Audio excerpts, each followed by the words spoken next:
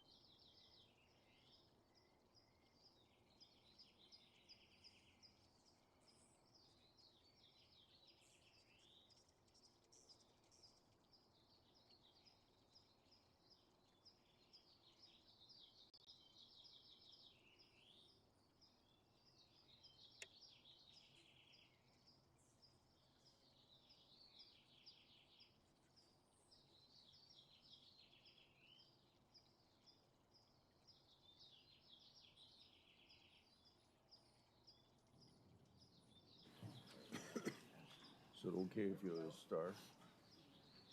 Are you going to publicly say you're in charge? I got enough members.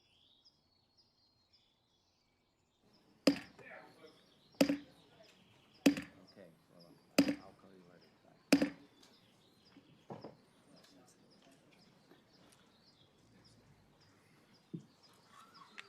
Bye. Obviously, there's a lot of interest in this hearing. I thank the Secretary for coming. Before I give my opening statement and Senator Durbin gives his opening statement, I think we can expect in a hearing this important that we ought to have utmost of decorum during this hearing. Both the witnesses and the members of this committee need to treat each other with respect, and I hope the people in the audience will likewise treat this very important oversight hearing with the respect that it deserves. Secretary Noem, if you get cut off before you're able to answer, I'll give you time to finish your answer after the member's 10-minute has run out. Also, at any time, if you need a break, just let me know. And I think we had a request from your office that take a break, maybe of 5 minutes halfway through the meeting, but if you want other breaks, just let us know. And for all the members, there's a 10-minute round of questioning. And I'm pretty liberal. If you got 5 seconds left in your 10 minutes and you start your question before the 5 seconds run out, I'll let you finish your question, but don't extend it into a 5-minute speech because we got to keep pretty much on time here. So once again, I would welcome everybody to the Judiciary Committee's oversight hearing for the Department of Homeland Security. This hearing comes amid a Democrat-led funding shutdown for the Secret Service, for FEMA, for TSA, and the Coast Guard. These agencies are vital to keeping our country safe. The hearing also comes as our military is engaged with Iran, and I offer my prayers and thoughts to our brave servicemen and particularly to those families that have lost loved ones. Now more than ever, I hope the Democrats will decide to end the shutdown. The Trump administration has worked to deport those who don't have a legal basis in our country. Unfortunately, in the process, some DHS officers, migrants, and protesters have felt threatened, were injured, and in very rare instances, even killed. Mistakes have been made. Let's make it clear, one death is too many. But officers should never be threatened or harmed while enforcing our laws. And there is a clear difference between conduct protected by the First Amendment and unlawful obstruction. From my perspective, I believe immigration enforcement and dignity aren't mutually exclusive. Secretary Noem, I look forward to hearing how you're addressing these important issues while continuing the department's mission. And your department's mission is, of course, one of the most challenging in government.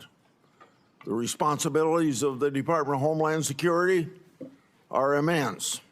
Your department operates in a dynamic environment with increased threats against officers. According to DHS, ICE officers have faced an 8,000% increase in death threats. ICE officers have faced a more than 1,300% increase in assaults. Federal law enforcement officers risk their lives finding and arresting criminals. Those criminals have committed murder, sexual assault on women and children, and many have been part of criminal gangs. According to DHS, ICE has arrested tens of thousands of potential national security risks. And ICE has arrested over 1,500 known or suspected terrorists and made over 7,000 gang arrests. Criminals like this destroy the lives of innocent people and have no business being in our country. And many of them are here because of the Biden administration's shameful open border policy. Under your leadership, the department has renewed focus on removing criminals from our neighborhoods. You've also accomplished what many of my Democratic colleagues have said could only be done through new laws. You did it by securing the border, and President Trump did as well. In 2025, border crossings decreased 93%. According to DHS and Customs and Border Patrol, 0 illegal immigrants were released into the country for 10 consecutive months. And Customs and Border Protection has seized over 617,000 pounds of drugs. For more than a decade, I've done oversight of unaccompanied migrant children. The Biden administration lost track of thousands of children. The Biden administration disgracefully released children improperly vetted sponsors with addresses including gas stations, shopping malls, movie theaters, and even Disney World. That ought to shock the conscience of every American, and we all love children. The Trump administration has located over 145,000 of these children lost by Biden's open border policy, and thank God for finding those children. The department has taken important steps to ensure these children are located and removed from harm. The examples I just shared are results that keep our communities safe. The example, Secretary Noem, you've also been more responsive than your predecessors to a favorite effort of my part, my oversight requests. Now, I say how you've been responsive, but to be intellectually honest, from the previous administration, that's a low bar to overcome. In August last year, you provided updates regarding my longstanding Afghanistan evacuee oversight. Since 2021, I've investigated the Biden administration's failure to vet Afghan evacuees. The Biden administration hid vetting failures from the public, and multiple inspectors general have since confirmed these vetting failures. As one example, the Biden administration failed to vet evacuees against all available Defense Department tactical data prior to being paroled. On September the 9th last year, DHS told my office that as of August 12, 2025, thousands of Operation Allies welcome parolees were potentially national security risks. Records provided by DHS also show the Biden State Department recommended a special immigration visa to Afghan nationals charged with shooting 2 National Guardsmen here in Washington, D.C. According to the Biden State Department, at that time, the terrorist, quote, poses no threat to national security, end of quote. The Biden administration's failure to put this country at risk. Yet, my Democratic colleagues keep trying to ignore that historical fact. You all know I'm a strong supporter of inspectors generals and oversight. Inspector General Kafari has told my office several times that he's been restricted by DHS memo from speaking to certain congressional committees about classified report.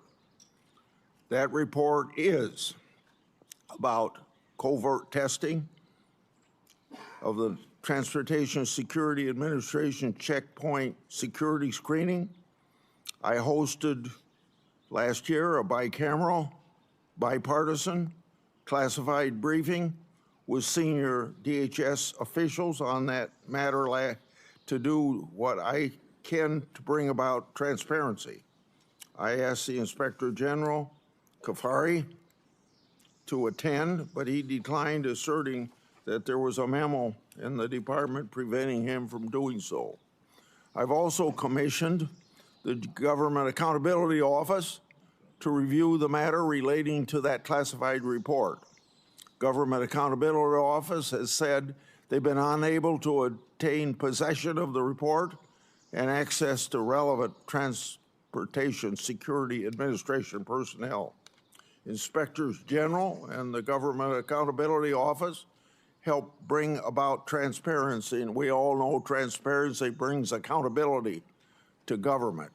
Secretary Noem, if what my office has been told is accurate, these matters should have been ironed out a long time ago. If that isn't accurate, you can tell me. Lastly, after your confirmation, you worked with me to restore 3 whistleblowers to their jobs. Thank you for helping me, but more importantly, thank you for bringing justice to those people, because those whistleblowers faced tremendous retaliation for just reporting what the government should have been doing. They blew the whistle on the government's failure to comply with DNA Fingerprint Act of 2005. By executive order, President Trump has required compliance with that law. Now those whistleblowers have been elevated to supervisory roles. They'll receive back pay to cover years of financial losses. For 2 of them who needed it, their law enforcement credentials, badges, and firearms were reauthorized. Often I say whistleblowers are treated like skunks at a picnic, and these were treated like skunks by the previous administration. That administration failed to do right by these whistleblowers. I appreciate your leadership in righting the wrongs against those patriotic whistleblowers. Senator Durbin. Thank you, Mr. Chairman. Thanks for holding this oversight hearing. After months of excuses and delays from Secretary Noem, we finally gathered together. When I was chair, I restored this committee's longstanding tradition of regular oversight hearings with the Secretary of Homeland Security. Today's hearing is long overdue. We are joined today by friends and family members of individuals currently in ICE detention or who have been deported. I thank them for traveling here today. Their presence is a reminder that the policies implemented by DHS under your leadership, Madam Secretary, have a devastating impact on the lives of real people. Let me also say a word of those who have been, their families have been the victim of violence by immigrants. Although immigrants as a group commit less crime than native-born Americans, there is no excuse for violence, and what you've gone through is a just terrible situation that I willingly acknowledge. From my point of view, we need an orderly process at the border to start with. And secondly, we should knowingly allow a dangerous person into this country. And if someone is in this country seeking citizenship and commits a crime, serious crime, they should be asked to leave or incarcerated. Bottom line, there's a way to deal with immigration that is sensible and humane on both sides. More than a dozen years ago, two members of this committee, myself and another member, worked with a bipartisan group under Senator John McCain to write a comprehensive immigration law which dealt with many of the issues we've been working on since. It passed in the United States Senate with over 60 votes, bipartisan, supported by business and labor and religious leaders across the board. Unfortunately, the Republican leadership in the House of Representatives refused to take it up. Had we passed that and made it the law of the land, we could have avoided a lot of the terrible things that have occurred since. Madam Secretary, under your leadership, the Homeland Security Department has been devoid of any moral compass or respect for the rule of law. Without hesitation or remorse, DHS agents have wreaked havoc in our cities. I've seen it in the city of Chicago, and acted with unspeakable cruelty against children, immigrant families, and American citizens. This administration's reckless immigration enforcement campaign is creating fear in communities and eroding the foundational tenets of our democracy. Democrats believe that Congress must do its job and rein in ICE abuses by requiring immigration agents to simply follow the same rules as local police. While Republicans claim the DHS shutdown is putting us at risk, the reality is this administration has engaged in mass layoffs of career national security officials and diverted many others from protecting the homeland of the president's with the president's mass deportation campaign. This is all while Secretary Noem is sitting on an unprecedented amount of appropriated funds, more than the United States Marine Corps.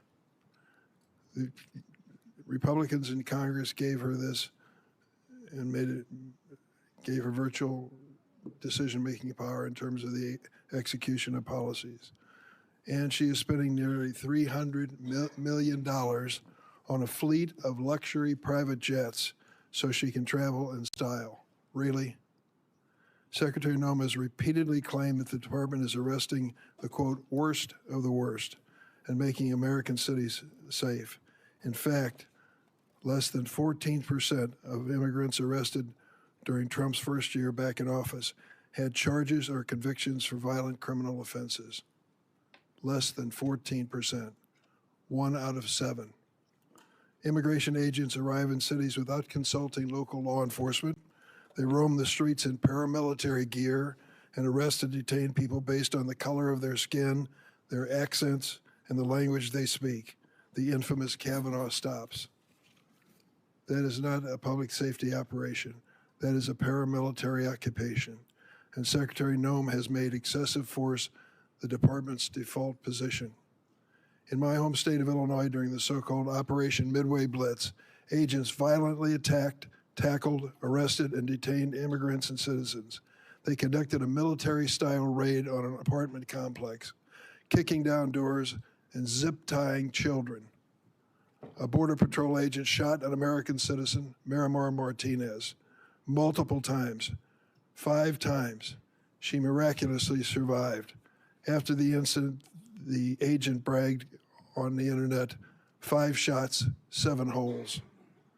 And this administration didn't just shoot her 5 times, they called her a domestic terrorist, tried to prosecute her on trumped-up charges that were ultimately withdrawn, and fought the public release of evidence in her case. In Minnesota, your agents shot and killed Renee Good and Alex Preddy, 2 American citizens.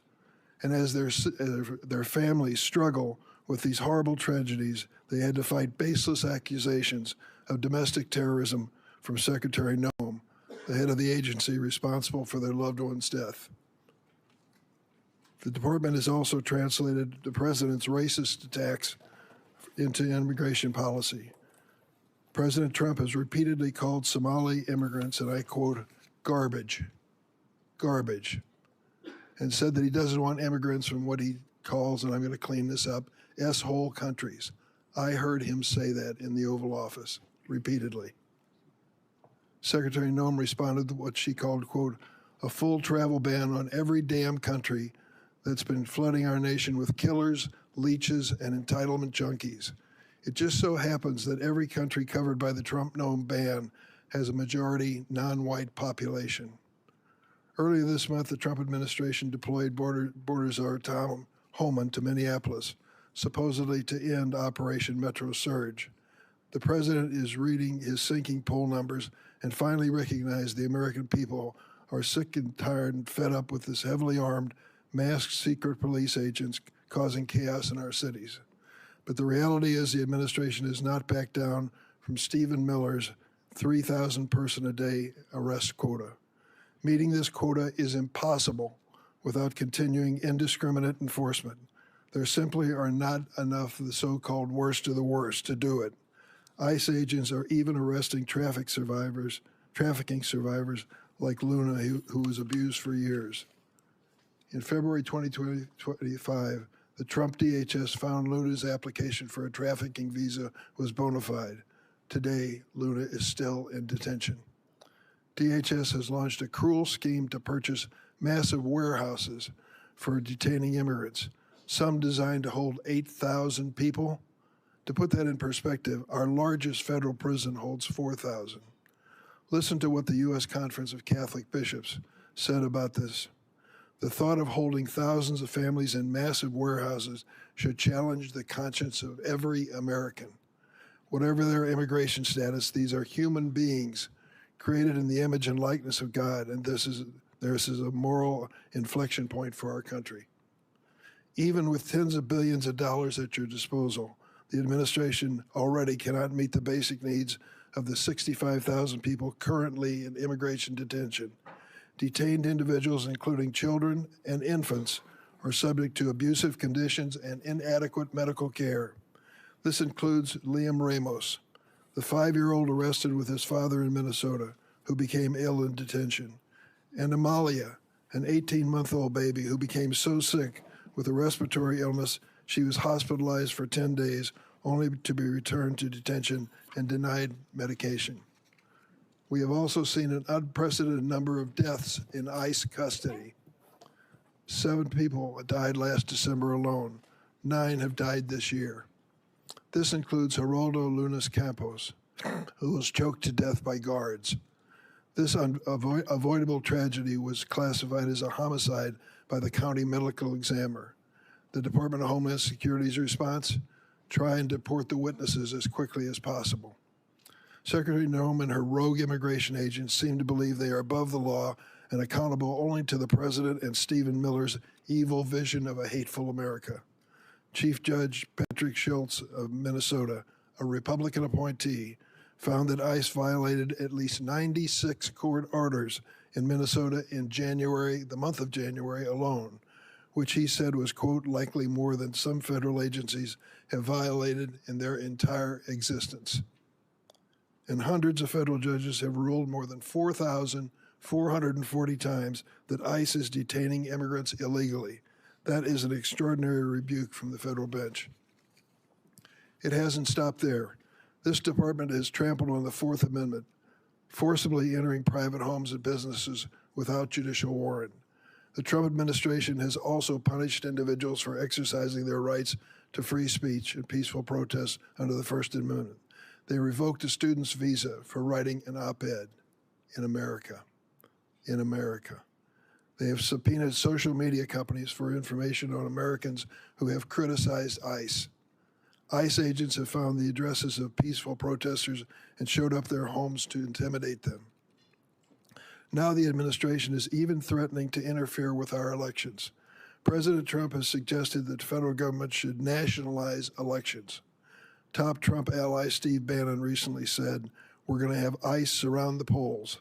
We'll never again allow an election to be stolen," end of quote. Secretary Noem went further, and this is what you said, and I quote, "Make sure that we have the right people voting, electing the right leaders to head this country." And the administration has threatened immigration enforcement surges if state officials do not turn over their voter rolls and raided an election office in one swing county. We must ask, what is President Trump's endgame for this reign of state-sponsored violence against America's own citizens? History teaches us that immigrants are the first target when an authoritarian regime seeks to erode civil rights and consolidate power. But immigrants are never the last target. And we know that Donald Trump does not respect the constitutional rights of any American, regardless of party. Secretary Noem, this is the first time we met. I've been on this committee for more than 2 decades. I worked with every one of your predecessors of both political parties. I tried to meet with you before and after your confirmation, but you refused every request. I want to be clear, and you should know this. No official on this side of the rostrum or the other is above the law. You have no right to deploy immigrant agents as a paramilitary force in American cities. You swore an oath to uphold the Constitution. You have an obligation to answer questions posed by the member of this committee so that meaningful accountability can begin for the terror we are witnessing in America every day. Would you please stand to be sworn? Do you affirm the testimony you're about to give before the committee will be the truth, the whole truth, and nothing but the truth, so help you God?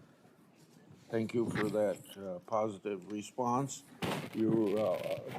Please go ahead and give your opening statement.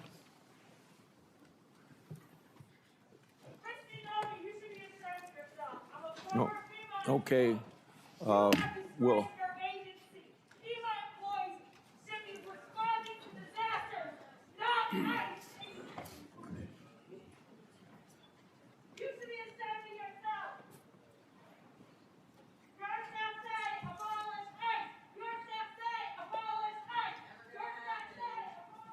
You may proceed. Thank you, Mr. Chairman, and thank you to the ranking member, Senator Durbin, as well, and the distinguished members of this committee. I appreciate the opportunity to be with all of you today and talk about the important matters and work that the Department of Homeland Security does every single day. The Department of Homeland Security. Hey, could maybe pull the microphone closer to you, please? Okay. And the red light is on? Yep, it is. Okay, proceed. The Department of Homeland Security was established in the aftermath of 9/11, one of the darkest days in our nation's history. That resulted in the death of nearly 3,000 Americans. The mission of the Department of Homeland Security at that time was just as critical as it is today. We protect our American people, we prevent acts of terrorism, and we defend our homeland. Every action that the Department of Homeland Security takes is guided by that mission and by that responsibility. Thanks to President Trump's leadership and the hard work of the men and women of DHS, our department has delivered historic results and has made our communities safer. Since the start of President Trump's second term, daily encounters along the southwest border declined by 96% compared to the Biden administration's daily average. We've reached the lowest levels ever recorded in U.S. Customs and Border Protection's history. In President Trump's first year, total Border Patrol apprehensions along the southwest border were less than the average of a single month under the Biden administration. For 10 straight months, the Border Patrol has released 0 illegal aliens into the interior of the United States. And in President Trump's historic first year back in office, nearly 3 million illegal aliens have left the United States as a result of the administration's enforcement efforts from following the That includes 2.2 million that have voluntarily left and returned back to their home country, and more than 675,000 detainments and deportations. A majority of the aliens that were arrested by Immigrations and Customs Enforcement have a criminal record and have been charged with or convicted of secondary crimes in addition to their initial crime of being in the United States illegally. During this period, ICE has arrested over 1,500 known and suspected terrorists, more than 7,700 known gang members, many of them that were allowed to come into this country under the Biden administration. We have also reached the lowest murder rate in the last 125 years since that data was tracked. Under President Biden, more than 450,000 unaccompanied alien children went missing or were lost due to the dangerous open border policies that were embraced. Under President Trump, the Department of Homeland Security and the Department of Health and Human Services have already located over 145,000 of these children and returned them back to their families and back to people who care about them. And we will not stop until every single one of those children is found. Fentanyl trafficking at the southern border is down. It's been cut by over 56% because of that secure border and the enforcement actions that have been taken there. And that's compared to the same period of time in 2024. The Coast Guard has seized enough cocaine the past year to prevent quantities capable of killing more than 193 million Americans, and it's kept them off of our streets. In fact, total interdiction efforts under the Trump administration have prevented 1.7 billion lethal doses of drugs from killing our next generation of Americans. These results reflect the fact that we are enforcing the laws that Congress has passed. I want to address the dangerous environment that our ICE officers face on the streets today. They are facing a serious and escalating threat as a result of deliberate mischaracterizations of their heroic work and rhetoric that demonizes our law enforcement. DHS has documented an 8,000% increase in death threats against our ICE officers and their families, as well as more than 1,300% increase in assaults while carrying out the lawful enforcement operations that they do every single day. I recognize that members of this committee may hold differing views about immigration policy, but it's important that we distinguish between disagreements over policy and the department's operational responsibility to enforce existing law that has been passed by Congress. It's our duty as a department to defend our homeland. The latest Democrat-led shutdown of DHS is reckless, it's unnecessary, and it undermines the American national security, and it harms the men and women who work at DHS and their families. Despite the House passing a bipartisan, bicameral full-year DHS funding bill, it is Senate Democrats who've chosen not to fund the department and have held this department hostage. As a result, critical national security missions, including border security, immigration enforcement, aviation security, disaster response, cybersecurity, and the protection of critical infrastructure are all being strained. Our ability to provide for a safe and successful World Cup is being hindered as well. More than 100,000 dedicated DHS employees are once again being asked to work without pay for the third time in just 5 months. At a time when we've produced the most secure border in history and removed nearly 3 million illegal aliens from our country, disrupting the department responsible for those gains is indefensible. I want to thank the men and women of the Department of Homeland Security for their professionalism, for their dedication, for their commitment to keeping America safe and continuing to show up and work even though they aren't being compensated for it. They've kept us safe and they have patience, and our success is only possible because of their service and sacrifices. I also want to thank our angel families that are behind us to tell their stories and testimonies, and also thank my husband for being here in support as well. Thank you for the opportunity to testify, Mr. Chairman, and to all the distinguished members. I look forward to your questions today. With that, I yield back. I have spoken about the 10-minute times that we have. Get it up to 10 minutes for me. It's on 5 minutes. 10 minutes. Thank you for your testimony. The previous administration's open border policy brought millions of people to this country. We don't know everyone's background or true intent for entering, but we know many of these had ill intent. Given the Iran conflict, What steps has Homeland Security taken to protect the against potential Iranian sleeper cells and related terrorism? Well, thank you, Mr. Chairman. We work every single day with our intelligence agencies and law enforcement partners to make sure that we are investigating and finding any threats to the homeland here within our borders. We work with the FBI often, and Homeland Security Investigations specializes in this kind of work each and every day. Not only that, we go back and we are revetting some of the individuals and some of the programs that we may have concerns about, looking at social media, also going through those interviews that are necessary for some of our programs that the Biden administration abused and perverted under their time there as well. We look at the fact, Mr. Chairman, that over the last administration, when millions of people streamed across our border, we don't necessarily know who all came into our country. We know that we have many dangerous individuals that came in unvetted, and we are working every single day to find them and to make sure that we're preventing the next attack and preventing the next crime they may perpetuate against the American people. Yeah.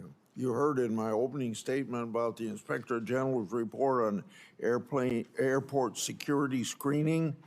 After Congress had been told of the report, you announced $1 billion in airport security upgrades. Press report have sources attacking you for changing the shoe removal policy. Does the $1 billion investment relate to the issue in the Inspector General's report? And then I have a follow-up to that. Well, sir, I can't speak directly to that report because it is classified. I will tell you that all of the recommendations that the Inspector General had in that report have already been implemented, and that there was flawed data included in it. What I will tell you is the $1 billion investment is necessary at our TSA security checkpoints because it's been over a decade since a significant upgrade has happened. We have new technologies that can be used in X-ray baggage scanners, abilities to use information and technologies to scan individuals that would be more efficient, allow people to get through the security checkpoint and get to their planes on time and ensure their safety. The number one priority of TSA is security, and we make sure that we are continuing to use all of the options and tools available to us to make sure that they are safe as they travel through our airports and in our airways. Thank you for that report. The follow-up is, was going to ask for those details, but you've given me those details. Have these details been communicated to the Inspector General? Yes, they have, sir. And I wanted to also, in regards to your comments in your opening statement, there's nothing preventing the IG from coming and briefing members of Congress, and he's free to do that. We just need to remember it's a classified document and use those protocols to ensure that it remains classified. Regarding Afghan evacuee oversight of mine, you informed my office that thousands of Afghan parolees were potential national security risk. Nearly 1,000 was reported to me on August 12th last year. What steps have you taken with the interagency partners to investigate these parolees, and what, if any, national security concerns still exist because of the previous administration's failures to vet? Well, Mr. Chairman, some of the things that we have implemented under President Trump's administration is to go back and look at those individuals who came in under Operation Allies Welcome and make sure that we're re-vetting those, especially those that have come in the last 4 years under the Biden administration, recognizing that they weren't tracking necessarily biometrics or their social media present communication, how they were doing since they've come to the United States. And also, sir, there's a requirement under that program to come back every single year and do an interview to discuss with them and have conversations on what they're doing in the United States, how they're transitioning to the United States under that program, and that was not being done. So we're going back and re-vetting all of those individuals and making sure that we know that if someone is here in this country, that they love America, they want to be a part of our way of life, and they don't wish to do us harm. I'd like to have you provide me an update on the Afghan evacuee data. As I said in my opening, Trump administration has located over 145,000 children that the previous administration lost. Your department is also performing welfare checks on these children. Describe the ongoing efforts that your department is taking to find children who've yet to be located, and how recent welfare checks expose previous vetting failures. Yes, I would say those 450,000 children that came into this country that were unaccompanied alien children were lost by the Biden administration, not tracked. We've located about 145,000 of them, and we've done that through the investigative work of our Homeland Security Investigations Team. They are phenomenal at the work that they do, and they specialize in child trafficking, sex trafficking, and finding individuals that would perpetuate that harm against our children. The one thing that has been challenging is that under the Biden administration, the government paid sponsors in HHS in order to host these children. And those sponsors, many times, we found instances where they trafficked these children themselves. So under that administration, we not only had children that were in this country as a part of a program, the government was paying individuals that were knowingly trafficking them and abusing them. That has stopped. We have gone through and found these children and put them back with their families when we have the opportunity to do so, and with loved ones that will care for them. And I would say that even in one case, we have other countries where we've been working with them to get their children back home, where we've been prevented returning these families back and helping them to be reunified by activist judges. But we will continue to work to ensure that these individuals and these children that were abused by the trafficking over the border have the opportunity to be brought back to their families and to their loved ones going forward. I want to bring up administrative warrants. There's been questions raised about your department use of them. Immigration laws include complex and specialized legal processes. For the record today, please briefly discuss how the administrative warrant works and how often they're used. Well, an administrative warrant is utilized on a regular basis because it's the process that Congress has given us. It's the process in immigration law that you've given us to ensure that someone is returned back to their home country. And I would say that most of the time when it gets talked about, it's inaccurate. In the 400,000 cases that ICE has used these administrative warrants, only 28 times have they been used to enter a home. So it is the legal process that we have, that we follow as given to us by Congress, and it's been affirmed by the Supreme Court as the correct way to follow the law. We will continue using this tool as it's important in the duties that the Department of Homeland Security is responsible for. Under both Democrat and Republican presidents, I've conducted oversight of employees called special government employees. By law, these employee is limited to 130 days a year of government work, and it's been understood that a partial day is 1 day at work. Have you ensured the SGE personnel follow all laws, rules, and regulations as intended? Yes, sir. They have career officials at the Department of Homeland Security that track that data, and they've all followed the laws and the rules regarding special government employees. You stated that the Department of Government Efficiency found software on your government devices that was used to improperly surveil you and other political officials. What's the status of the investigation into that matter, and has any disciplinary action taken?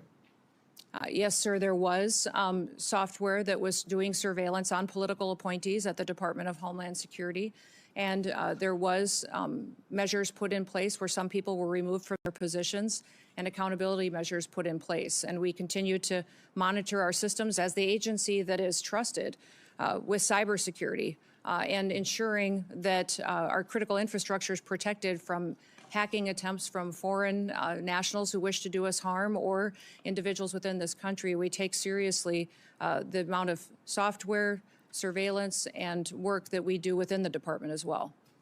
My 10 minutes are up. Senator Durbin. Thank you, Mr. Secretary. Secretary Noem, the nation has watched horrified as immigration agents killed Renee Good, Alex Preddy. In Chicago, one of your Border Patrol agents shot Miramar Martinez 5 times after ramming her car. You and your agency rushed to brand these victims as, quote, domestic terrorist. We have ample video evidence and eyewitness testimony proving you are wrong. Your statements caused immeasurable pain to these families. Let me give you an opportunity to do the right thing. Do you retract these statements identifying these individuals as domestic terrorists?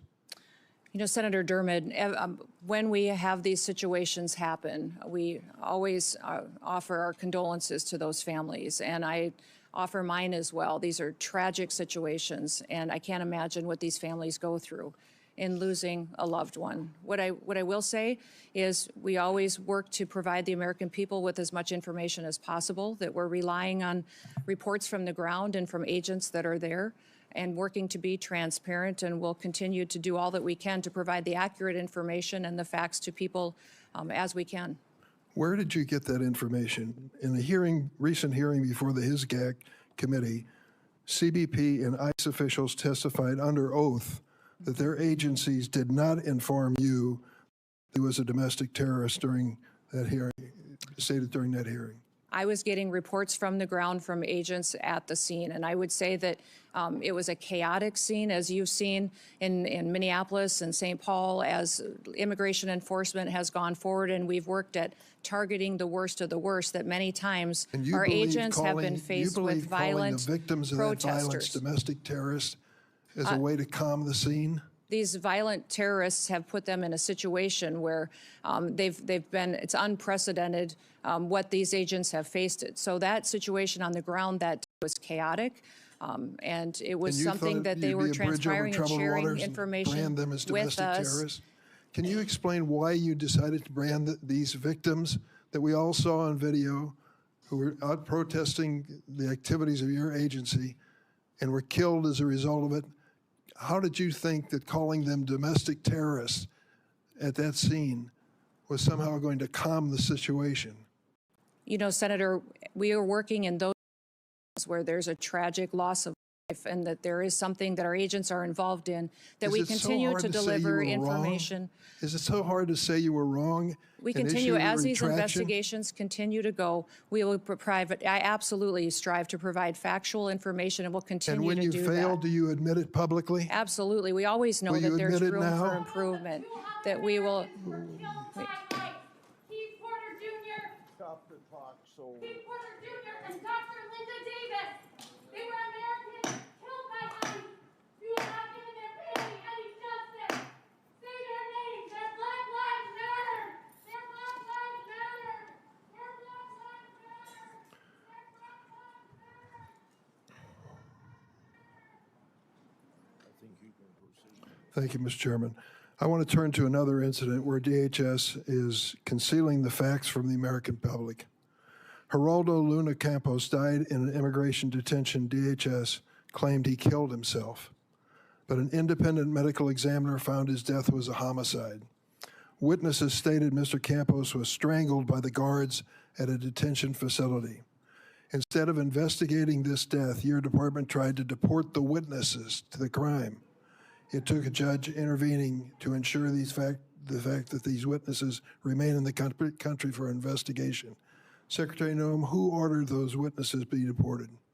Sir, I can't speak to the details of that case as it continues to be investigated, but I do know that within our detention facilities, we have the highest federal standards of any detention facilities compared to state or other local facilities that may detain. There was an effort to deport the witnesses? Sir, I'm not aware of that, and I will continue to look at that. Whenever there is an incident where we have someone who works for DHS that has done something wrong, there is always an evaluation, an investigation, and there is consequences for that. So we will continue to do that investigation and make sure that the right thing is done if Who's something doing was. the investigation? There are internal investigations Internal within. investigation. Is that what you're saying? Yes. ICE and Outside independent agency that's part of that investigation? not that I'm aware of at this point in time, but I may not be able to speak to the details of this case because I'm not fully Shame, informed a on it. man lost his life. Just last week, the Republican-appointed chief federal judge in Minnesota identified over 200 court orders that ICE officials had violated in the last 2 months. He wrote, quote, "The court is not aware of another occasion in the history of the United States in which a federal court has had to threaten contempt again and again and again to force the U.S. government to comply with court orders. In a sworn declaration, the Trump Justice Department itself acknowledged that your agency has violated court orders more than 50 times in recent weeks in one state, New Jersey. Secretary Noem, is DHS required to follow federal court orders? Yes, sir, and we do comply with federal court orders. How do you explain that your agency has repeatedly violated court orders, as your own administration has admitted? Sir, we follow court orders, and when they apply and when the jurisdiction and decision is applicable to a federal agency like ours. I'm sorry, would you clarify what you ended that with? We follow court orders when they are given to us. Federal court orders we follow, So absolutely. these judges are wrong? No, I'm not saying that they're wrong, and I can't speak specifically to that statement that was given. Let me ask you about DACA. Are you familiar with the program? Yep. Do you understand the people that are covered and protected by DACA have to go through a background check, which includes a criminal check? Yes or no? Yes? You do? Last week, your agency informed us that last year ICE arrested 261 DACA holders and deported 86 of them. We learned about a DACA recipient who'd lived in this country for decades, was arrested by ICE at her green card appointment. In tears, she hugged her daughter goodbye. She was deported to Mexico within 24 hours. Madam Secretary, why have you deported dozens of DACA holders who had to comply with a criminal background check to be eligible for DACA? Sir, we follow all laws as applicable to the Department of Homeland Security Why and did you how we deport handle them? detainment and deportations. Why did you deport them? I don't know the details of that specific case you just read, but I'll look into it, sir. But we ensure that we follow the law that applies to our department and who we detain and who we deport back to their home You countries. clearly violated the law if that is the case. Let me ask you about the fact that 85% of the 400,000 immigrants that ICE arrested during President Trump's first term in office had no violent criminal record. The president said over and over at his rallies, "We're going after the worst of the worst, the terrorists, the murderers, the rapists." And then it turns out that 85% of the people you've gone after have no criminal history whatsoever. How do you explain that?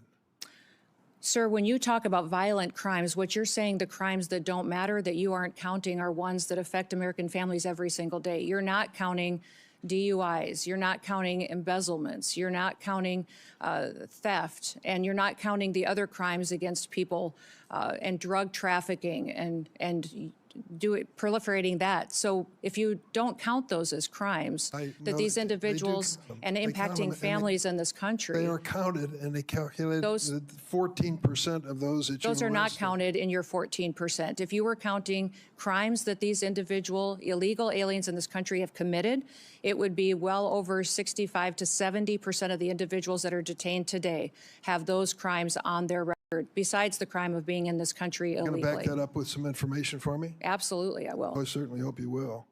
How does taking a father from a child dying of cancer qualify? Where would that be? Is that a violent crime? I don't know what you're speaking or I'll tell you referencing exactly to. what I'm speaking of. Ruben Torres, 2 weeks ago, buried his daughter Ophelia. When he was arrested at the Home Depot in Norridge, Illinois, he said to those who, your agents, "Please let me go home. My daughter is dying of cancer. I would like to be with her in her last days of her life." They said no. They arrested him and deported him for 2 weeks. Finally, he returned for a court hearing. His daughter lived to see that hearing where the court said he was treated unfairly by your agency, and she died 3 days later. I was at her memorial service. Is that really necessary? Was he a violent criminal? Sir, we enforce the law. The laws that are passed by What this law? body and signed into statute on the process for individuals that are in this country illegally, that have final removal orders, and the process given in immigration law.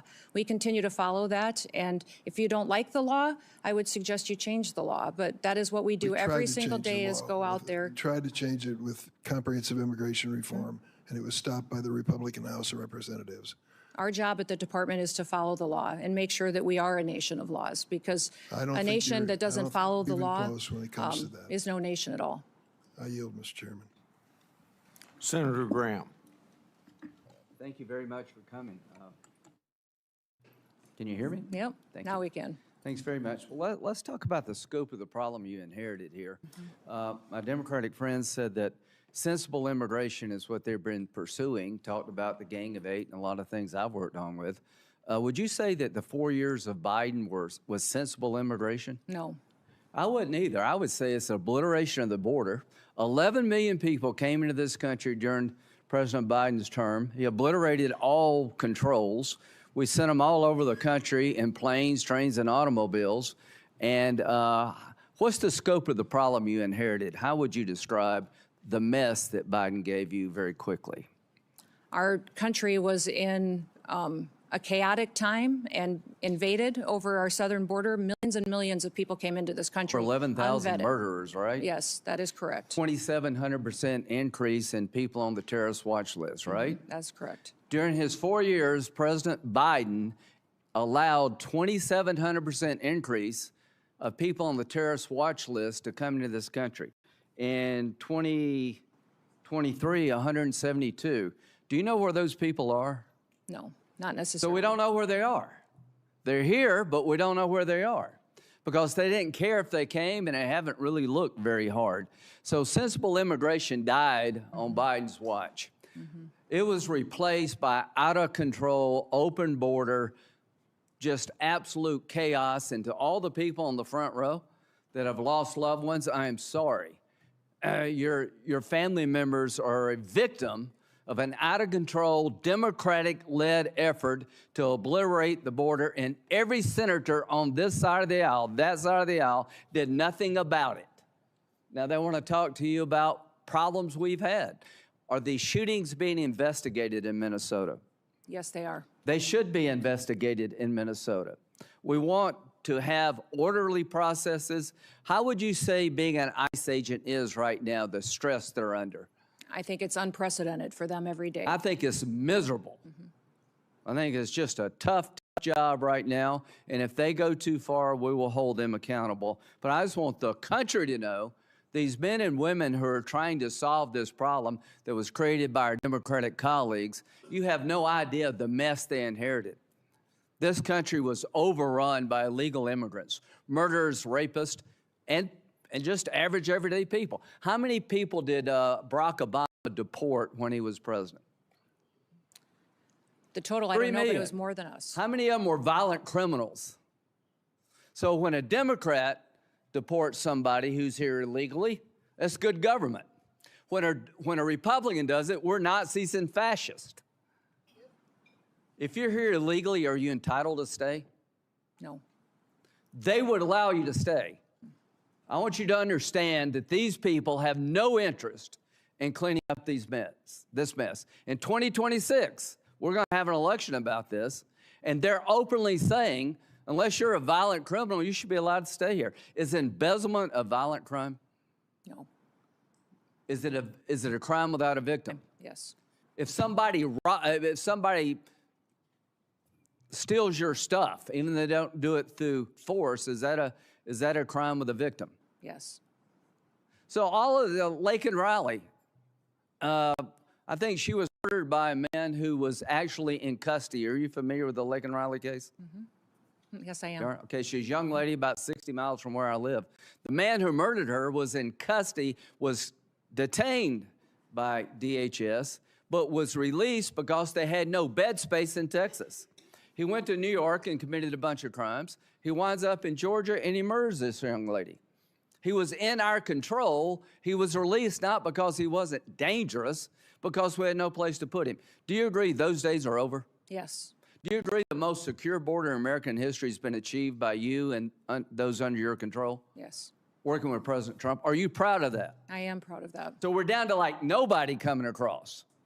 We went from a invasion to almost nobody. And I hope the American people appreciate that's a good thing for you.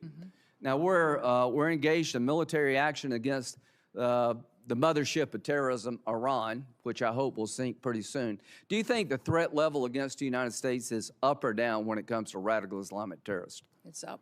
It's up? Yep. So you mean they actually may want to come here and hit us because we hit them in Iran? I don't think you have to be, a general to figure that out. Is the Coast Guard without funding?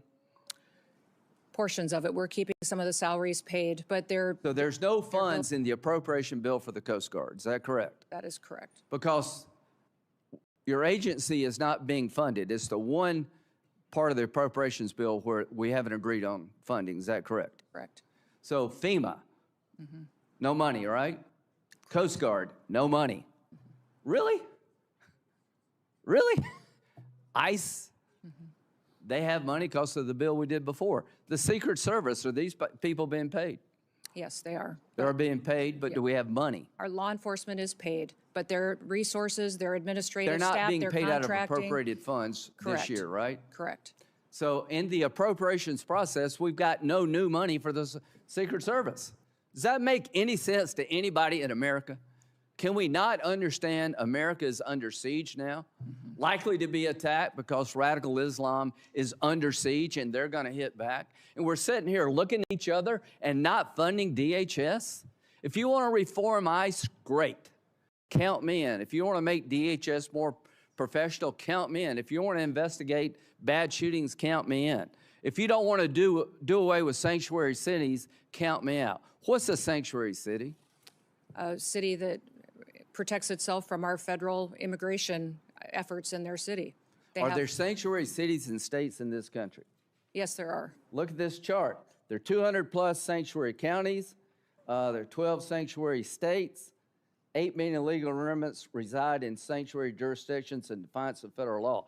A sanctuary city refuses to turn over to the federal government people that are subject to deportation. Is that correct? Correct.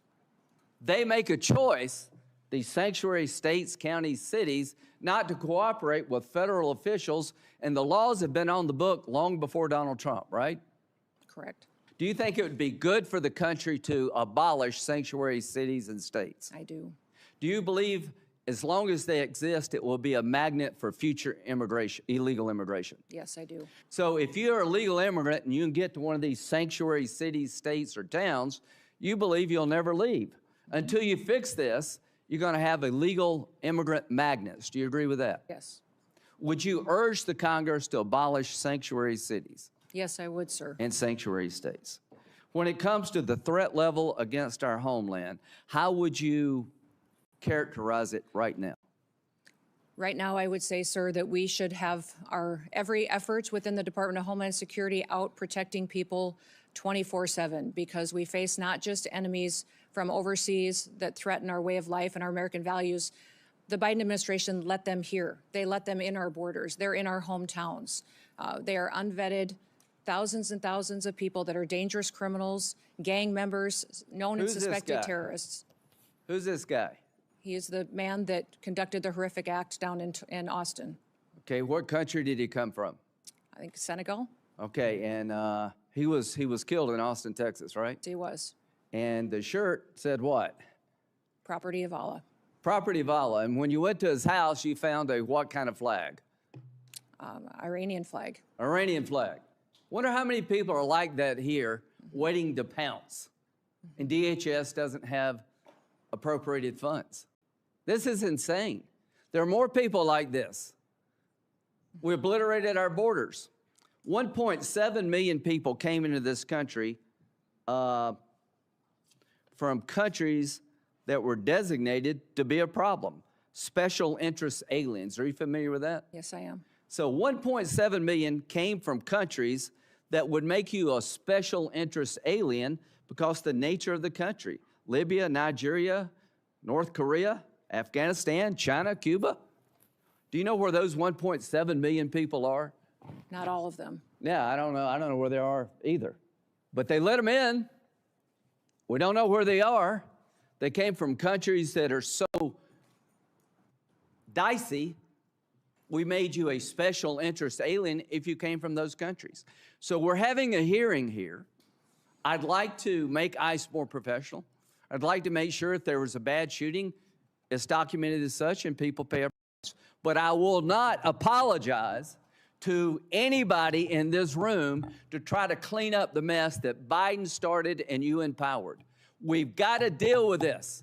We've been invaded. Only God knows how many people are here and what they're up to, and we're not going to stop. We're going to learn, but we're not going to stop because America is under siege, and the idea we're not defunding DHS is insane, criminally insane. Senator Vaya. Thanks very much, Chairman.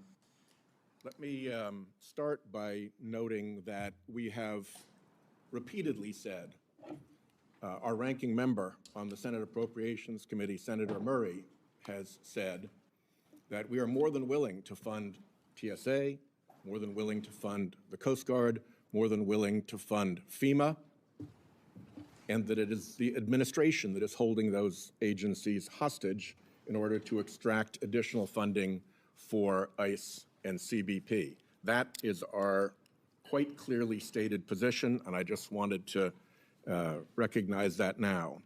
Ms. Noem, I want to walk you through an incident that took place in Rhode Island. We have a courthouse in Rhode Island, our Superior Court. The court had an agreement with your organization not to conduct operations in that courthouse. Despite that agreement, your officers went in to conduct operations in that courthouse. They went in plain clothes and masked, so maybe they were aware of the agreement, maybe they weren't. Either way, it was unprofessional not to honor the agreement with the court. There is also a court rule against photographing people in the courthouse. They were photographing people in the courthouse. They either didn't know or didn't care about that court rule. Either way, it was unprofessional. They were pursuing an intern and taking photos of this young intern who was not the person supposedly sought. The intern was in high school. The person sought was in his 30s. It shouldn't be too hard to tell the difference. They couldn't. It was unprofessional. A state judge escorted the intern out to his car to take him back to high school. The agents didn't recognize the judge. They operate against the agreement in a courtroom and don't bother to know who the judges are.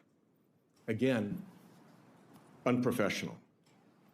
They followed the judge out to his parked car, which was parked in a spot reserved for judges. Whether or not they already knew he was a judge, it does not take much in terms of powers of deduction to understand that the person getting into a car in a parking spot reserved for judges is probably a judge. Again, unprofessional. Then they threatened to smash his windows and drag him from the car. A judge with a high school intern in the car who's not the guy they're looking for. That kind of escalation seems unprofessional and irresponsible. Then they held the kid for half an hour in another vehicle while they figured out that, in fact, the high school kid was not the 30-plus-year-old person that they were supposedly looking for. Nobody was hurt, but there was nothing professional about that entire exchange. And I would ask you to send a signal down to your folks to stop that kind of dangerous and unprofessional nonsense, particularly in our courthouses. Let me ask you, why don't you deconflict with local enforcement when you operate? Our officers do. We welcome cooperation from local law enforcement and want them at the state level, at the local level, to cooperate with us so that we can continue to conduct our federal operations with the safety of the cooperation that comes from those types of agreements. Deconflicting and cooperating are two different things. They can overlap, but they are two different things. You deconflict when you plan an operation in another law enforcement agency's jurisdiction, like here, the court sheriffs. and let them know what you're going to do. This all could have been headed off if you'd spoken to if your people had spoken to the sheriffs first and said, we're concerned about this guy. Oh no, he's an intern, he's in high school. None of this was necessary if they had bothered to deconflict. So please, send the message down to your people that there's a reason that deconflicting is standard law enforcement practice for, among other things, officer safety. Will you do that? Yes, sir, but I will tell you that our law enforcement are being doxxed at unprecedented levels. So at times we've run into situations in sanctuary cities or in sanctuary states where notifying that local law enforcement on some of these operations has doxed them and their families and leaked a law enforcement operation, which puts people's lives in jeopardy. So they absolutely want to work with cooperative local law enforcement. About that, and in that case I strongly specifically, suspect that there's a big difference these between individuals. non-cooperation and actual interference with your operations. But I'll reserve that to a question for the record so you can substantiate that. Could you explain this? Sir, I'm looking at a picture of an interior, looks like a bedroom. Of an airplane? Yes, sir. You're not familiar with that? These photos are not accurate. If you're referring to the airplanes that the Department of Homeland Security has purchased and are purchasing, we're using them for long-range command and control aircraft that is dictated in statute by Congress for the Department of Homeland Security to have a plane. Luxury jet with a bedroom in it? Yeah, we used a 737. I've been on it once, but it is being used by other administration officials, and it is used for command and control flights for the department. The department has found that in purchasing our aircraft, that we will save the taxpayers hundreds of millions of dollars. Does it have a bedroom in In it? fact, we spent $1.42 billion on ICE deportation flights Does it last have a bedroom year. in it? I believe it's being refurbished and not having a bedroom in it. So it is being refurbished. What kind of This, deportee justifies being flown out of the country in a luxury jet with a bedroom and accommodations like this? there are aircraft being purchased that will be utilized for executive air travel and for deportations. Well, your If you people remember said in the that this past, was we gonna have be used deportation. jets of this size and this configuration for deportations in the past. If you remember In this configuration, by this configuration, you mean I with a didn't see bedroom the and inside luxury of 'em. accommodations like this That you've plane- used for deportations. Is that true? Sir, we have 737s that are being purchased by the department to replace contracts that we have on ICE deportations. That's what they're going to be used for. And in fact, the Coast Guard is the only entity within the Department of Homeland Security that has jets at this point in time. They had two G5s that were 20 to 25 years old Let me ask that are you being about replaced the so that they can response continue to serve our from Coast Guard and our military Some senior for administration years to come. officials about these aircraft. They've been reported as saying, although they don't want to say publicly this, but individuals described as senior administration officials have described these airplane purchases as the world's worst deal and an abuse of federal funds. Can you tell me what the Republicans on this committee who voted for what I call the billionaires bill that gave you the money to buy these jets knew about your plans to acquire luxury jets when they voted for that money? The dollars for these airplanes was appropriated by Congress. In fact, it's mandated from Congress and rules that you've given us that we need to have a long-range command and control aircraft that will seat up to 17 people in the Department of Homeland Security for national security purposes. We are complying with the law. Those planes are being refurbished and will be utilized we'll for that, see. and they'll be Two utilized quick questions by in my members of last the minute, if you don't administration and mind. other components. First, They will also cut our costs, sir, First, in my last by minute, almost if you don't mind, 40%. We are saving the you- taxpayer 40% by purchasing our own aircraft May I and have a operating minute? them rather than being susceptible to the contracts that they have today. may I have an extra 2 minutes to fill in the filibuster there? I'll give you 30 seconds beyond the 44 Will seconds you- you got now. Truthfully answer a question for the record about your role in stopping the civil rights investigation into the Minnesota shootings. Sir, I don't know what you're talking about. I did not stop any investigations whatsoever. Will you testify truthfully if you get a QFR? Yes, I testify truthfully. I did not And will you stop. testify in the District of Columbia Federal Court contempt proceeding? Sir, I do not know what you're referencing, and I would hope for some context. The Federal District Court contempt proceeding related to the deportation, contrary to a court order, of individuals to Venezuela. Will you testify in that proceeding? Sir, I think that you're referencing something that I have a gag order to, but I can certainly follow up with you. My time's up. Thank you.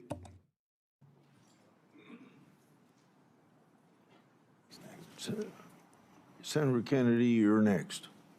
Thank you, Mr. Chairman. Thank you, Madam Secretary, for being here.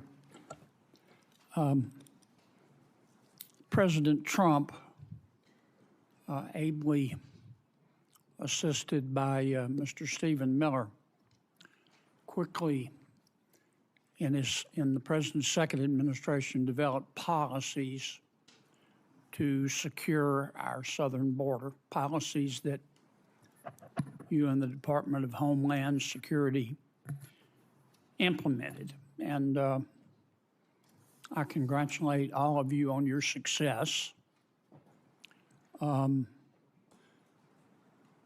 Properly vetting people at the southern border is not, is it?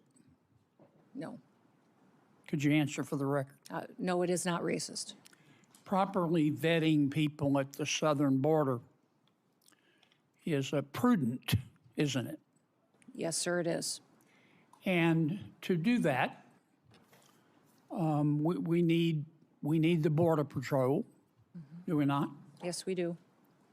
And we also need ICE, do we not? Yes, we do. Okay. I just wanted to get my congratulations on the record. I believe you have a policy, Madam Secretary, that you have to approve all contracts at your department over $100 million. No, sir, I have a policy in place that I review contracts. My deputy chiefs have the ability to review anything under $1 million. Above that, I evaluate and look at. Okay. And you do that, I understand, to try to curb waste and abuse of taxpayer money. Is that right?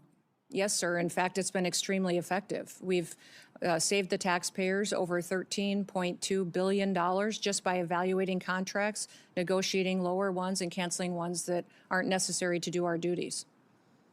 How do you square that concern for waste, which I share, with the fact that you have spent $220 million running television advertisements that feature you prominently?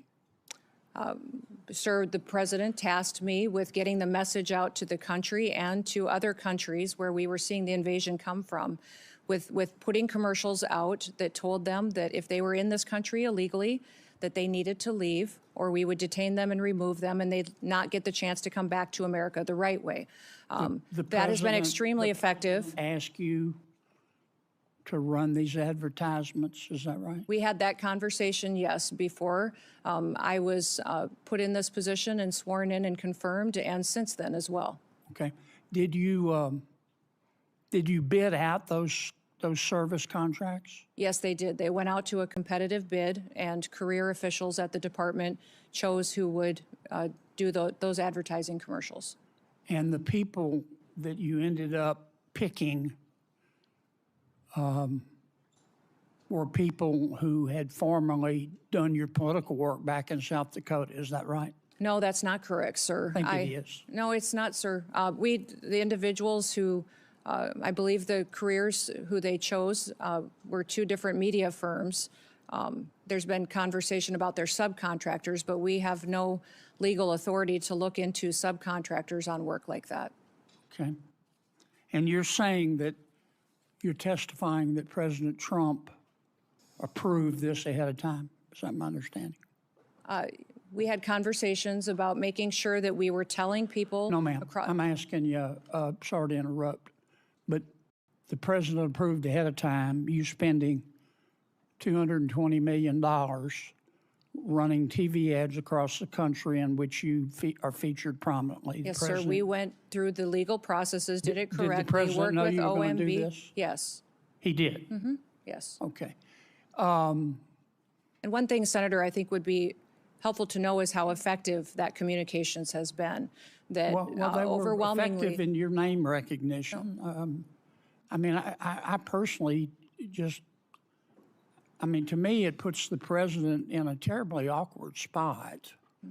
And and I'm not saying you're not telling the truth. It's just hard for me to believe, knowing the president, as I do, that you said, Mr. President, here's some ads I've cut and I'm going to spend $220 million running them, that he would have agreed to that. I don't think Russ Vought at OMB would have agreed to that. It's something we have to defend. I'm on the Appropriations Committee. My research shows that you did not bid them out, that you pick, in fact, one of the people you picked, the strategy group, Safe America Media was a company formed 11 days before you picked them, and that the strategy group got most of the money, and the head of that is married to your former spokesperson. Look, we all have friends who are qualified. I'm not quibbling with that. It troubles me.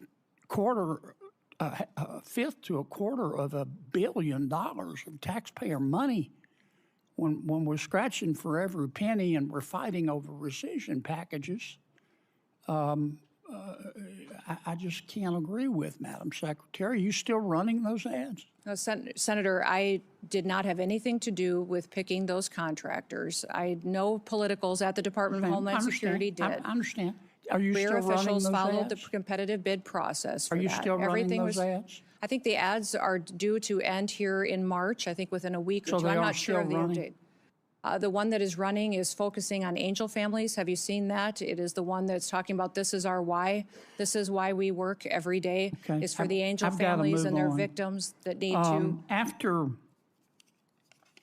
After the two killings in Minneapolis, and I think there's a lot of video on them, Madam Secretary. I think people can see the video and draw their own conclusions.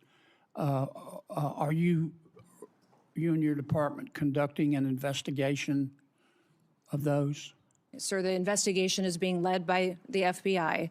HSI was involved. In fact, our HSI agents on the ground. I'm sorry to cut you off, but I got so little time. I believe at the time you said these were acts of domestic terrorism. Is that right? Sir, in answer to questions at the press conference that afternoon, it was that it appeared to be. Yeah, but you said these appeared to be acts of domestic terrorism. And as I've said previously in this hearing, is that first, Madam Secretary, did you say we're getting that? I think it's been information from widely a chaotic reported. scene on Did the you say ground that? and relaying information to the American people. Okay. Now, again, those videos are public. People can draw their own conclusions. I think it'd be safe to say you got some pushback on that. Would that be fair? Yes, sir. And you got some criticism. I'm not saying the criticism was accurate or inaccurate. I think you did. What got my attention was that you blamed those statements on Mr. Stephen Miller at the White House. Did you not? No, sir, I did not. And in fact, where you're seeing that is in a news article of anonymous sources. And anonymous sources say a lot of things, but I've never said that at all. Well, here's what you said on the record. I'm going to read your words. Quote, everything I've done at the direction of the president and Stephen. Sir, where did you see me say that at? You read that in It a was news reported article with no sources You said it on affiliated the to it. record on January 27th of 2026. Did I Sir, read your words accurate? I enjoy working with the president and with Stephen Miller, and that day we were working to get as much information to the American people as possible. That is what we'll continue to do, and as that happens, we'll go Do you forward. think And, it was fair to blame Mr. Miller? sir, for I did your not do words? that. You're reading from a newspaper article with Yes, ma'am. anonymous sources.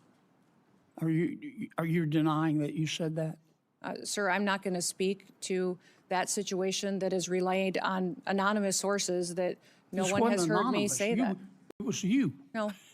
Who I mean, you reported said that it. to that newspaper? They're quoting you on the record, saying it's Stephen's fault. Thank you, Mr. Chairman. Senator Klobuchar. Thank you, Mr. Chairman. Secretary Noem, as Secretary of Homeland Security, you oversaw Operation Metro Search, is that correct? Yes, as secretary, I oversee ICE and CBP and HSI officers that were there doing their work. Over 3,000 ICE agents, Border Control to Minnesota, outnumbering our 10 Metro Police departments, outnumbering by 3 to 1 the number of sworn police officers in Minneapolis and St. Paul. Is that correct? We were working to do targeted operations against Just if you could criminal answer yes illegal or no. aliens, and we needed to do that in a safe manner to make sure that we could ensure the safety of our law enforcement Two officers. of my constituents, Renee Good and Alex Preddy, were killed. They should be alive today. In fact, in 1 month in the city of Minneapolis, when you look at the 3 fatalities that were results of shooting, 2 of 3 were committed by federal agents. Are you aware of that? Yes, I am. So your agents, not only their actions resulted in the deaths of 2 innocent American citizens, but they repeatedly violated my constituents' First Amendment rights to assemble. You say you believe in the Second Amendment right to bear arms, but Alex Preddy was criticized repeatedly by officials in the administration for having a lawful permit to carry and having a gun.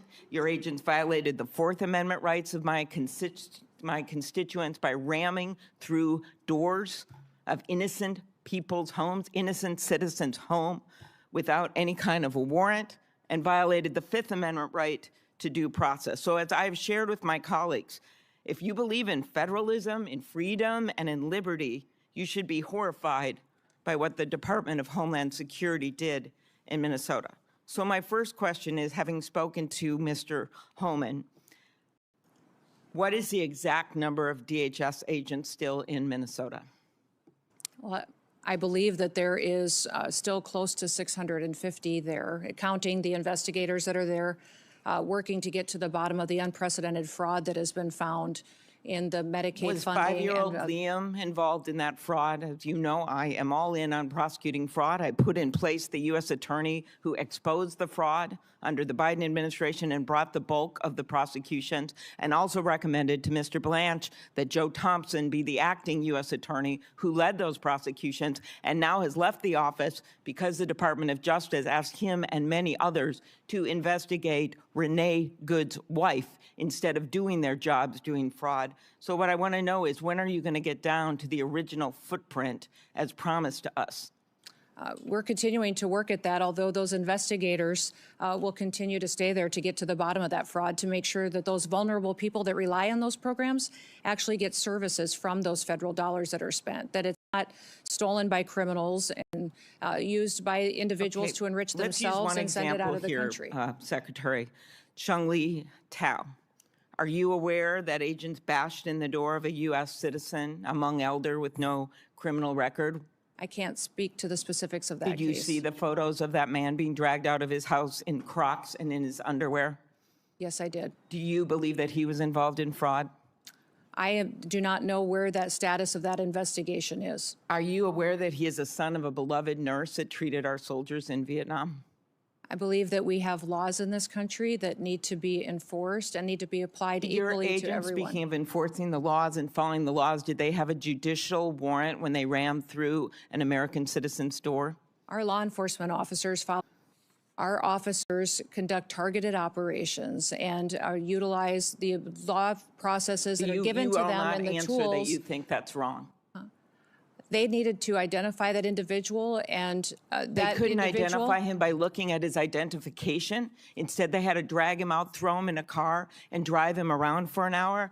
How about pulling off off-duty police officers, Madam Secretary, every single one of whom made clear who they were? They were people of color, off-duty police officers. In Brooklyn Park, Minnesota, the chief described how one off-duty officer, someone of color, a U.S. citizen, was stopped and confronted by ICE agents with their guns drawn, demanding her proof of citizenship. As Chief Bruley said, I wish I could tell you that this was an isolated incident, but the other chief said it had happened to their own officers. Why were these officers stopped? We have thousands of law enforcement operations that we do every single day. Do you think they were stopped because they were people of murderers color? and Were they rapists racially and drug profiled? traffickers Ms. off No. our streets. When I look at these American families that have been victimized by criminals that we have removed from cities and from communities, I'm grateful for the work that our ICE officers do. And by your only Are you focusing, defending stopping I would like off-duty to hear you police talk about officers some of the of color operations and that we've done dragging a to Hmong bring elder people out of to his justice. home? When you only talk about these situations like this that we are conducting, and you don't talk about the good work that they do to protect people from being victimized by people that are in this country that want to conduct violent crimes against them or take advantage of them. The laws need to apply to everyone, and we're out there enforcing the law. I am a former prosecutor, Context is Ms. Noem, and incredibly I important. have always in every worked with our situation. police well, but that's not what was going. These ICE agents were not following police procedures. After the killings of Renee Good and Alex Preddy, when I spoke to Alex's parents, they told me that you calling him a domestic terrorist, this was directly from them, the day after he was killed. A nurse in our VA, Alex, one of the most hurtful things they could ever imagine was said by you about their son. Do you have anything you want to say to Alex Preddy's parents? We were relying in the hours after that incident that was so horrific on information we were getting from the ground from our I agents. just asked if you had But I would anything you wanted to say to the but I would parents say or to the family that's of what I'm Renee doing Good right after now, is you that called I them domestic can't terrorists. even imagine what they have gone through in the loss of their son and the loss of their family members. But It's how about absolutely specifically tragic. calling them And I domestic send terrorists them- without any evidence of this. that? Sir, ma'am, I did not call him a domestic terrorist. I said it appeared to be an incident of. I think the parents saw it for what it was. After the killings, the federal government refused to cooperate with state law enforcement. Agents blocked Minnesota investigators from accessing the scene. I know because I got directly calls from the mayor. I tried to call the DOJ. I tried to do everything I could because they were very worried about what was going to happen immediately, especially after Alex Preddy's death. Do you think that blocking local law enforcement from the scene of a shooting makes people safer? Yes or no? Actually, our HSI law enforcement officers risked their lives on that scene, preserving evidence and keeping the violent rioters away from the evidence so it What could be life was preserved lost for the at that investigation. scene, Secretary? No. Yes, I It was understand that. Alex Preddy's life And that was after it lost. became very, I believe it is in the interest of justice to have full and transparent investigation. is the investigations being led by FBI and internal investigations as well into this incident. Will you commit to reversing the decision to cooperate with the Minnesota Bureau of Criminal Apprehension, an agency of seasoned professionals that the agents worked with directly, FBI agents worked with directly to investigate after the shooting assassination of Speaker Hortman, after the killing of those two little kids in that church with the bullets going through those stained glass windows? In both incidents, our federal and local law enforcement worked together and are working together in those investigations. But they have been blocked, the locals have, from being part of this. Why is that, Ms. No? The FBI is leading this investigation, and I would leave that question for them to answer. Thank you. Before Senator Blackburn, without objection, I'll introduce into the record unaccompanied children case study that the Trump Health and Human Services provided to my office. These records describe horrible cases in which children were forced to work to pay smuggling fees, physical assaulted by sponsors, and denied chance to attend schools. The unaccompanied children case study are further evidence of the previous administration's policies to put children in harm's way. I appreciate the cooperation of the Trump administration. Is there any objection? Mr. Chairman, Proceed. I do not object, but I would like to have unanimous consent to enter into the record the details of the 3 instances where the Secretary referred to the victims that we've discussed and as engaged in acts of domestic terrorism. We have the exact statement, the exact date and time that you made those statements. I'd ask unanimous consent to put those on the record. On both requests, any objection? No objection heard. Senator Blackburn. Thank you, Mr. Chairman. Madam Secretary, thank you for being here today. And I want to thank you so much for the work that DHS and FEMA have done in Tennessee with the recent ice storm, but also previously with Hurricane Helene, and the responsiveness we have gotten from FEMA, the difference from the previous administration and your administration has been noted by people in Tennessee, and I just want to express my gratitude to those employees that are working so hard. So we truly are grateful for that. I want to go back to something Senator Durbin said in his opening statement. He referred to the Biden policy, immigration policy, as sensible and humane. And in his comments, he said there was a sensible and humane way to deal with immigration, but he felt like Biden's policy was sensible and humane, and what you all are doing is not sensible and humane. And this struck me because the Biden administration allowed hundreds of thousands of those illegally entering the country. We have seen hundreds of thousands of migrant children that have been lost. There is nothing sensible and humane about that. There is nothing sensible and humane about having terrorists walk our border and come into this country. There is nothing sensible and humane to these wonderful families who are grieving the loss of loved ones, that somebody illegally came in the country and took the life of their loved ones. So those comments really struck me. And I want to provide you the opportunity to respond to what Senator Durbin supported, the Biden immigration policy. We had hours and hours of hearings dealing with such. He supported the Biden DHS. But to me, there is nothing sensible and humane about allowing millions of people to violate the rule of law in the United States. And I yield to you for a response. Yes, well, thank you, Senator.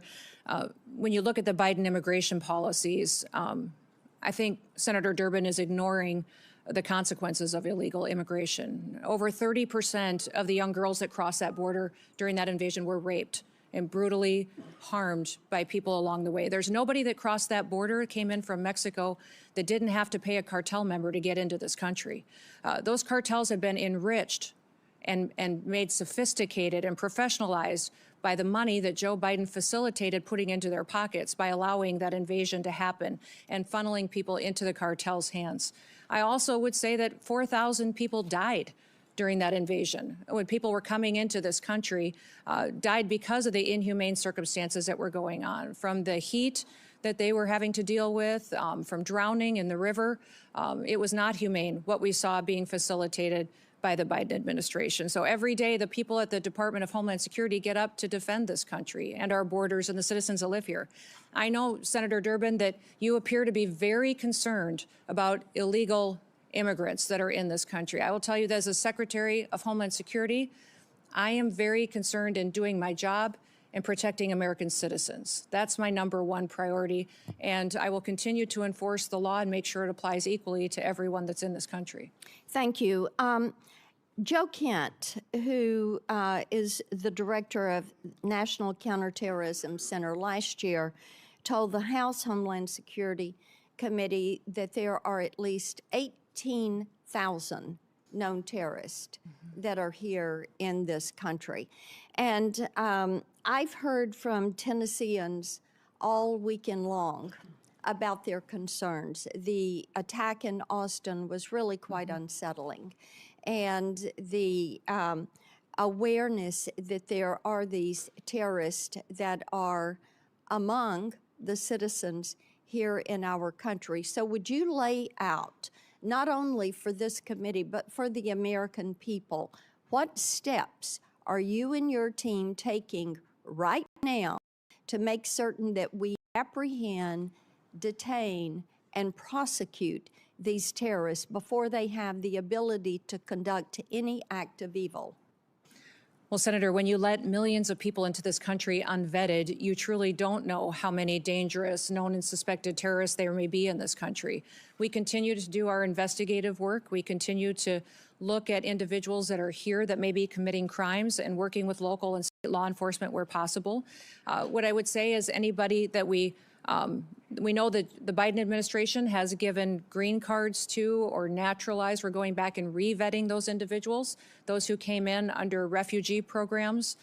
We are re-vetting those individuals and interviewing them and talking to them to ensure that they are someone who is here appropriately and they didn't come in under a program that was abused by the Biden administration. We continue to use our intelligence and analysis department under the Department of Homeland Security to gather intelligence and cooperate with other intelligence agencies and with the FBI to go after and to prosecute those who would wish to do us harm.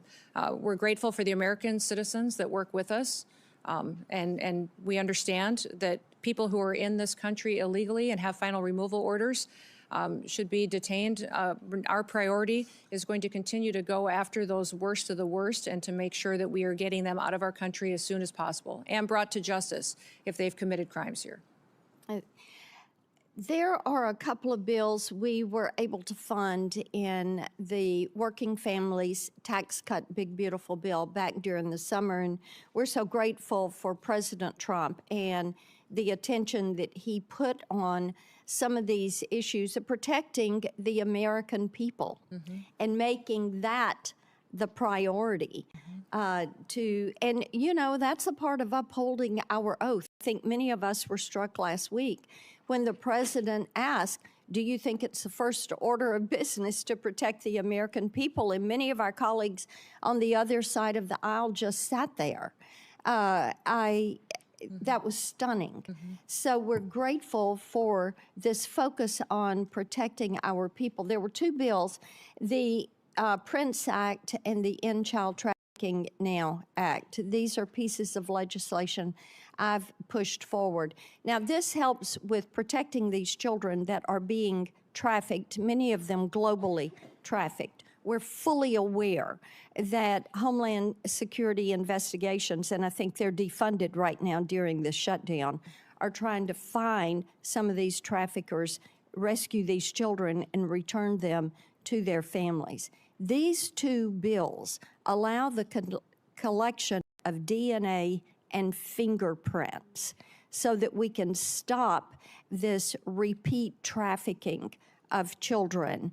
And I want you to talk for just a moment about the importance of having this legislation on the books and how you were using this to help break these global trafficking rings. Yeah.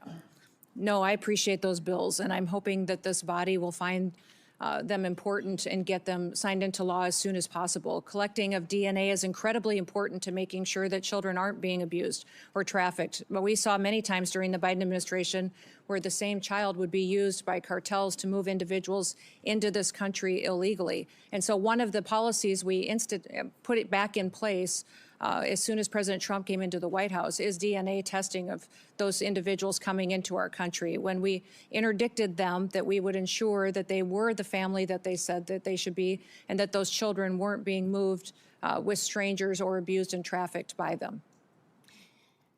One of the things that has come up regularly when I'm out and about around Tennessee is that we have some of these mayors and governors that have recently demanded millions of dollars in taxpayer reparations for having ICE in their communities. Now, in the case of Minnesota, they're looking at as much as $18 billion in fraud. $18 billion.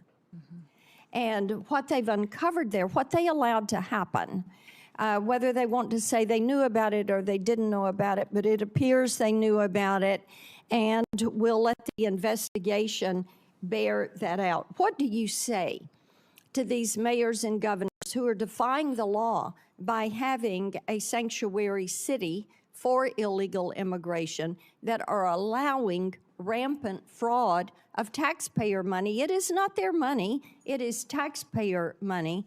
They allow it to happen, and then they are so brazen and calloused and disrespectful of the taxpayer, they stand up and demand reparations. What do you say to them? Yeah, it's impossible to take them seriously. The hypocrisy of saying that you care about your economy and you care about your citizens when you've allowed that kind of fraud to go forward that they have in these programs. And these programs are there to care for individuals and give services to some of our most vulnerable in society. Those individuals that have developmental disabilities, individuals who need special services in order to care for them, and to help those families for a period of time with individuals and their family members that need to be that specialized care. They have stolen that from them, allowed individuals to abuse those programs, and have done it to the detriment of not just their families there, but also the businesses there and the educational entities and even their credibility to speak. You know, those are the same individuals that called our ICE officers the Gestapo and demonized them, and their rhetoric is very detrimental to the environment that we face every day on our law enforcement operations. So my hope is that we'll continue to get to the bottom of those investigations and bring those criminals to justice. Before Senator Coons, Senator Durbin wanted to. Mr. Chairman, the senator from Tennessee invoked my name several times, so I'd just like one moment to respond. What she said is simply inaccurate. I didn't mention the Biden administration at all in my opening statement. What I said, and I still believe, is that if we work together in a positive, good faith, bipartisan effort, we can come up with a sensible, humane immigration law for America. You've heard the witness say repeatedly, we write the laws. She's correct. We need to accept the responsibility of writing a law that is sensible for this country.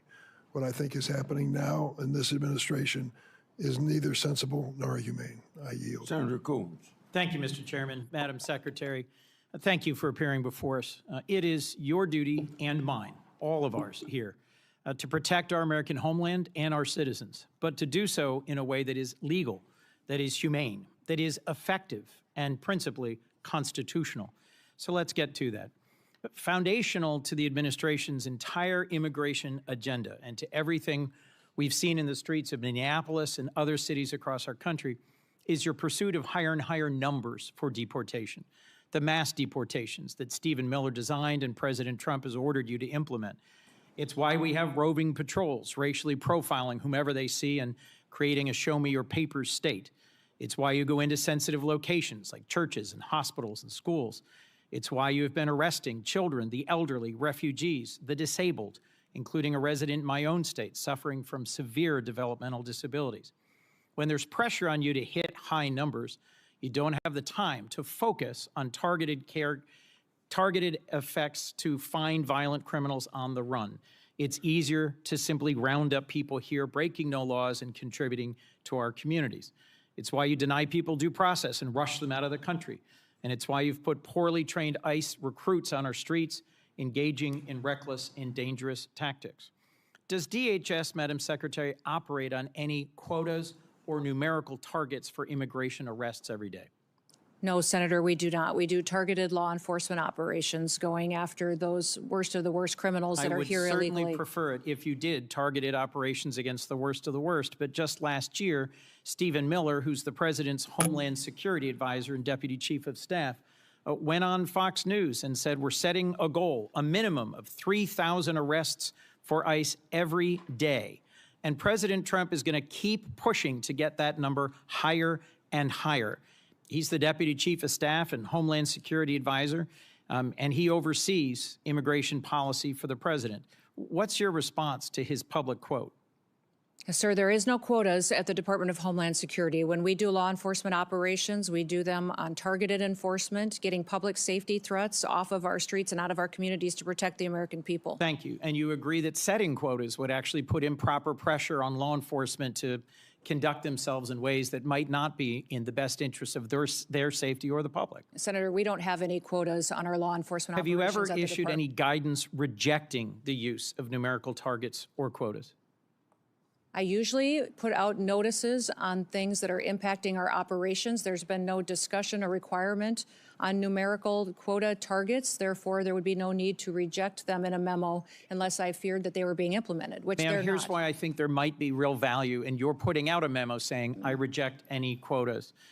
It's not just what Stephen Miller said last May. He's reportedly, and I have many press accounts of this I can submit for the record, making conference calls, berating agency officials, threatening to fire them, threatening to fire the leadership of field offices that are in the bottom 10% of arrest numbers. I would suggest that it's this constant drive for higher numbers that has been behind a lot of what we've been seeing in terms of the failure to actually focus on the worst of the worst and targeted enforcement, and to instead do things like roving patrols and profiling. Let's move on. Steve Bannon, long an advisor to the president, one of his earliest public supporters, recently said that ICE should be deployed at the polls in the next election. Will you rule out the deployment of ICE or CBP to polling places this November? There are no plans to have ICE officers at our polling locations. And I'm glad to hear that, but would you rule it out? Would you say it will not happen? do you plan on illegal aliens voting in our elections, Senator? I do not. In Okay, fact, then the there should be Heritage no need to, Foundation, unless you plan on illegal Madam aliens Secretary, voting. the Heritage Foundation recently concluded that over a 20-year period where they reviewed hundreds of millions, billions of voting cases, they found only a small handful of actual cases of illegals voting. So I'm concerned by your rebuttal, which suggests you may be unfamiliar with 18 U.S.C. Section 592. Are you familiar with this federal statute that relates to sending armed men to polling places? There are no plans to send any of our law enforcement officers to But polling Madam Secretary, locations. you're sir. clear it would There be a have been federal illegal crime aliens. for you to do so. There are illegal aliens that have voted, and it's been proven in the past in certain cases in certain states. We provide a program to states. I think we have 27 different states that utilize our SAVE program now to verify individuals that are eligible to vote in their elections. And as states run their election systems, we encourage them to use that to make sure they maintain their election integrity. Madam Secretary, can you understand how when Steve Bannon says publicly, we should have ICE at the polls, and you say there are no plans, that's not enough to rule out the possibility of a violation of this long-standing federal law? Will you issue a directive that ICE and CBP should be nowhere near polling places this November? We have no plans to have ICE officers or law enforcement at polling locations. States are responsible for running their elections, and we're giving them tools and mitigation efforts that they can utilize in order to make sure they maintain the integrity of those elections and that individuals can trust their systems to ensure that their vote counts. Let me move on to training. I was long responsible for the second largest police agency in Delaware. I understand and recognize the critical role that training plays in keeping law enforcement officers safe, in making sure that they perform their important duties as effectively as possible, and that they understand the obligations of policing in a democracy.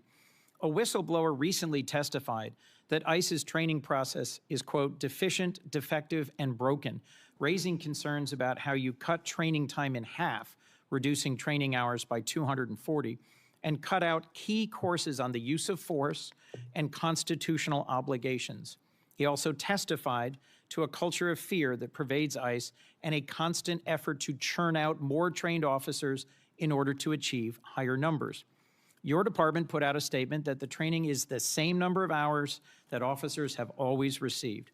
So let's be clear. Is it your sworn testimony today, Madam Secretary, that training hours have not been reduced for any recruit compared to where they were, say, a year ago? Senator, our ICE officers are trained when they come on board the department 56 days. We've changed the format of those days. Instead of 5 days a week, 8 hours a day, they now do 6 days a week, 12-hour days. We also give them 28 days of on-the-job training so they can have more hands-on experience with individuals that have served a longer period of time in law enforcement and have that experienced officer supporting them going forward. What I would say about your whistleblower is that your whistleblower came to FLETC, which is the area academy where we train over 130 different federal law enforcement agencies. He came there after we had changed our program and didn't experience how we trained our ICE officers previous to that on those 5 days a week, 8 hours a day. I don't know how he would speak to how ICE used to do that, and this individual was only detailed there for a short period of time, a few months, and was a trial attorney, not an expert in a number of places around the country have faced protests for how they've been conducting their policing.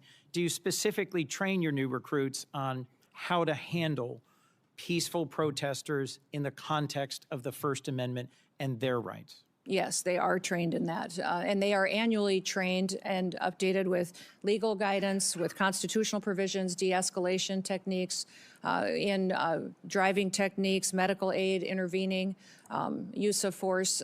All of those are things that our individual officers are trained on. January 22nd, you put out a press release that said enforcement and removal operations, ERO training, was 42 days. But on February 23rd, just a month later, the same day that the whistleblower testified, you issued a new press release saying it was 56 days. You seem to be making it up as you go along. Help me understand how you square those quite different numbers in terms of the total number of training days. Our training for ICE officers is at 56 days with 28 days of on-the-job experience that they get as well. That continues their training, and their specialized training is above and beyond that as well. And we're grateful for those individuals, many of those individuals that have come and joined ICE.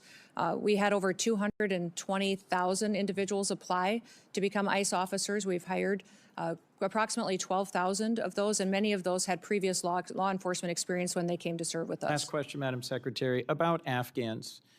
Americans fought, served, and died in Afghanistan over 20 years. Many of our service members critically relied on translators and on Afghans who served and fought alongside them. I've gotten to know a number of them who came to this country and were thoroughly vetted and were frankly heroes who had risked their lives alongside Americans. At the moment, I believe your leadership at DHS has abandoned our commitment to the Afghans who served alongside us. There are currently many trapped in a center in Qatar, and at least 150 of them are the family of current active-duty U.S. military forces. It is within your power to create a process for them to seek waivers of the refugee ban so they could come into the United States. Will you consider doing so? We'll continue to do our due diligence on vetting individuals that come into this country, especially those who came in on a refugee program, and make sure that that vetting process was thorough. We found deficiencies by was Will doing you commit that, to not and I'll look forcing into any the of them situation. back into the waiting arms of the Taliban, who will certainly torture or kill them? We'll continue to look at every situation and make sure they qualify for the programs to how they're laid out in statute. Madam Secretary, as I said at the outset, it's your obligation and mine to protect our homeland and American citizens in a way that is legal, effective, humane, and constitutional. My concern is that across all the different incidents that have been spoken about today, you are failing to do so. You are failing to deliver legal, humane, effective, and constitutional protection for the American people. Thank you, Mr. Chairman. I got three things to do before I call on Senator Britt. First of all, Madam Secretary, you can correct me if I'm wrong, but it seems to me the answer you should have given about Steve Brannon is he's not even in the administration. Correct. So why would he have any influence over what you're doing? Correct. Secondly, we're going to take a break after Britt, Blumenthal, and Schmidt. Lastly, without objection, I'd like to introduce a potential human trafficking that I sent to the Biden administration as part of my unaccompanied children oversight.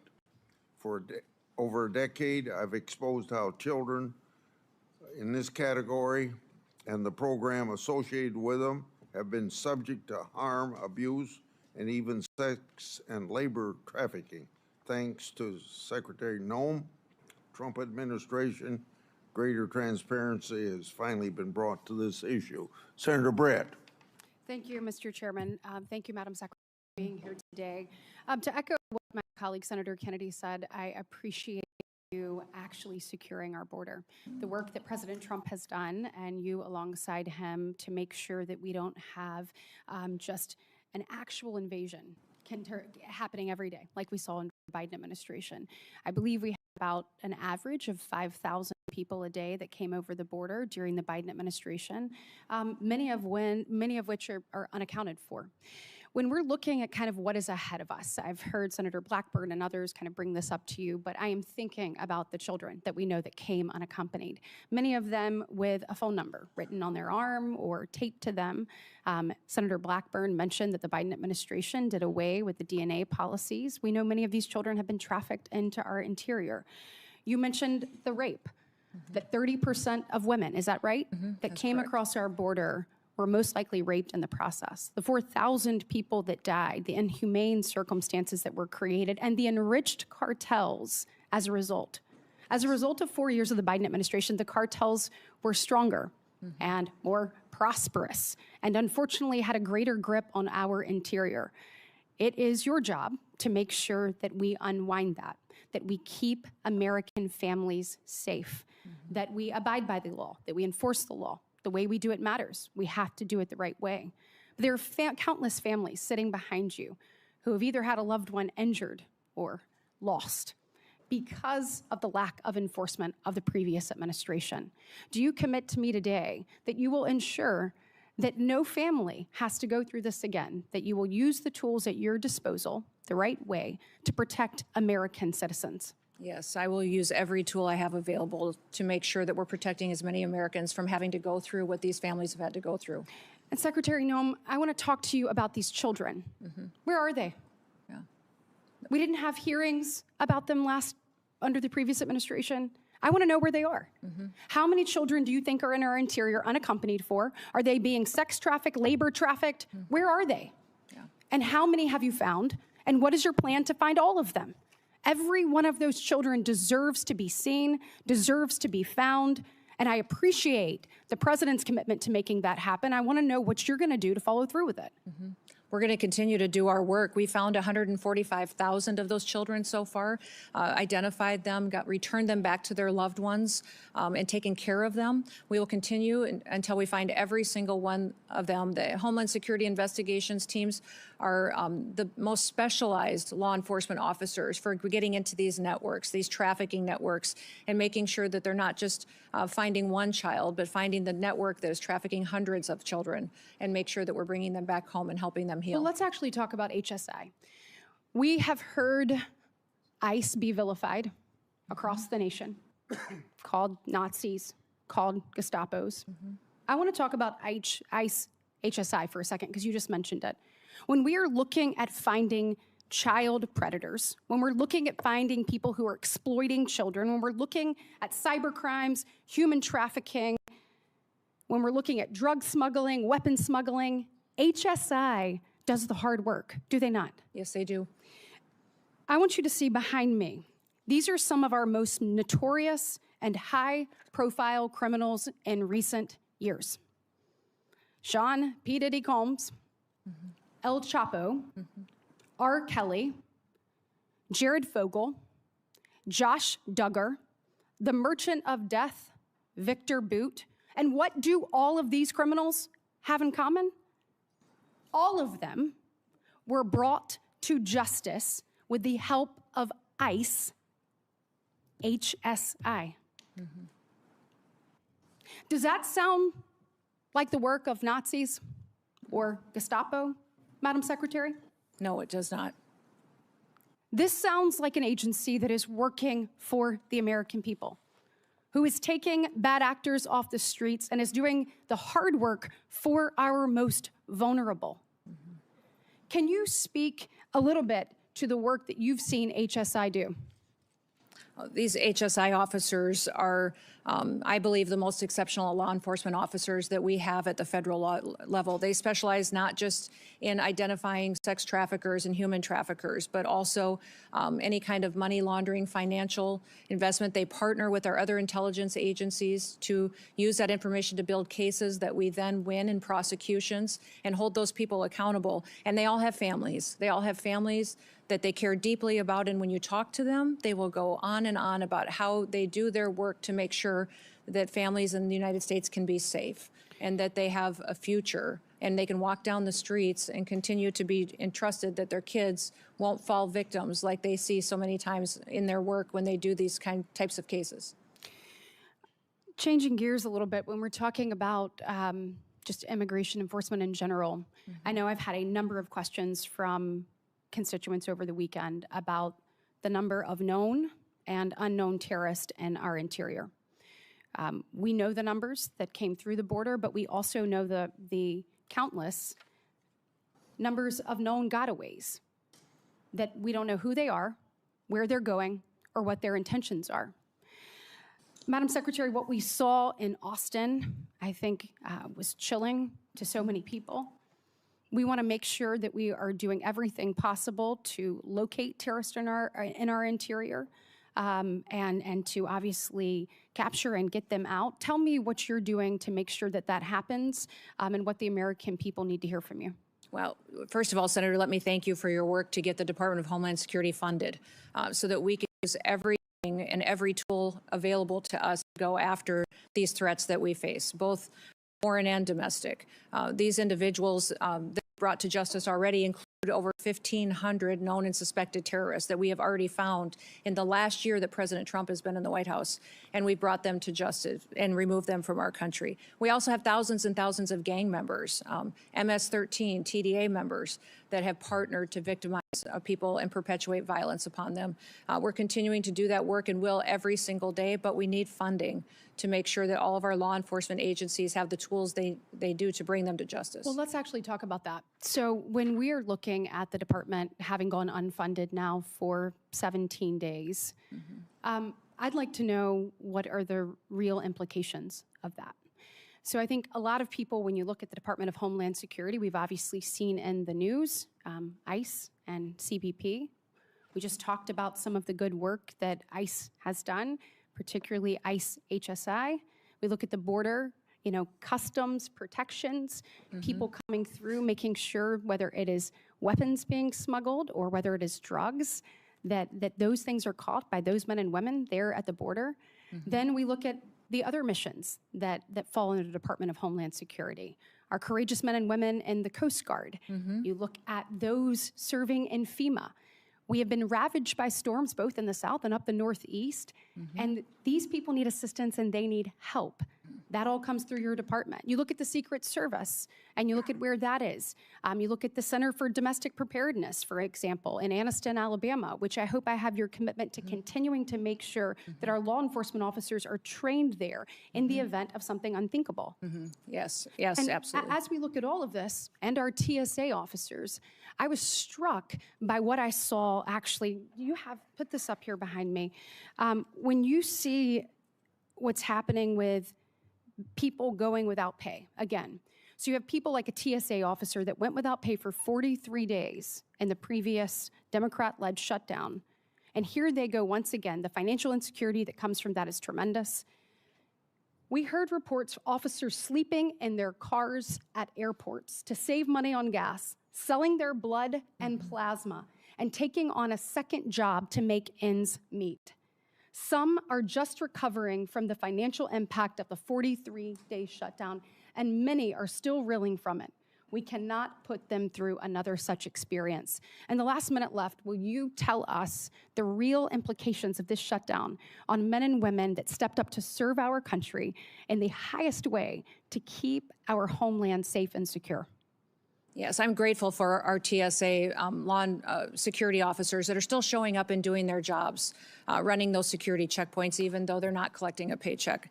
A couple of the stories that I had heard when I spent time with them just in recent days was one individual whose wife needed cancer treatment, $1,200 treatment that he couldn't afford, and had to go and borrow money so she could get her cancer treatment because he wasn't getting his paycheck. Another individual who had 9 children was raising 2 of his grandchildren as well, that was struggling to pay his bills, took a nighttime job as a welder just to try to keep food on the table for the responsibilities that he had. These people joined TSA because of 9/11, because they want to be a part of keeping people safe in the United States and defending our homeland.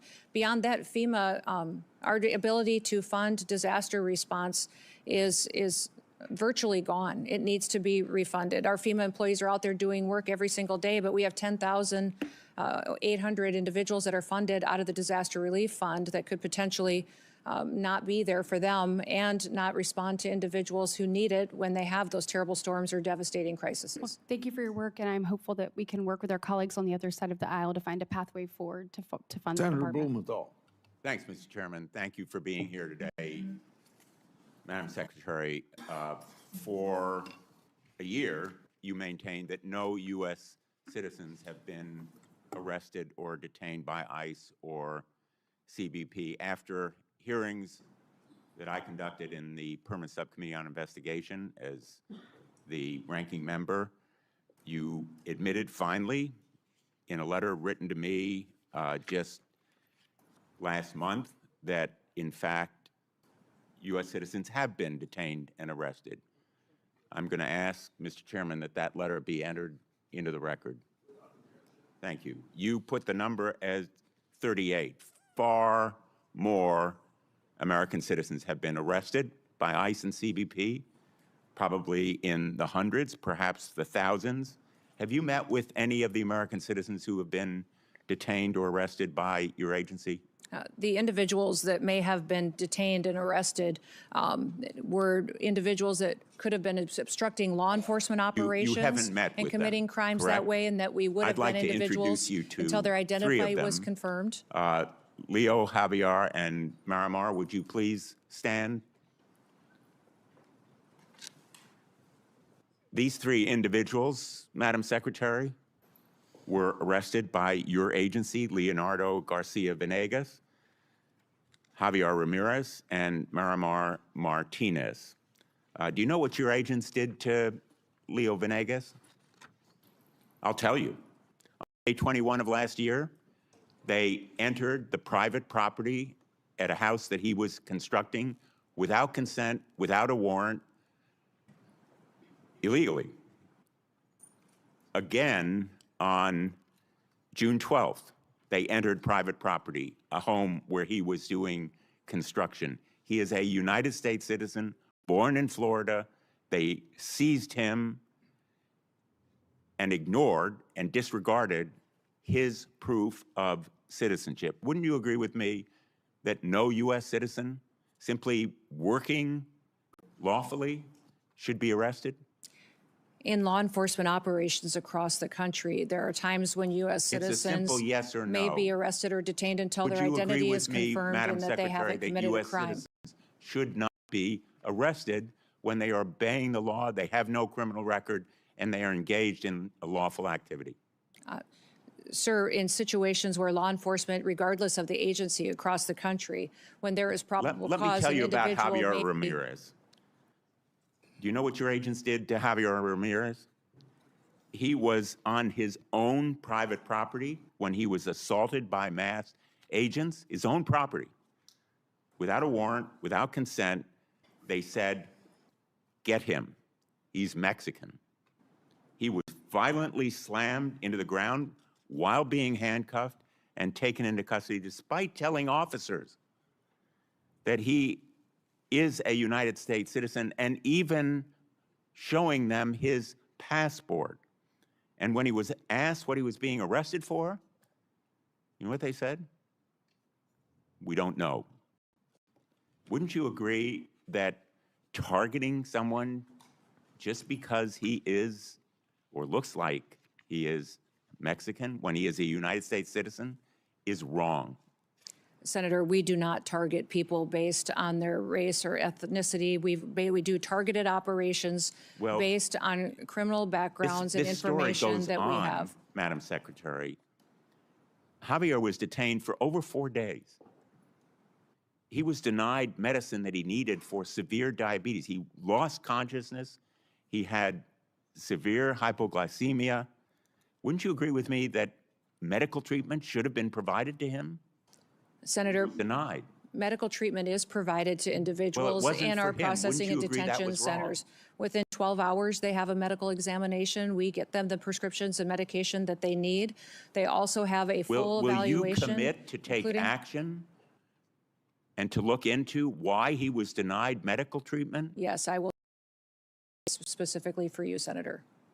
Marimar Martinez is with us today as well. She's standing right behind you. She was on her way to donate clothing at her church when she came across an unmarked car. The agents sideswiped her car. 3 masked agents in camouflage stormed out, and one of them pulled out his gun and fired at her moving vehicle, hitting her 5 times. She almost bled to death. Wouldn't you agree that shooting Miramar Martinez on her way to clothing at her church, a United States citizen from Chicago, is wrong? Sir, I don't know the situation or the case. I'll look into it to ensure that all Well, the I'm procedures glad were you'll look followed into properly. it. Miramar, by the way, was falsely charged with impeding law enforcement, but the case actually fell apart. The judge dismissed it as being trumped up. He dismissed it with prejudice. And in fact, the agent who shot her, I'm not going to name him, but you know who he is, was quoted on social media the day or so afterward. And he said, quote, "I fired 5 rounds and she had 7 holes. Put that in your book, boys." And quote, "Cool, I'm up for another round of F around and find out." Will you join me in condemning that agent? Sir, that situation, I don't know the details of, but I will look into that. I don't know why you can't join me in saying it was wrong to shoot Miramar, almost cause her death, and then brag about it. Wouldn't you agree with me that it was wrong? Well, sir, the way that you have portrayed it, it appears to be, but let me look into the case so I can speak to the specifics of it. In fact, apparently, contrary to what you just said, you actually supported the agent who shot Ms. Martinez 5 times. He's quoted as saying, when he was asked, everyone has been supportive, including Chief Bovino, Chief Banks, Secretary Noem, and El Jefe himself, referring presumably to President Trump. Is the agent who shot Ms. Martinez still on the job? Sir, our law enforcement officers conduct operations every day according to procedures and to training and the experience that they have. When there is the agent when there is something that who is not shot done Ms. properly, Martinez still on the job carrying a gun? I don't know the details. I will find out and get that information to you. Would you agree with me that he shouldn't be on the job I carrying will a gun? look into this case and get back to you on the details. I'm I not think familiar Americans with it. would find it absolutely terrifying that that agent is still on the job carrying a gun. And the fact that you can't tell me that you will take him off? Sir, do you know who Angel Samanago is? Do you recognize that name? You know, This is I an think we're individual talking about that was an murdered egregious in your illegality state here by an a illegal violation alien, of rights and trust? duct taped. The answers are It looked very like it was simple, an assassination. And I would have hoped I haven't that heard you say one could give victim's better name answers today from to illegal these immigrants that three are here individuals. perpetuating Would you like violence to say against anything people. to Ms. Miramar? I'd Ms. like to hear you Ramirez, say the or name Mr. of one of our victims Venegas? of illegal criminal activity and fight for one of those victims so that we can stop as many of them from being created in the future by people who should never be in this country to begin with. Illegal individuals and charges aliens that are against in this country. Ms. Martinez were dismissed with prejudice. Let me ask you about a memo that evidently was written by the acting director of ICE. This memo, have you seen it? I can't tell what it says. I see lots of memos. I see Well, this many, memo many a is day. by Acting Director Todd Lyons. It's been frequently referenced in the hearing that I conducted by the whistleblower who testified, Brian Schwank, as being the basis for instructing ICE agents. It specifically says that ICE agents should violate the Fourth Amendment and break into people's homes without a judicial warrant. Do you agree with it? I will look at that memo, sir. I can't read it from here, but if it's referencing administrative warrants, that is the proper legal tool that this body has given us to utilize on immigration enforcement operations. Those administrative warrants were provided and affirmed by the Supreme Court. Let me ask you one last and we'll question. continue to use those. Madam Secretary, does Corey Lewandowski have a role in approving contracts? And if so, what is that role? His role as a special government employee, special government employees work for the White House and the administration. There's thousands of them. So he does have a role. Senator Schmidt. Thank you, Mr. Chairman. Since we're having folks stand up, I would have Laken Riley stand up. I would have Kayla Hamilton stand up. I would have Jocelyn Nangari stand up. I would have Rachel Morin stand up. I would have the beautiful sons and daughters who were murdered by illegal immigrants stand up, but they can't because they're dead. They were murdered by illegal immigrants that were led into this country by Joe Biden. And I think it's important to set the stage, since we're having this oversight hearing, to set the stage how we got here. 5 years ago, something was done that had never been done in the history of our country. We had a president who willfully ignored immigration laws and immigration enforcement, threw open the border to 15 million people who are here illegally, tens of thousands of murderers, hundreds of thousands of hardened violent criminals. And we can debate why. I know why. They're trying to pump up the numbers for their congressional districts because they lost the case with the American people. But the tragedies that ensued, the tragedies that were left in the wake of this disastrous policy are what we're left with. And your job now is to finally enforce our immigration laws. And they don't like it. They actually don't think that anybody should have to leave. Because if you create the problem so big, which is what Joe Biden and the Democrats tried to do, the only solution is mass amnesty. And I'm here to tell you, we're not doing it. And the mass deportations will continue. Thank God we front-loaded the money for ICE. Thank God we did it. Because it was just a matter of time. Now, by the way, the outrage machine has moved on to something else, so I actually have hope that maybe we'll actually approve DHS funding. But we're not kneecapping ICE. We're not doing it. We're not going to take away the tools that they have to deport criminals in this country who are raping and murdering sons and daughters. So for all the spectacle that the Democrats want to create, the American people will not lose sight of what this mission is, which is to restore American sovereignty. No country, no sane country would ever do this. We lived through it. Now it's time to fix it. And this sanctuary status that many of these jurisdictions, there's about 11 that matter the most in this country. But what is that about? What does that really mean? It means that the local leaders will not tell ICE when rapists and murderers and criminals are released from prison so they can be deported. Think about that. Think about that. That's what's happening. And by the way, it's happening in Northern Virginia. The new governor just today said that this brutal killer, Abdul Jallo, an illegal immigrant from Sierra Leone with more than 30 prior arrests, who brutally stabbed to death Stephanie Minter, a mother, an American citizen, less than 50 miles from here. She will not work with ICE. If for some reason this monster gets released, she will not let ICE know when he's being released. Think about that.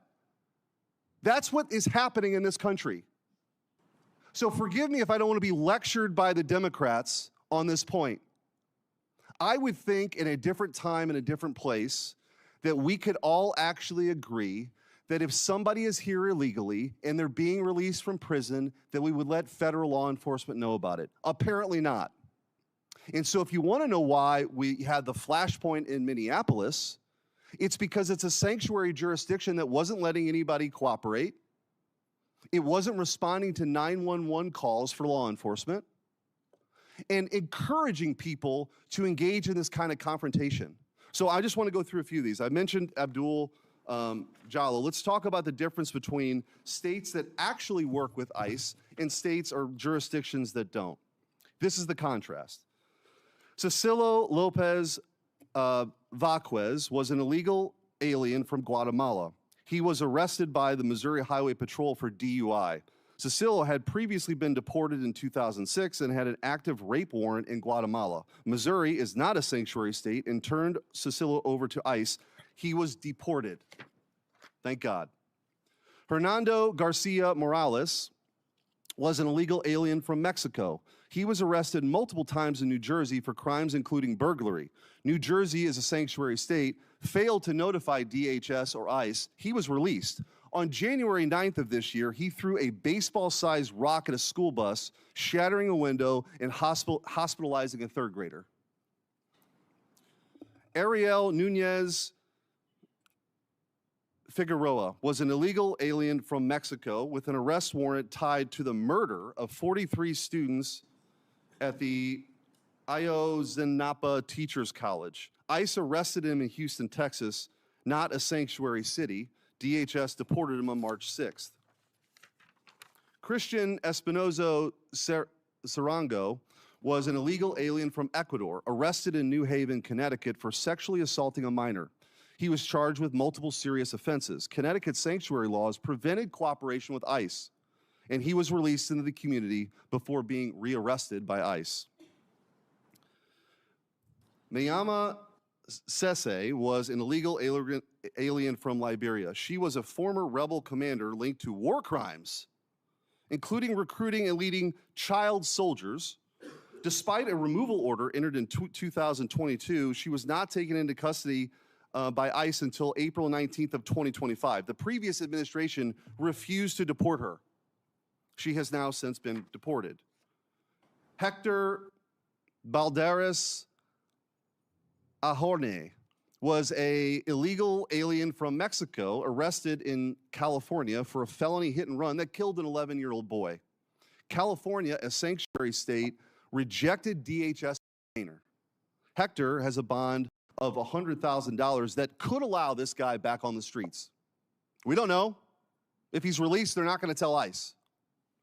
Luis Elias Santos was convicted of statutory rape in Boone County, Missouri. Missouri cooperated with ICE. ICE took him into custody on February 20th, 2026, and assuming he will be deported. Finally, Hugo Rene Hernandez Mendez was arrested in Prince George's County, Maryland, for DUI. The county did not cooperate with ICE and released him. Months later, he murdered Dakara Thompson, a 19-year-old woman. She would be alive today had Maryland cooperated with ICE. I don't know how you explain this away, but I just want to ask you, Madam Secretary, how critical is it for the operations of ICE to deport these monsters to be able to work with local leaders? Oh, it's absolutely critically important. It keeps our officers safe. It allows them to do their operations question in an efficient manner to make sure that the public is safe as well. And when you talk about these sanctuary jurisdictions turning murders and rapists loose on the street, I picture every time listening to Rachel Morin's mom telling the story of how she died, how she was brutally raped and murdered, and a mother of 5 children that no longer have a mother. And that individual who raped and murdered her was released 3 different times, back out to perpetuate more crimes. And that's what I don't understand, the argument that these Democrats are making. Do we have to wait until someone who's in this country illegally creates another victim before we hold them accountable and get them out of our country? Why do we have to wait until there's more murder victims? We need it in More- sanctuary cities. I want to ask you real quickly, we talked about illegal immigration, the time I have left, legal immigration and the abuses we've seen. I've written to you about H-1B and OPT, and for those listening, the H-1B program was marketed as a program to bring in the best and the brightest for people, for jobs that we don't have people for. That's been patently false. What's happening is this abuse is that American citizens are being displaced by cheaper, more obedient foreign labor. The abuse has been pretty rampant. I've written to you about that. And the OPT program, which has become visa mills for universities, taking away opportunities for American students because they don't have to pay taxes on the foreign labor for at least a year if you have this visa for OPT. Anyway, there's been rampant abuse we've seen. I've written to you about this. I appreciate your response. I want to just, with the remaining time, you committed in that letter to reevaluate OPT's scope and duration. I just want to ask you, what's the timeline for that review, and will you commit to completing that reevaluation this year? Yes, we are. We're continuing to do that review now, and it will be completed here in 2026. Thank you. Thank you, Madam Secretary. Thank you. In 30 seconds, we'll take a break. I want to say law enforcement continues to face a record amount of threats in the course of their duties. This is unacceptable. As I mentioned earlier, any loss of life is a tragedy. When rare instances occur, potential misconduct is investigation, and this investigation should play out. We'll take stand at ease for a few minutes.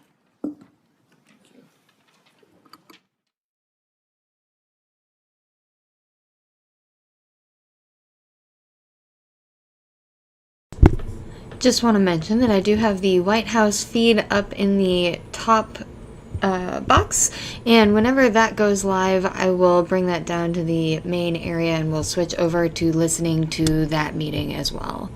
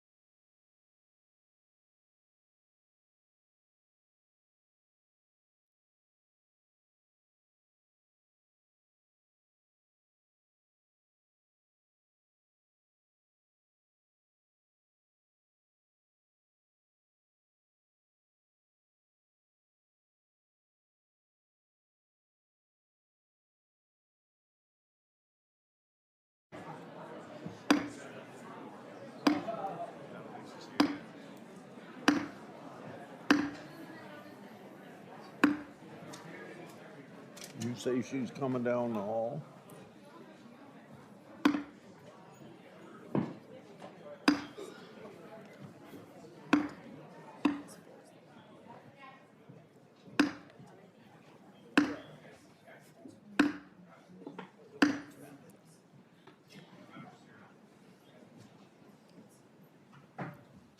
The secretary's just about here, and when she gets here, Senator Ronald will be the first person to question.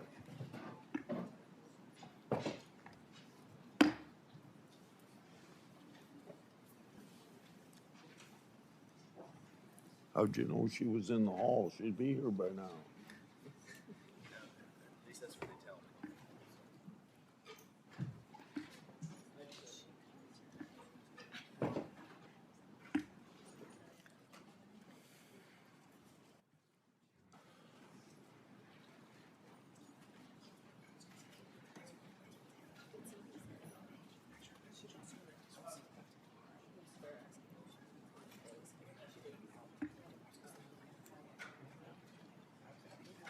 Is she coming through this door? Yes, sir. She'll come through. Go see if she's coming down the hall.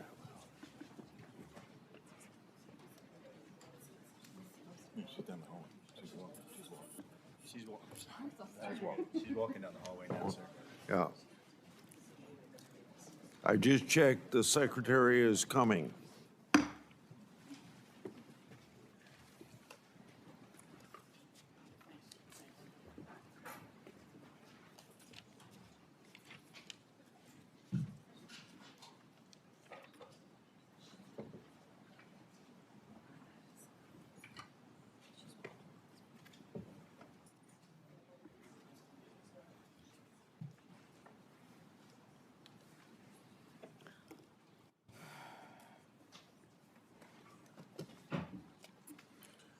Tell me, Secretary, when you're ready. Yes, Mr. Chairman, I'm ready. Yes, sir. You're ready? I'm ready. Yes. Senator Verano? Thank you, Mr. Chairman.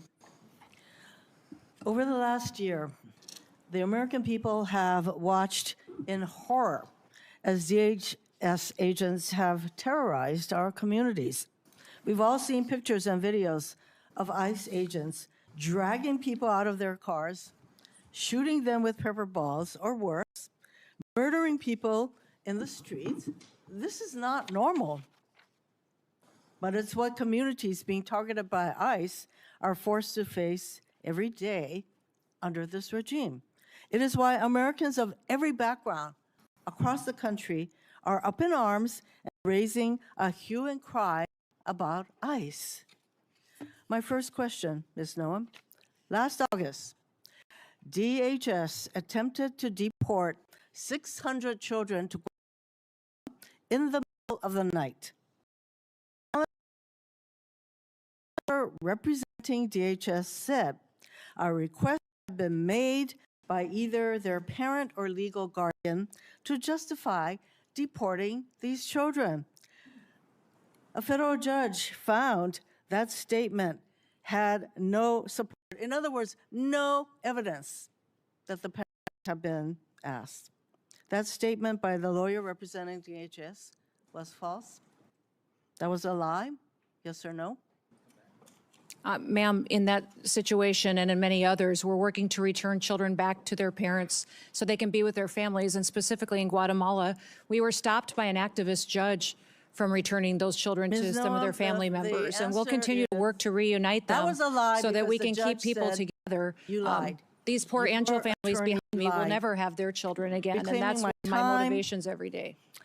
After DHS agents shot Marimar Martinez 5 times, your department was quick to label her a domestic terrorist and claim that she ambushed and rammed federal agents with her car.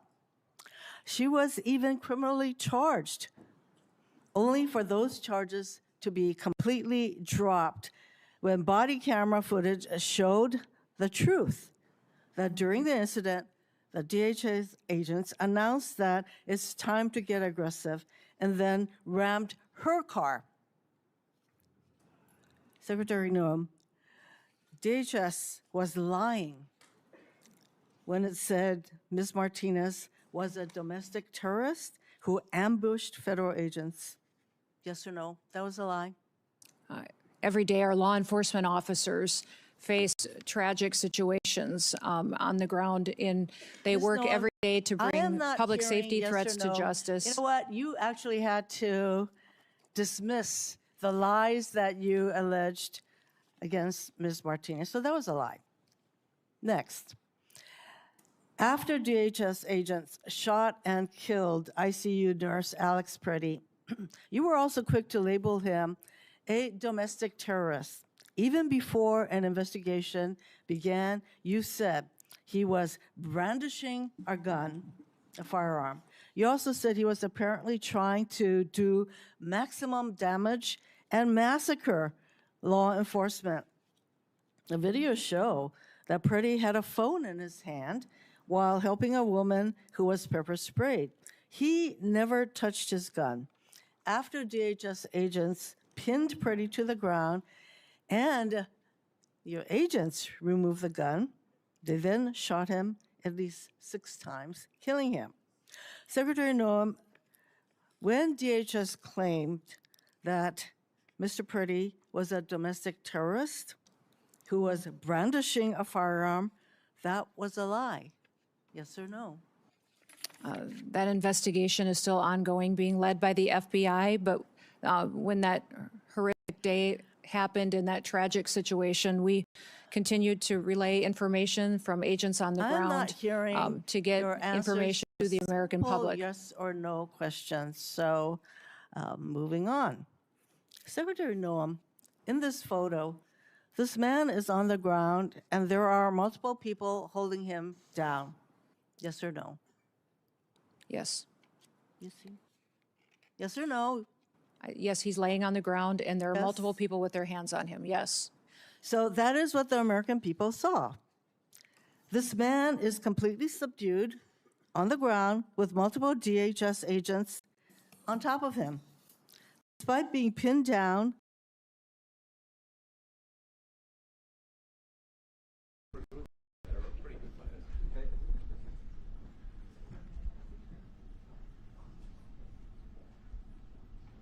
Well, thank you. Very popular.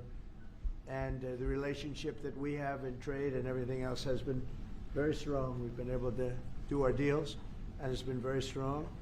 We'll obviously be talking a little bit about Iran today, and he's been helping us out. We've been very nice, actually. And that is coming along, as you see, very well. They have no Navy. It's been knocked out. They have no Air Force. It's been knocked out. They have no air detection. That's been knocked out. Their radar has been knocked out. And just about everything's been knocked out. So we'll see how we do, but we're doing very well. We have a great military, and they're doing a fantastic job. So we'll be talking about that, and we're talking about some very big trade deals, and those I know will work out too. So I just want to say it's a great honor to have you at the Oval Office, the beautiful Oval Office, beautiful White House. It's a special place, even from your standpoint, and you have some very special places too. And I look forward to being with you. Thank you very much. Thank you. Thank you, Mr. President, for having me here in this Oval Office for the 3rd time now. Yeah. Really happy to have the opportunity to speak with you in these challenging times. We are on the same page in terms of getting this terrible regime in Tehran away, and we will talk about the day after, what will happen then if they are out. We have to talk about our trade agreement, which I would like to be in place as soon as possible. And we have to talk about Ukraine. There are too many bad guys in this world, actually, and this is an issue we have to talk about because we all want to see this war coming to an end as soon as possible. But Ukraine has to preserve its territory and their security interests, and, well, we will talk about that. We will. Looking indeed. forward to that. Well, thank you for being here. Thank you That's some for your interesting- hospitality. Thank you for letting me spending the night in your guest house. That's It's right. Very, very Good. comfortable place. you liked it, right? Absolutely, yeah, great place. And a famous place. That's yeah. good, very So many famous. former presidents. That's there. right. Yeah. Very famous place. Any questions, please? Mr. President, did Israel force Iran to launch these strikes against Iran? Did Netanyahu pull the United States into this war? No, I might have forced their hand. You see, we were having negotiations with these lunatics, and in my opinion, that they were going to attack first. They were going to attack. If we didn't do it, they were going to attack first. I felt strongly about that. And we have great negotiators, great people, people that do this very successfully and have done it all their lives very successful. And based on the way the negotiation was going, I think they were going to attack first. And I didn't want that to happen. So if anything, I might have forced Israel's hand. But Israel was ready and we were ready, and we've had a very, very powerful impact because virtually everything they have has been knocked out now. Their missile count is going way down. Amazingly, they're hitting countries that were, let's call them neutral, right? They lived together for a long time. I think they were surprised. I was surprised. I think and now those countries are all fighting against them and fighting strongly against them. Someday they'll write a story and they'll say why they did that, but they hit countries that had nothing to do with what's going on. They were sort of leaving everything alone. All of a sudden they had missiles shot in, which shows you the level of evil that we're dealing with. They'll hit people that were actually at least somewhat friendly, and they had no problems with it. Also hitting only civilian places, hotels and apartment buildings, and we're hitting them where it is much more appropriate. We're hitting them very hard. And the big scale hitting goes now. They no longer have air protection. They no longer have any detection facilities at all left. And so they're gonna be in for a lot of hurt. These are bad people. These are people that killed. I guess it's 35,000. It's coming out 35,000 over the last 3 weeks. Protesters, 35,000 violently killed. So these are bad people, and the leader of the pack is gone. And as you know, 49 people were taken out in the first hit, and I guess there was another hit today on the new leadership, and it looks like that was pretty substantial also. So they're getting hit very hard, and we'll see what happens. A lot of people are coming forward. A lot of the people you would least suspect want to quit. They want to have immunity. They're asking for immunity, and probably at some point they'll be dropping, as you would say, laying down their guns. We'll see what happens. In the meantime, we're just continuing to go forward. Our military is the #1 in the world by far, and we are. Everything's big in my book. Venezuela was big. This is big. The original hit, Midnight Hammer, was big. Everything you view is big, but it's not considered very big by some standards, by some of our standards. We have a military like no other military that's ever been built. Mr. President, what's the worst case scenario that you have planned for in Iran? Well, I don't know if there's a worst case. We have them very much beaten militarily from the military standpoint. They're still lobbing some missiles. At some point, they won't even be able to do that because we're hitting all of their carriers. We're hitting all of their missile stock. They built up all these missiles over the last few years. They had a lot of them. They've shot a lot of them, and we're knocking out a lot. I guess the worst case would be we do this and then somebody takes over who's as bad as the previous person, right? That could happen. We don't want that to happen. That would probably be the worst. You go through this and then in 5 years you realize you put somebody in who was no better. So I'd like to see somebody in there that's going to bring it back for the people. And we'll see what happens with the people. They have their chance. And we've said don't do it yet. If you're going to go out and protest, don't do it yet. It's very dangerous out there. A lot of bombs are being dropped. But I would say that would be about the worst. Do you have someone in mind right now? Because you said all the people you did have in mind have been taken out. What do you think? Well, most of the people we had in mind are dead. So, we had some in mind from that group that is dead. And now we have another group. They may be dead also, based on reports. So I guess you'll have a third wave coming in. Pretty soon we're not going to know anybody. But we have, I mean, Venezuela was so incredible because we did the attack and we kept government totally intact. And we have Delcy, who's been very good. We have the whole chain of command, and they've been, you know, look, the relationship's been great. We've taken out 100 million barrels of oil already, and a big part of that goes to them, and a big part goes to us. And it's been great. We paid for the war many times over, and we're going to be running the oil. And Venezuela is going to make more money than they ever made, and that's great for the people. The relationship has been great. It's been seamless. Nobody's actually ever seen anything like it. If you look at Iraq, where very stupidly everybody was fired, the generals were fired, the military was fired, the police were fired, the fire departments were fired, and all of the government workers were fired. So after, you know, people would call, they had no idea. And by the way, ISIS was formed. That's where ISIS came from, all of the fired people. We don't believe in that. So we'll see what happens, but first we have to finish off the military.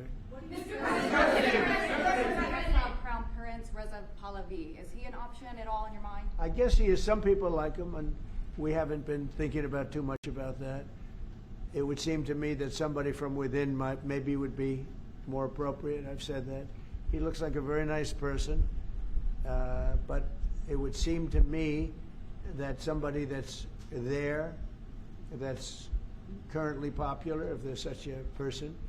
But we have people like that. We have people that were more moderate. You know, these were radical lunatics, and you know what they get? They get nothing. All they do is kill people. Mr. President, what exactly was the imminent threat, Mr. President? Not your turn. What exactly? Not your turn, please. Mr. President, are you going to take the heat off the Europeans to really help you? Mark Rutte called on the allies to also help you. And What does that mean?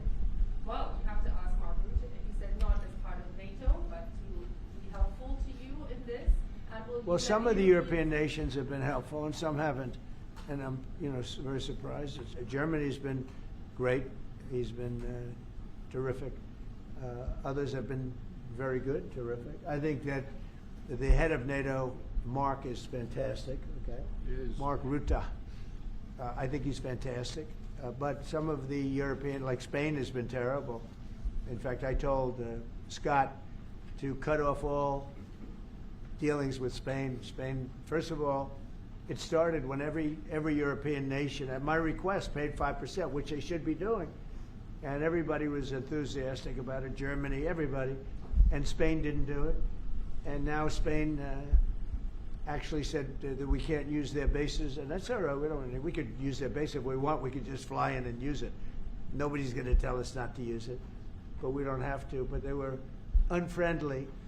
And so I told him we don't want to. Spain has absolutely nothing that we need other than great people. They have great people, but they don't have great leadership.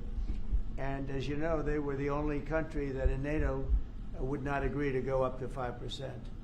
I don't think they agreed to go up to anything. They wanted to keep it at 2%, and they don't pay the 2%. So we're going to cut off all trade with Spain. We don't want anything to do with Spain.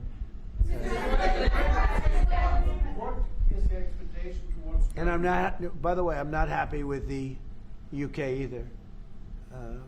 That island that you read about, the lease, okay, he made it, for whatever reason, he made a lease of the island. Somebody came and took it away from him.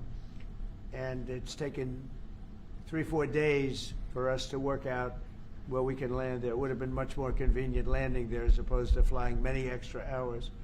So we are very surprised. This is not Winston Churchill we're dealing with. Mr. President, what's your expectations towards Germany? What can Germany do and what should Germany do to help you in this conflict? Well, I think they're doing it. I mean, they're letting us land in certain areas, and that's, we appreciate it. And they're just making it comfortable. We're not asking them to put boots on the ground or anything. I mean, we're just they're a respected country. I have a very good relationship with the country. We have, in particular, now with this leader, with this new leader. I think he's an excellent leader. I had my differences with Angela. I said, "You're hurting your country." with immigration and you're hurting your country with energy. And we have a man sitting on my right that is, I think, pretty much the opposite of her on energy and the opposite on immigration. And I think he's doing very well. Commercial air travel right now is severely restricted in the Middle East, and thousands of Americans are stranded. Why wasn't there an evacuation plan, and will you send planes to get people out? Well, because it happened all very quickly. We thought, and I thought maybe more so than most, I could ask Marco, but I thought we were going to have a situation where we were going to be attacked. They were getting ready to attack Israel. They were getting ready to attack others. You're seeing that right now. And a lot of those missiles that are hitting in, those are stationary. Those were aimed there for a long period of time at these other countries. So I think I was right about that. We attacked first.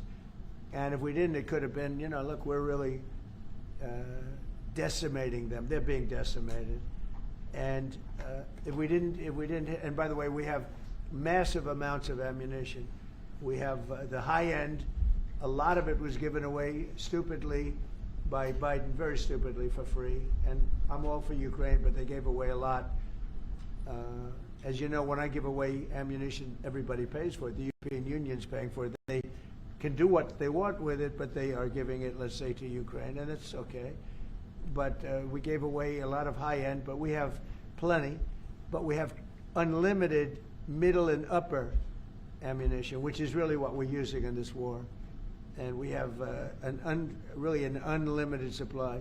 We also have a lot of the very high end stored in different countries throughout the world, with this literally storing it there, which is actually something that I insisted on in my first term. I rebuilt the military in my first term. The military is great. Unbelievable amount of ammunition, or munitions, as they say, we're given away to. The Wall Street Journal incorrectly covered the story when they said that it was given away to the Middle East. Not to the Middle East, it was given away to Ukraine. Very little was given to the Middle East. The Middle East would buy a lot, and some of the nations, because they're rich, they have a lot, but it was given away to Ukraine. And it just should have been done. Look, it's a war that should have never happened.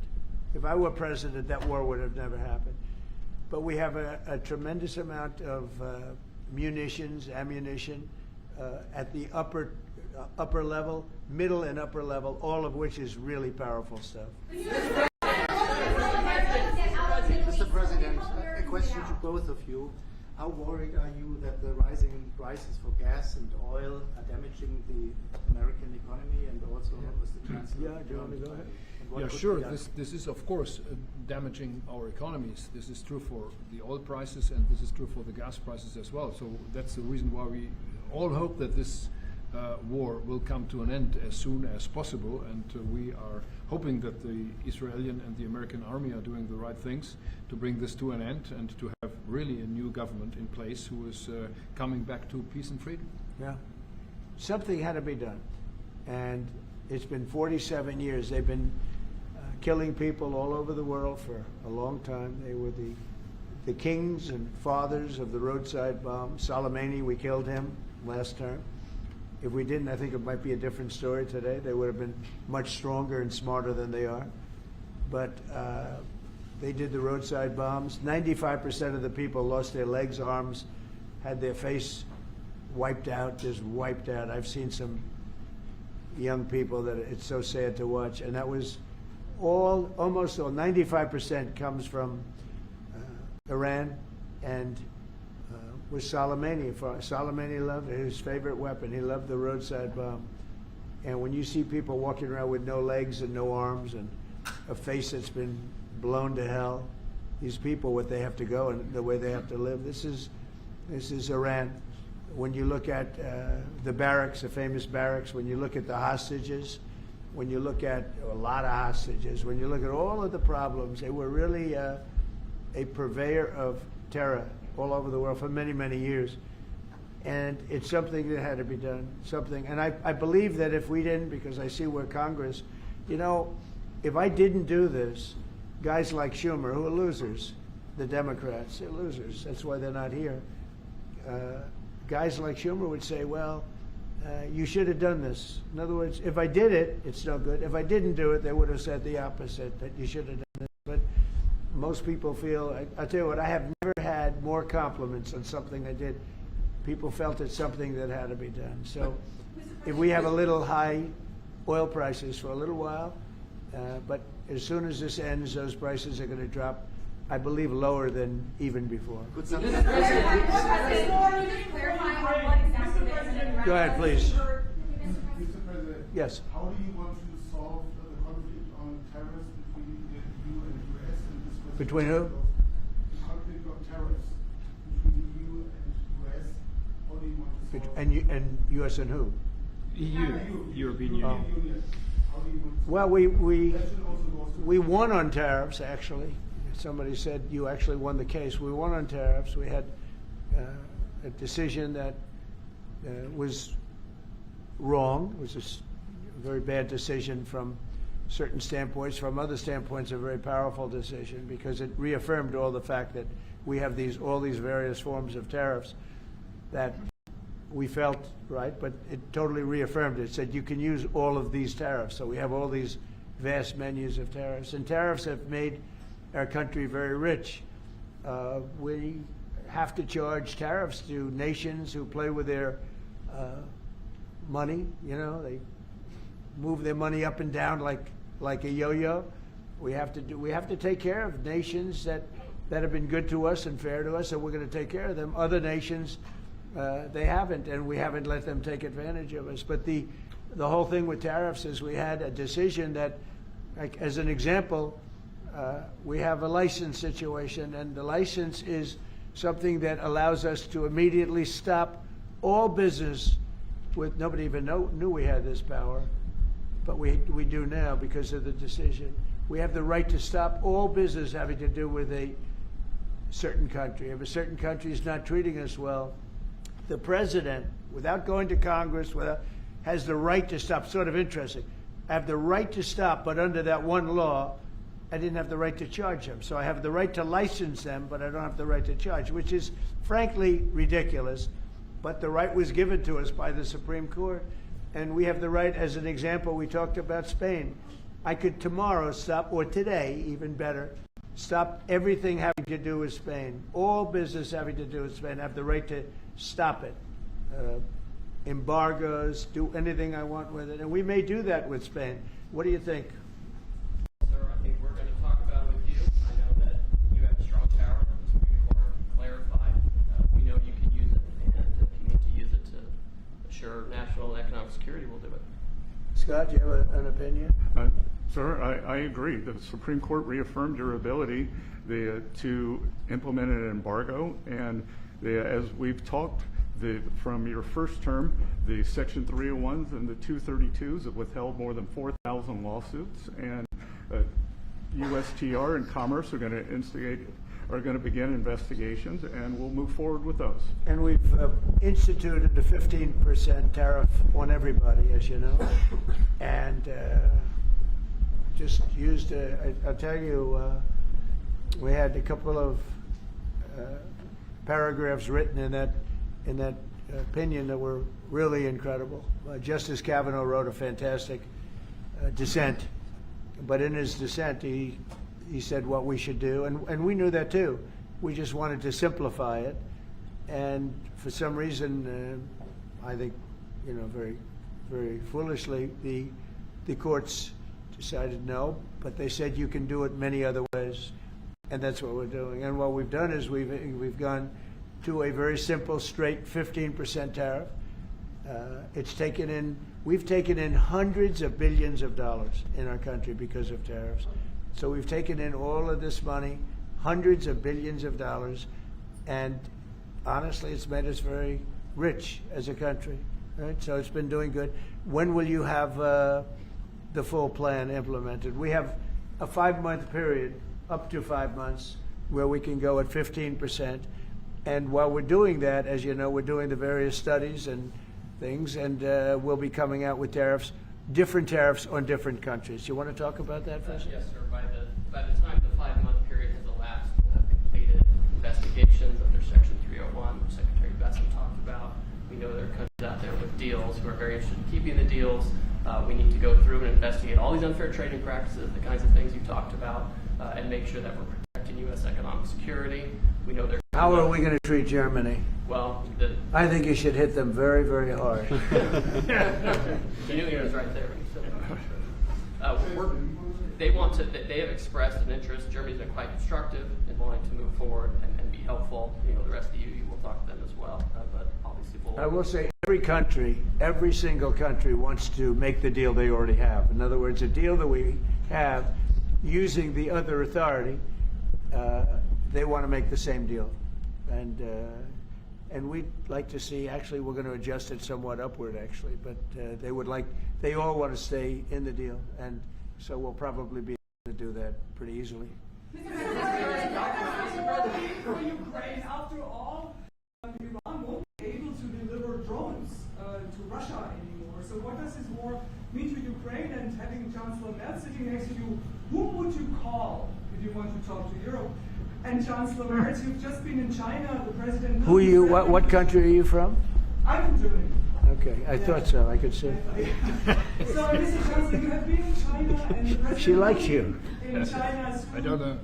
Will you be talking about China as well during this visit? We'll be talking about China, yeah. Sure. And what about Ukraine? I'll be going to China in a little while. Every time you meet, you talk about China. We respect China. I do. We both do, I think. But it's always a topic of conversation. We've had a very good relationship with China. We used to lose a tremendous amount of money with China, and that's no longer the case. We have a very, very good relationship with China, and we have a very good relationship with Germany. All right. Thank you, Mr. President. We've seen countries around the world, many of whom don't usually work together, working with the United States on Iran, whether it's Saudi Arabia working with the United States, Israel, Qatari shooting down Iranian aircraft, and we've also seen European countries step up. Why are we seeing such unity around the world against Iran? That's a great point. Look, they're just evil. They're it's not the politics; it's their whole philosophy. It's their whole where they come from. It's terrible.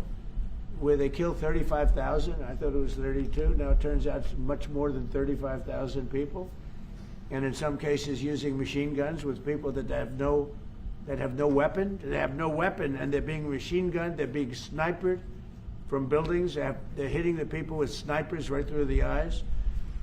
It's just a very evil ideology, and nobody's really seen anything like it. As I said, even the fact that they've attacked all of their neighbors, and the neighbors weren't attacking. They thought they'd maybe sit it out or what. They've hit Qatar. They've hit UAE, they've hit Saudi Arabia, they've hit Oman. They were helping us negotiate. They got hit. Everybody got hit because they're evil and they're bad. It's a bad seed, and somebody had it. And it should have been done sometime during a 47-year period because so much death has been caused by them, so much unbelievable death. From Germany, too. Germany's been hit. Everybody's been hit by them. It's an evil ideology. And I've never been, look, I've done a lot of good things. So many people are saying, thank you, thank you, thank you. You see it in the streets of Los Angeles. They have thousands of people. I saw it the other day, pictures of Donald Trump. And I'm looking, I'm on the phone, probably talking to you. And I'm looking, and I see my picture. I say, oh, no, it's another, protest. I see and then I started saying, boy, they were very friendly people. And then I saw a woman hugging the picture of me. I said, what's going on? And it turned out to be these are Iranian people that live in the United States. So many. Thousands and thousands. You saw the rallies. And in New York, too, they had a big rally. My pictures all over the place. The fact is that people are happy what we did. And I've always said it, you could never have had true peace in the Middle East if Iran was allowed to go, even beyond the nuclear. If Iran was allowed to have look at all the missiles they built. A lot have been now taken out by us, and a lot have been expended. But they had thousands of missiles in a fairly short period of time. And I'll go two things. The attack that we did, known as Midnight Hammer, had we not done that, Iran would have had a very powerful nuclear weapon within 1 month. We did it. It was great timing, but, you know, and you've been able to see that too. The other thing was Barack Hussein Obama made maybe the worst deal I've ever seen, because he gave all power in the Middle East to Iran. He went the exact opposite way, and I terminated that. If I didn't terminate that deal, they would be sitting with a massive nuclear weapon 3 years ago, which would have been used already on Israel at least, and other countries also. And we wouldn't be talking about it right now. But if I didn't terminate the deal that Obama made, giving them everything, including plane loads of cash. Do you remember the airplane flew over there? It was a Boeing 757. There was 2 of them, loaded. They took out all the seats. It was loaded with green cash. So much cash that you could, it was in Virginia, Maryland, and Washington, D.C. They got all the cash from all the banks. They put it, and they flew it to Iran. I never knew a president had that power. I'm going to maybe try it sometime if it's okay. I think I'm going to do it. I'll fly it somewhere. Nobody's ever seen anything like it. 2 planes loaded from floor to ceiling, big planes, Boeing 757s, taken over there and given cash. In addition to that, he was giving them billions of dollars. But worse, he was giving them the right to have the path to a nuclear weapon. And that deal expired. A lot of people said, oh, you terminated it. Well, it was going to be terminated anyway because it expired. It gave them the right to have top-of-the-line nuclear weapon. If they had, because they're crazy, just like the people on my right during the State of the Union. I looked at them, I said, you're crazy? These people are crazy. And if they had a nuclear weapon, they would have used it. All right, how about 1 or 2 more? Mr. President. Go ahead, please. Chancellor Merz, you just heard that the president is thinking about punishing Spain. What are your thoughts spontaneously on this, and what can you do to, Well, the answer on that is quite simple. We are trying to convince Spain to catch up with the 3% or 3.5%, which we agreed on in NATO. And as the president said, it's correct. Spain is the only one who is not willing to accept that. And we are trying to convince them that this is a part of our common security, that we all have to comply with these numbers, and this is 3.5 for military and another 1.5 for our military infrastructure. So Spain has to comply with that. Spain has been very, very uncooperative, and so has UK. Now the second one is shocking, but this is not the age of Churchill. I will say the UK has been very, very uncooperative with that stupid island that they have, that they gave away and took a 100-year lease, having to do with perhaps indigenous people claiming the island that never even saw the island before. What's that all about? And they ruin relationships. It's a shame. It's and that country, UK, and I love that country. I love it. My mother was born there. I love it.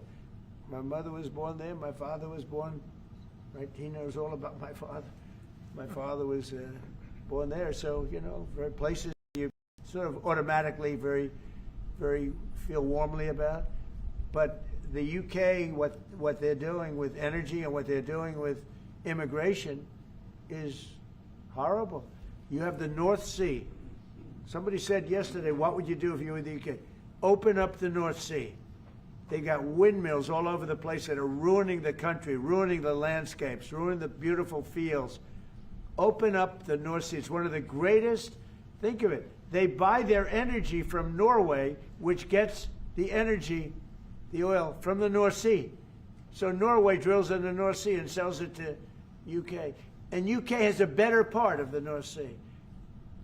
Open up that. And number 2, illegal immigration.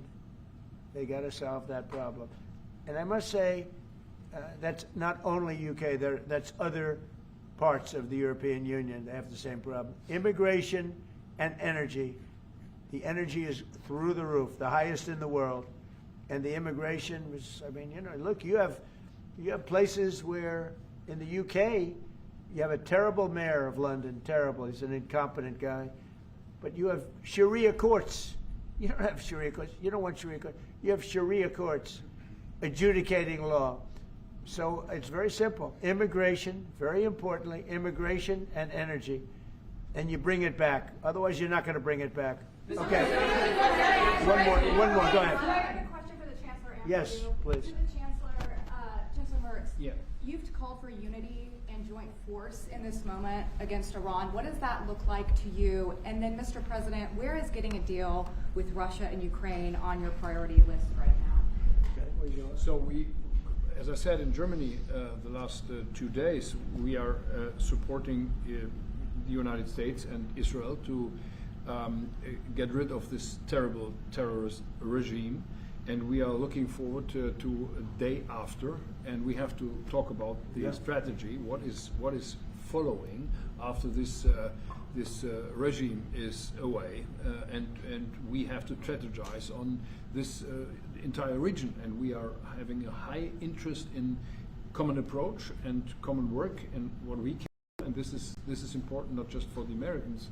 This is extremely important for Europe and extremely important for Israel and their security. So we are really looking forward to find ways how to deal about the day after. And as far as Russia, Ukraine, where is it on my priority list? Very high. We thought that, I thought it was going to be one of the easier ones. I've settled 8 wars, and actually maybe one more than that. But minimum 8 wars, big ones, potential India, Pakistan, big wars, very important, big ones. I thought this was going to be much easier than it is. There's tremendous hatred between President Putin and President Zelensky, tremendous hatred. I've seen a lot of hatred in my life, but I think this is about top scale. I believe it's going to happen. Sometimes I blame one, sometimes I blame the other. I think it's going to happen, but it's high on my list. Not in that it affects the United States so much, because it's very far away, but last week, last week and for the last 4 weeks actually, 32,000 soldiers died. 32,000.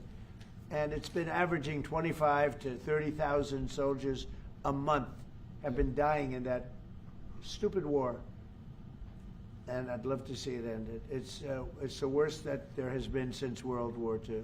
If you can't get a deal, what will that mean for you?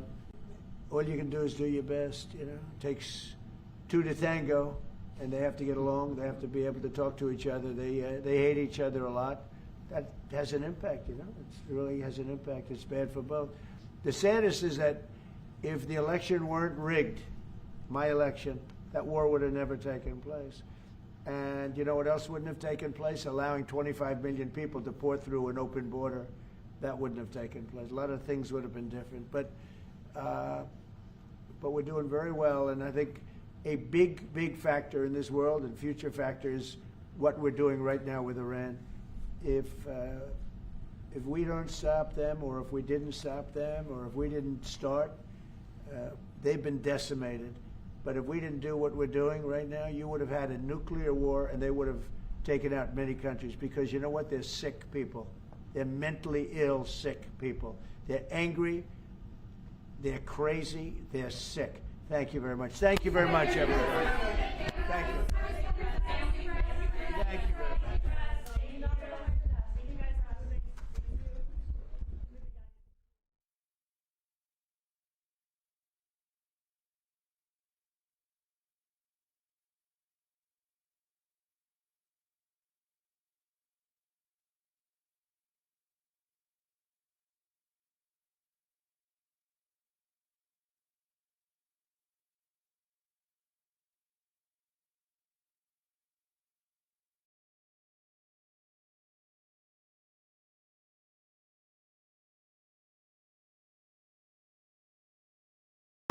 How are the talks going with Iran? Are you happy with the progress? No, I'm not. I'm not happy with the fact that they're not willing to give us what we have to have. So I'm not thrilled with that. We'll see what happens. We're talking later.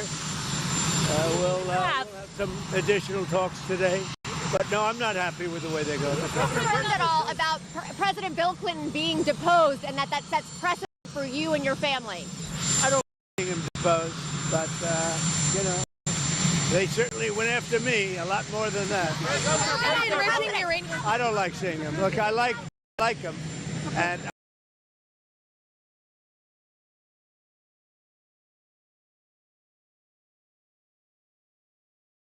I don't like seeing him deposed. Saying they have the votes to subpoena Howard Lutnick. What is your reaction? Howard would go in and do whatever he has to say. He's a very innocent guy, doing a good job. Mr. President, you especially envoy Tom Barak now is in Iraq. What's your message to the Iraqi leadership? Well, I get along very well with the Iraqi leadership. Thank you. Governor Pritzker posted on social media that you're planning to steal the 2026 midterm elections. In fact, he says the plan is already underway. How do you respond to Governor Pritzker? Well, he's got to focus on crime in his state. The crime in his state's doing very badly. If we went and took care of it, what we do, just like Washington, D.C., we have crime. Memphis, it's down 82%. Louisiana, you take a look at Louisiana, what he should really do is focus on crime in his state, because there's too much of it. Have you made a final decision of Iran? Have you made a final decision on Iran? Have you made a final decision on Iran? No, I haven't. Do you believe that Iran is producing nuclear weapons? If negotiation break down with Iran? Well, we haven't made a final decision. We're not exactly happy with the way they negotiated. They cannot have nuclear weapons, and we're not thrilled with the way they're negotiating. So we'll see how it all works. What was that vote doing in Cuba, and do you believe the Cuban government? The Cuban government is talking with us, and they're in a big deal of trouble, as you know. They have no money, they have no anything right now. But they're talking with us, and maybe we'll have a friendly takeover of Cuba. We could very well end up having a friendly takeover of Cuba. What about the vote, sir? The vote that was there? Many years. We've had a lot of years of dealing with Cuba. I've been hearing about Cuba since I'm a little boy, but they're in big trouble, and we could very well, something good, I think very positive for the people that were expelled or worse from Cuba that live here. You know, we have people living here that want to go back to Cuba, and they're very happy with what's going on. What about the last news of Epstein files? In particular, Bill Clinton, Hillary Clinton, what about that? I don't know anything about the Epstein files.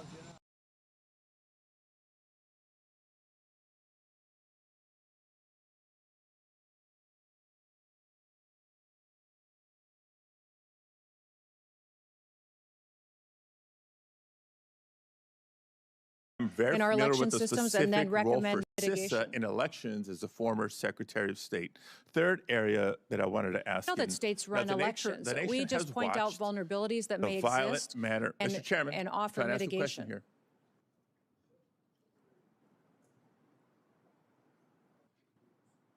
Okay. So the nation has watched the violent manner in which many immigrants and citizens alike have been taken into custody by your officers and your agents. In addition to that, 32 people died while in ICE custody last year, and at least 8 more have died in the first 7 weeks of this year. The numbers are a big increase from prior years. Secretary Noem, yes or no, do you care enough about the human rights of the men, women, and children in your custody to improve the conditions as required by the courts? Yes, absolutely. We adhere to our federal detention standards, which are higher than virtually all state and local detention standards. We provide medical care to all of our detainees, 3 nutritious meals a day. We take care of them. We keep families together. I appreciate the we continue to response, do but I that. have You to tell talk you about that I when we have believe my unfortunate own situations eyes. where And individuals I have believe passed my away. own eyes when I saw firsthand the poor conditions in which people were treated when I visited the detention center in California City. Now, Mr. Chairman, I'd like to enter into the record reports from California-based and national non-governmental organizations, as well as the California Attorney General's Office, about the deplorable conditions at the California City Detention Facility and a recent court order requiring DHS to address these conditions. If I may, without... Thank you very much. Now, maintaining basic standards should not require court orders. The deplorable conditions at facilities across the country are the result of Secretary Noem's failed leadership. Now, since the beginning of the administration, federal judges have found DHS not in compliance with judicial directives on a number of immigration matters. The administration has lost in court on immigration cases more than 4,500 times since October alone, with judges across the country finding that DHS is detaining immigrants unlawfully. And judges appointed by both Republicans and Democrats across the country have threatened to hold the administration in contempt for failure to comply with court orders. This, too, is a result of Secretary Noem's failed leadership. Now, despite clear court orders, DHS continues to refuse members of Congress, including myself, access to detention facilities to conduct unannounced oversight. That's our job. This is yet another court order that DHS refuses to comply with, and another example of Secretary Noem's failed leadership. Meanwhile, the Department of Homeland Security has cut support and collaboration with state and local elections officials on election security. Secretary Noem has cut staff at CISA by a third. You've proposed cutting $500 million from the CISA budget. You talk about critical infrastructure, I know it well. And this is after having transferred $144 million from CISA to ICE last year for immigration enforcement. All this at a time when our country is more vulnerable to cyber attacks than ever. Another example of Kristi Noem's failed leadership. And now the department's also playing political games with the distribution of disaster aid, another sign of failed leadership. And on the topic of immigration enforcement, despite the DHS database that supposedly showcases the worst of the worst, a DHS spokesperson recently admitted that the database was full of inaccurate information. What we know is true, based on DHS's own data, is that less than 14% of those arrested by ICE and CBP have previously been charged with or convicted of violent crimes. Lies have become the pattern or practice of Kristi Noem's DHS. In the fall of last year, Secretary Noem asserted that no American citizens have been arrested or detained, despite more than 170 verified reports to the contrary. During a House Homeland Security Committee oversight hearing recently, Secretary Noem claimed that DHS had not deported veterans, not under this administration. And seconds later, Representative Magaziner presented via a video call Se-Jun Park, a veteran who earned a Purple Heart, but was deported by Secretary Noem's DHS. And so it comes as no surprise that not just the Secretary directly, but her representatives within the department have repeatedly lied to the American people about how the officers and agents under her charge have beaten, tased, shot at, and killed. Secretary Noem, before you even knew the facts or even allowed for a credible investigation to be conducted, called Renee and Alex Preddy domestic terrorists for exercising their First Amendment rights. And just last week, DHS lied yet again about abandoning a Rohingya refugee, a nearly blind man who couldn't speak or understand English, in the parking lot of a closed coffee shop, only for him to die in the freezing streets of Buffalo. These are not accusations, colleagues.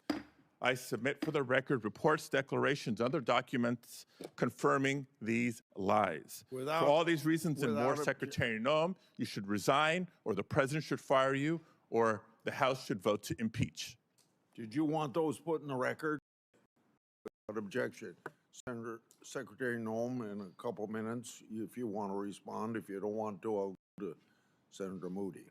I just wish that Senator Padilla would have used his time to talk about Kate Steinle or other families that lost loved ones that aren't here because of violent, illegal criminals that are in this country that we are charged with removing to protect American citizens. He didn't use any of his time to talk about victims that have been perpetuated by Biden's invasion over the southern border. He didn't talk about the 1.7 billion lives that were saved by the amount of drugs that we've stopped in the last year from coming into our country and killing Americans and many other people. He didn't talk about the fact that we have the lowest murder rate in the last 125 years because of President Trump and the work that he has done to keep Americans safe. He didn't talk about the fact that American citizens should be the priority in this country because they're American citizens. I know he's very concerned about illegal aliens, but my job as a Secretary of Homeland Security is to get up every day and to put American citizens first and keep them safe here in the homeland. And I'll continue to defend the homeland every moment of every day that I get the chance and that I'm blessed to. Thank you. Senator Moody. Thank you, Mr. Chairman, and thank you, Secretary, for being here today. I know it's been a long morning, and certainly we appreciate you being here to answer some really tough questions. But I think questions that are important to have for the American people to know what their government is doing and how it's placing their interests first, finally, and caring about the sovereignty and safety and security and stability of this country. And I know President Trump came in on day one and said, we're taking this back. We've just witnessed years and years of devastation to our communities as a result of a president who was asleep at the wheel or allowed the radicals to run the White House and just pretty much abolished ICE, abolished Border Patrol, basically. I mean, just in your understanding, I know you have previously served as a congresswoman, as a governor, but just in your understanding, have you ever seen anything like the dereliction of duty by a president as it relates to immigration and the safety of a nation? No, it was alarming, and that invasion, every state was a border state, even though I was from South Dakota and the governor there. We were the first state to deploy National Guard down to help support Texas in their efforts to keep our country safe because we saw millions of people coming into this country unvetted. We saw other countries sending their criminals and emptying out their prisons and their mental health institutes and sending people to our country to make them our problem and to deal with and to try to protect our American citizens from any crimes that they would commit. So that's why I took this job and why I'm blessed and honored that President Trump has asked me to do this job, is because I get the chance every single day to try to stop the damage that invasion has corrected and to try to make sure that America is safe here on our homeland. Your predecessor sat right there in front of this committee. I sure wish I would have been on this committee at the time. At the time, I was Florida Attorney General dealing with the effects and consequences, the jeopardy to the safety of Floridians as a result of President Biden and his policies. But your predecessor, Mayorkas, sat right there and said under oath that the border was secure and that they were following the laws. And in fact, when I knew with my team, my great team in Florida, not only within the Attorney General's office, but with the sheriffs across the state, local law enforcement, they saw what was happening. They saw the trafficking of children. They saw the peddling of poison in our communities. They saw what was happening as a result of an unencumbered border, a non-existent border, and the effects it was having in our state. I saw that firsthand. In fact, President Biden came in, and in his policies, and I think it's really important that we put this in perspective, because we have some families here today with us that have lost loved ones. And I appreciate you being here. Thank you so much for reminding us of the duty that we owe the American people to protect them through our policies, and not just adopting good policies like here in the Congress, but making sure they are faithfully executed and enforced by the executive branch, which is what the Constitution requires of our president. And so I appreciate you being here and reminding us all of the solemn responsibility and duties that we owe you. And we owe every American out there that's trusted us with these roles. President Biden came in and upended precedent of Democratic and Republican presidents. And that precedent was to deport those here illegally that had committed felony crimes, from trafficking to violent crimes to other types of crimes where they would have been deported. They stopped doing that. They reversed that policy. We also saw policies at the border that required more and more people to be pushed in. I would say, and I said many times, they are requiring a certain number of people every day to be pushed in, quotas, and they were demanding that they process faster, faster, faster, faster until vetting was practically non-existent. Do you remember that? Yes. Do you remember that anywhere between 11 million and the 20 million people that came in, we were talking about the fact that encountered people were on the terrorist watch list, had been murderers, had been rapists, had been drug traffickers. We had encountered those people that were trying to come in. But can you acknowledge, and do you remember, that there were many gotaways, millions, that we have no idea their background? We have no idea why they didn't walk up and go to the welcoming committee, which was what President Biden rolled out. We don't know their backgrounds, and we don't know where they are today. Is that correct? Yes, and because the Biden administration pulled Border Patrol agents off the border and used them to process people and to feed people and to move paperwork, great chunks of our border had no surveillance at all. There was no security on other chunks of our border, and the cartel used that as a mechanism to divert attention. They would push thousands of people across the border in locations so that the other part of the border miles down could be exposed and they could move their human trafficking and their drugs across the border unimpeded. The Biden administration facilitated that and gave the cartels exactly what they needed to enrich themselves, to commit their crimes, to build themselves up and perpetuate more violence. And that's why we're dealing with cartels now that are foreign terrorist organizations that are everywhere in this country. Years ago, you wouldn't even heard of foreign gangs like MS-13 or TDA. In fact, TDA didn't have a presence. Taking over apartment complexes. Yes, absolutely. But we sure saw that during the Biden administration. Yeah, and in addition to breaking down any sense of border, pushing more and more in, more and more, to where the Border Patrol said they were telling us they were asking us for our advice how not to stop it, but how they could process faster. They also built programs to make it easier during that surge, overwhelming surge, using apps to make it easier to come over here. And many of those folks were not vetted. In fact, we found them committing crimes in our nation after they came over on the app. Is that correct? That is An app correct. I alleged was illegal and couldn't be done, but yet they pushed forward even though we were experiencing a historic surge and influx at our border. Is that correct? That is correct, yes. In fact, some Democratic states even had to declare an emergency based on Biden's policies and what was going on, right? That is correct. And they declared an emergency and they demanded more money from the administration because they couldn't keep pace with the emergency that the Democratic President Biden and his radical handlers created. Correct. And at the same time as Florida Attorney General, I got calls from around my state that drug traffickers that were prosecuted here that were not American citizens, but they were incarcerated in federal prisons. So I want to underscore this. The only reason they're in America is because they were drug traffickers. They were not American citizens. We brought them here. We prosecuted them here. And they were serving an incarcerative portion of their sentence. And after that, instead of deporting them back to their country after they did that, they were pushing them back into the communities where they were prosecuted, even though they weren't citizens. Is that correct? That is correct. And did you know that during that time period, when I pressed for information on who they were and where they were going and where they were being pushed, do you know that they stymied our efforts and would not give us that information?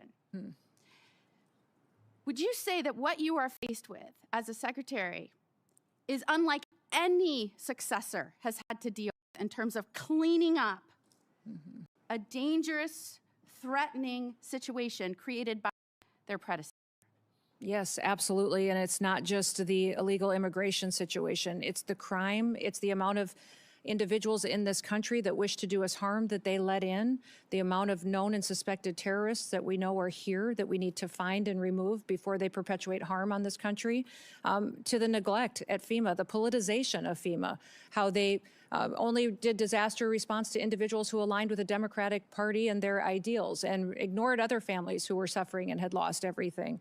What we saw as far as not investing in Secret Service and TSA and intelligence and analysis. And then CISA was manipulated and censoring people's First Amendment rights. It was deciding what was misinformation and disinformation and trying to manipulate election outcomes, and that has been fixed. So under the 23 agencies. How important is it? In Florida, I was so proud of my state. When we had an administration that came in and said, we're going to put the American interest safety first again. And it was so clear who supports that at the State of the Union. Yep. Every one of the counties, 67 counties in my state signed up and said, we will help you. We will enter in agreements with you. We will help you track these people down that should not be here, that have committed crimes. We will work with you. I, as a senator, said, let's get you money to help reimburse them for those efforts. Does that make a difference? And did you see a difference in the way you engaged with states and the stability and safety of all involved when you didn't have people working with you hand in hand? Oh, absolutely. And we're thrilled. We have over 1,400 law enforcement agreements through the 287G program at the state and local level that have partnered with us to do operations to address public safety threats and to get them out of communities. And those individuals that are local law enforcement are critical partners in the success and safety of the American people. And I would just ask for you to keep engaging with those sheriffs of the local communities, asking how they think best to safely do these operations. I think Just spent yesterday with all of our sheriffs, with That's all great four to hear. associations and hundreds of sheriffs, thanking them for the work they do. Thank you for being here. Senator Schiff. Thank you, Mr. Chairman. And thank you to the families who are here who have lost loved ones, both who lost loved ones to violence perpetrated by immigrants, but also to those who have been seriously injured by ICE agents, and to those watching who have had family members killed by ICE agents. Madam Secretary, I want to ask you about one of the first claims you made in the immediate aftermath of the shooting of Renee Good and Alex Preddy. You accused them both, I think, within hours of engaging in domestic terrorism. You've testified earlier that you did so based on preliminary field reports. Who told you that these two victims were engaged in domestic terrorism? Where did you get that information from? I've said before, and will repeat again for you, Senator, that those reports were coming from on-the-ground agents that were there. It was a chaotic scene. So you spoke to agents on the ground who told you they were domestic terrorism? Yes. Domestic terrorists? My team was working with me, talking to those agents on the ground to relay as much information as possible that we could to the American people. Your team told you that people in Minneapolis said they were domestic terrorists. Did they tell you whether they had any basis for that claim within either minutes or hours of the shooting of Alex Preddy and Renee Good? Sir, if you look back at the day of January 24th, there was a press conference earlier in the day, and then I held one hours later. So I'm asking and we were also I'm asking you, did you determine whether there was any basis for the sensational claim, a claim that proved to be utterly false, that these two victims were engaged in domestic terrorism? There's an investigation ongoing. The FBI is leading that. There's also internal investigations that are ongoing. I'm asking you We'll continue to bring the facts forward. Excuse me, Madam Secretary. I'm asking about your statements. In the immediate aftermath of these shootings, your statements based on completely unvetted information that if it was even provided to you proved to be utterly false, that you were content to tell the whole country. Do you have any concern about misleading the whole country? Don't you think in the immediate aftermath of a shooting that you should provide only vetted information to the public? How do you imagine you're going to gain the trust of the American people if you're pushing out false information about the shooting of American citizens? I work every day to get factual information to the American people. You didn't on the day that Alex Preddy was shot, and you certainly didn't on the day Renee Good was shot. You weren't getting out good information. You were making a spurious claim that has caused endless injury to the victims' families on the basis of God knows what. And then your agency doesn't allow local investigators. They essentially push away independent investigators. How is the public to have any confidence in investigations done of excessive use by ICE agents if, number one, you make immediate and false statements about the victims, and number two, you don't let any independent agency conduct an investigation? How is the public supposed to believe anything your agency says or finds?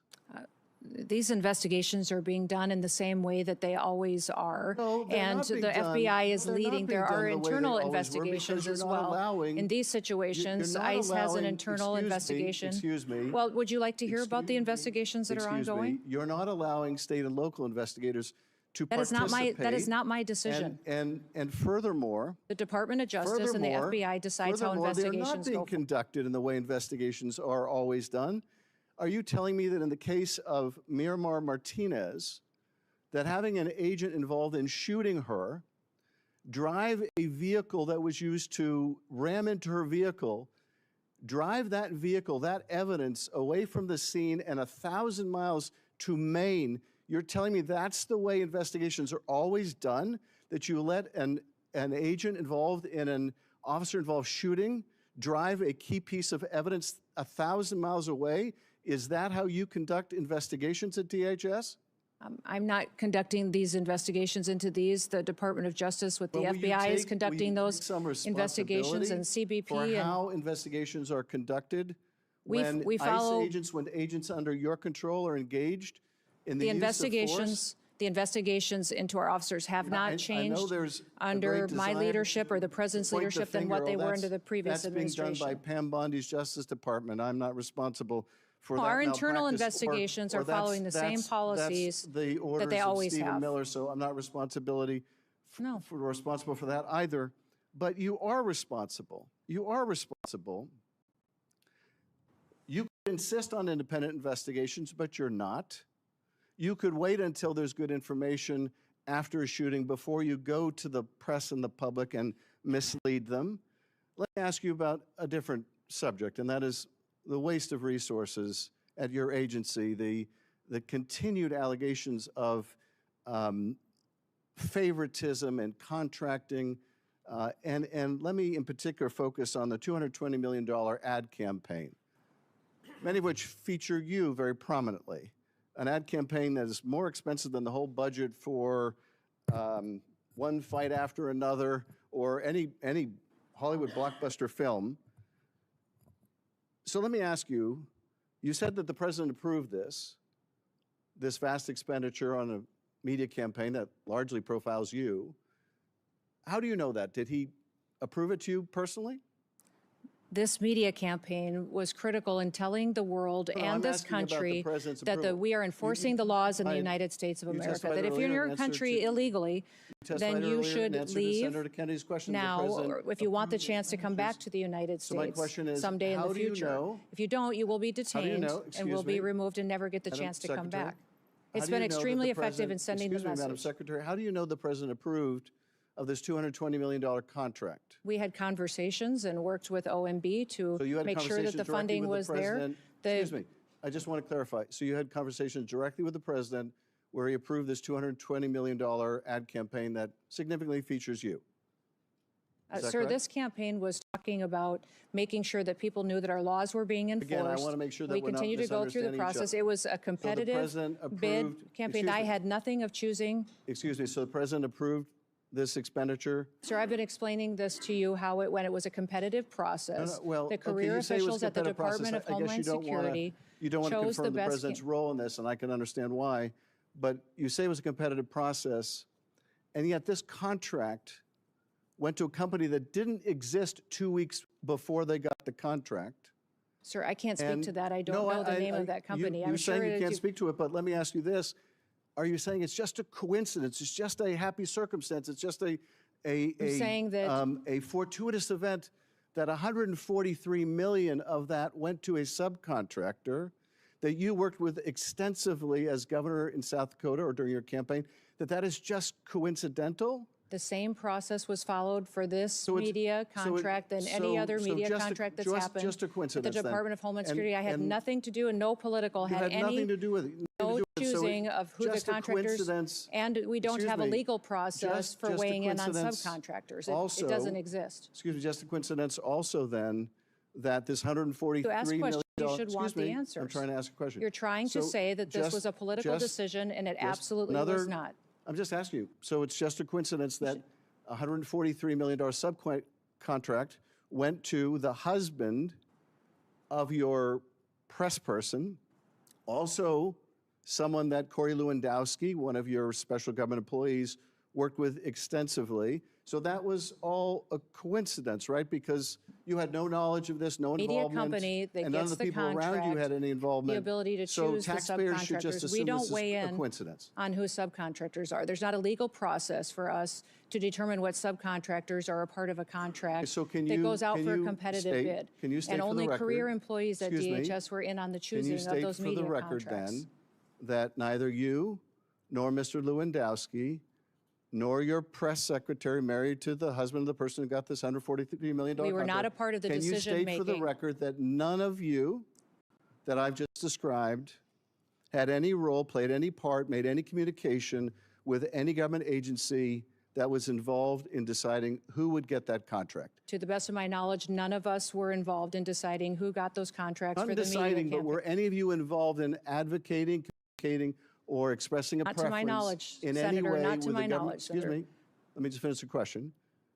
Were any of you involved in any way in communicating, expressing a preference in any form, manner, verbal, written, with any government agency that was involved in the contracting The process? same process was followed for that contract that is You're for not all answering media my question. contracts that have gone forward. To my knowledge, or no? there was no involvement whatsoever of anybody that is on the political appointee side of this position, that media contract. Thank you, Chairman. I yield back. Thank you very much, Secretary Noem. Good to see you. To you too. If I could just start with a Missouri question. I visited, it was shortly following a massive series of tornadoes in the state. I talked about that. You pledged your full support and FEMA support in cleaning up the devastation which has happened. I thank you for that. I just want to follow up on one challenge that has come in the wake of the devastation. In the partnership with the state of Missouri, the city of St. Louis has stood up a debris removal project. Local officials currently estimate that about 10,000 homes, these were very significant tornadoes, about 10,000 homes in the area will require some assistance, debris removal assistance, by the time that efforts are completed. FEMA has very helpfully helped to fund this debris removal. Thank you for that. My question for you is, some of the conditions that have been placed on the funds by FEMA mean that only 100 or 200 homes out of those 10,000 can actually get access to FEMA debris removal. My question for you, would you be willing to work with me and the state of Missouri to see if we can remove some of this red tape so that more folks, more residents in the city, we're talking about thousands and thousands of people now, can get access to the debris removal and cleanup and get back in their homes if they need to, have their homes appropriately remedied so that folks can get a roof over their head? Yes, I will. Thank you. Thank you again for all of your help on this. It's really been tremendous. I've heard a lot of complaining. You've heard a lot of complaining today. Let's just take a second to talk about the unqualified success that you have enjoyed since coming to office and been a big part of. Since the president has taken office, daily migrant encounters are down 92% from their peak under Joe Biden. Daily border apprehensions are down 95%. In fact, if I've got my numbers right, you correct me if I'm wrong, last year Southwest border apprehensions came in at the lowest annual total since 1970. So in 55 years, for 7 consecutive months, Border Patrol has released 0 illegal aliens into the country. 0. I mean, that is really something. And I want to make sure I get this number right. Removals. Your department reports that more than 2.5 million illegal aliens have left the United States since January of last year, over 620,000 through formal deportation proceedings, and an estimated 1.9 million through self-deportation. That's just an extraordinary record, a complete turnaround from the utter chaos and disaster we saw at the border under your predecessor. Just give us a sense, I mean, what does this mean, for example, for the flow of illegal drugs into our country? How has what's happened at the border, the effective closing of the border to crime and illegals, how's that affected the flow of drugs into Senator, our states? with President Trump prioritizing having a secure border, that has cut the flow of fentanyl into this country by 56% over that border. Also because of the interdiction efforts that we've had between the Coast Guard being out there on Operation Riverwall, but also on our maritime waters doing interdiction there as well in partnership with CBP, in partnership with ICE and the Department of War, which are fantastic partners for us. We have confiscated and interdicted over 1.7 billion lethal doses of drugs, which means that is 1.7 billion people whose lives were saved because we stopped the cartels and other drug manufacturers from proliferating it on our children and our grandchildren. How about crime? What has it meant for crime in this country? We have historic low crime rates. In fact, since we've been keeping this data for 125 years, we've never had a lower murder rate than what we have right now. Even though we deal with challenges in sanctuary cities and in areas where they don't partner with us to bring and address public safety threats, we still have done fantastic work in getting criminals, murderers, and rapists off of our streets and protecting the American people. How about human trafficking?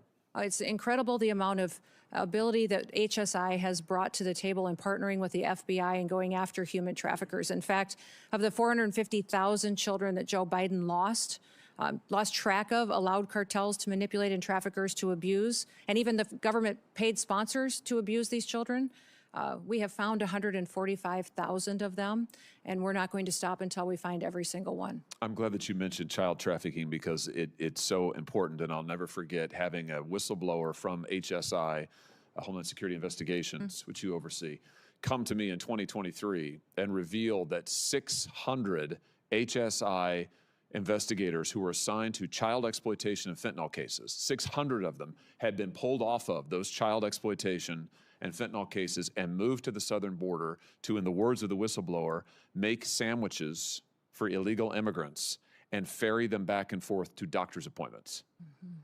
At the same time that the administration in power at the time, the Biden administration, was, as you said, allowing and facilitating the largest child trafficking ring in American history. You have, I'm confident, remedied that problem and reassigned those HSI agents back to child exploitation, back to the interdiction of fentanyl. Let me just ask you about where child trafficking is moving now, which is increasingly online. I want to show you a chart here that is truly shocking, I think.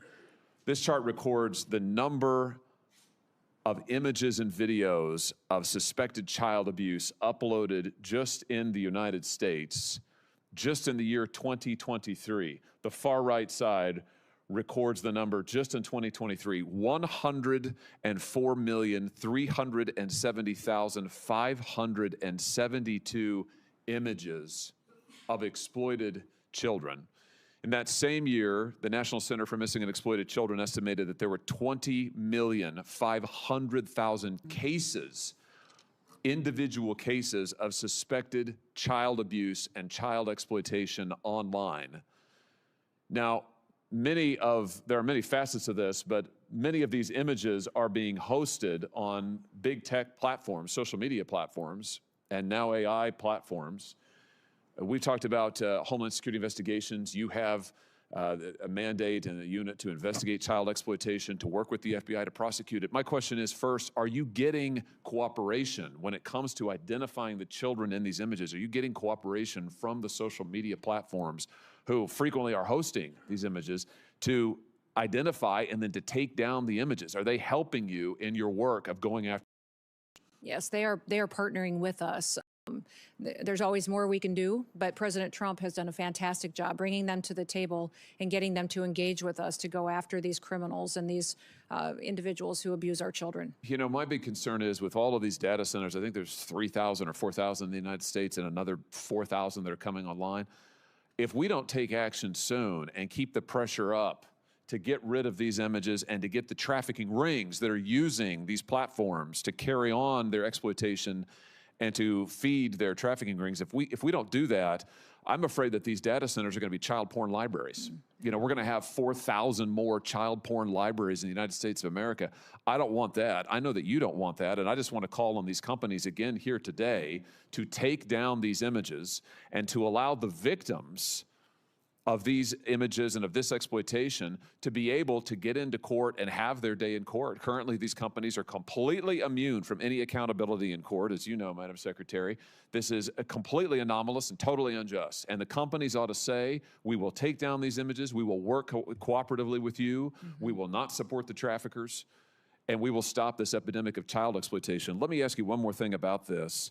You know, with all of these images of kids online, I was shocked to learn recently that hundreds of thousands of children in these images are unidentified, which means that we don't know who they are, we don't know where they are, and maybe most significantly, we don't know where their abusers are.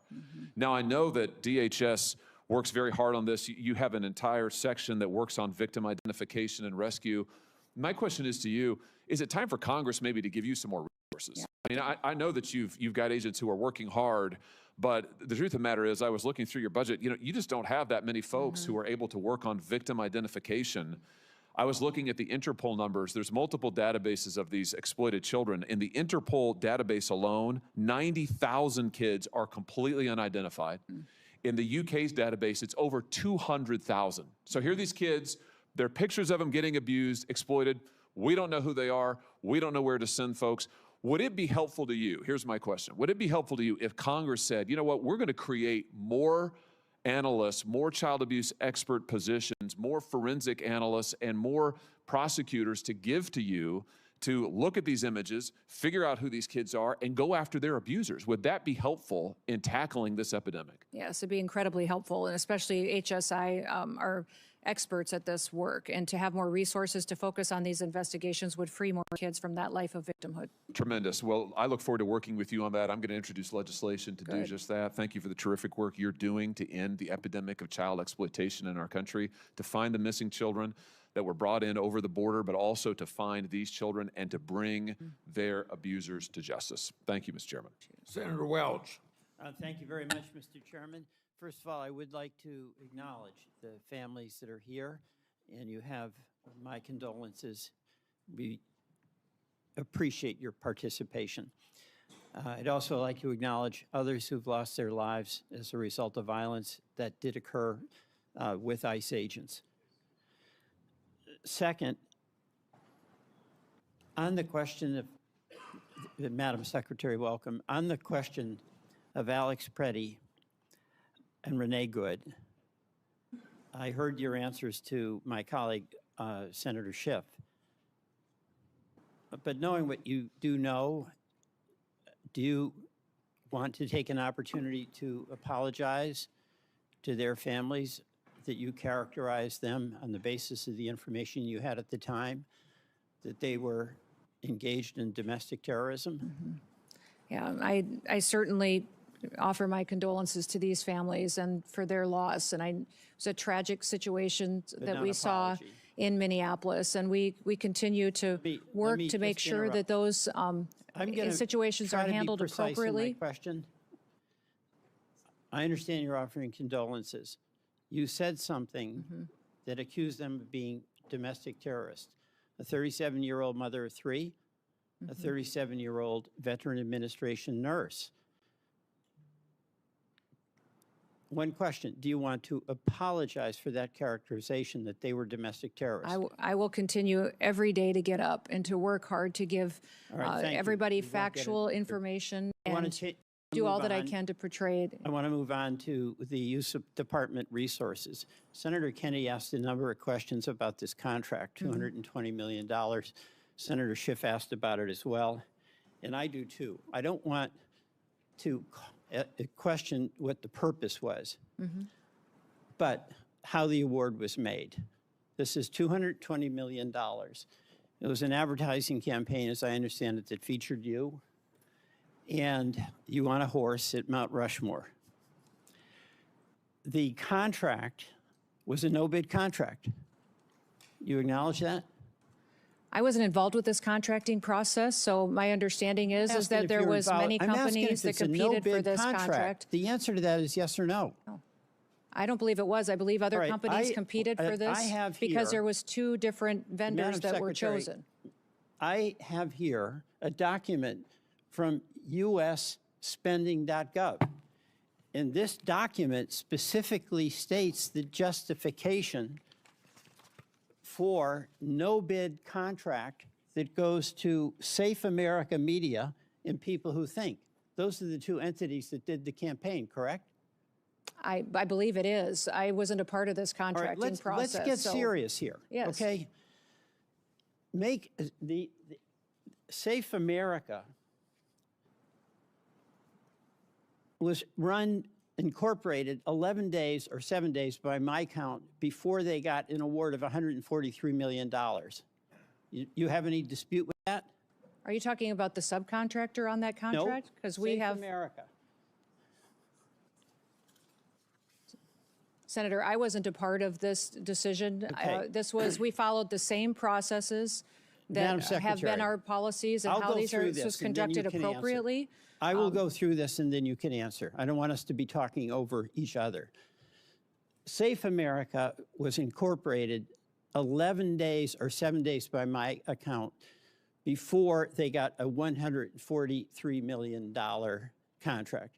Now, as a administrator who has fiscal responsibility over a huge budget, do you realistically think that a company that was created 11 days before they got $143 million is in a position to execute on a $143 million contract? Senator, I can't speak to their business model. I will tell you that since I've been at the department, I have reviewed over 10,000 contracts. I let have me keep saved the going through this. taxpayers I don't over want to filibuster. $13 I billion want to go through this, by Madam Secretary. renegotiating contracts and being Madam more efficient. Mr. Chairman, I don't want the filibuster. All right? And I want my time back.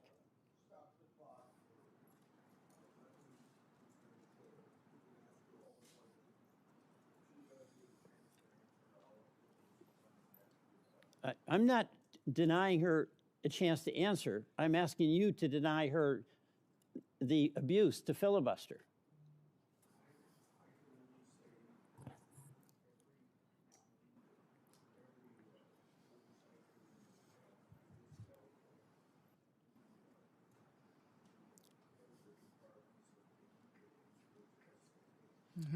Okay.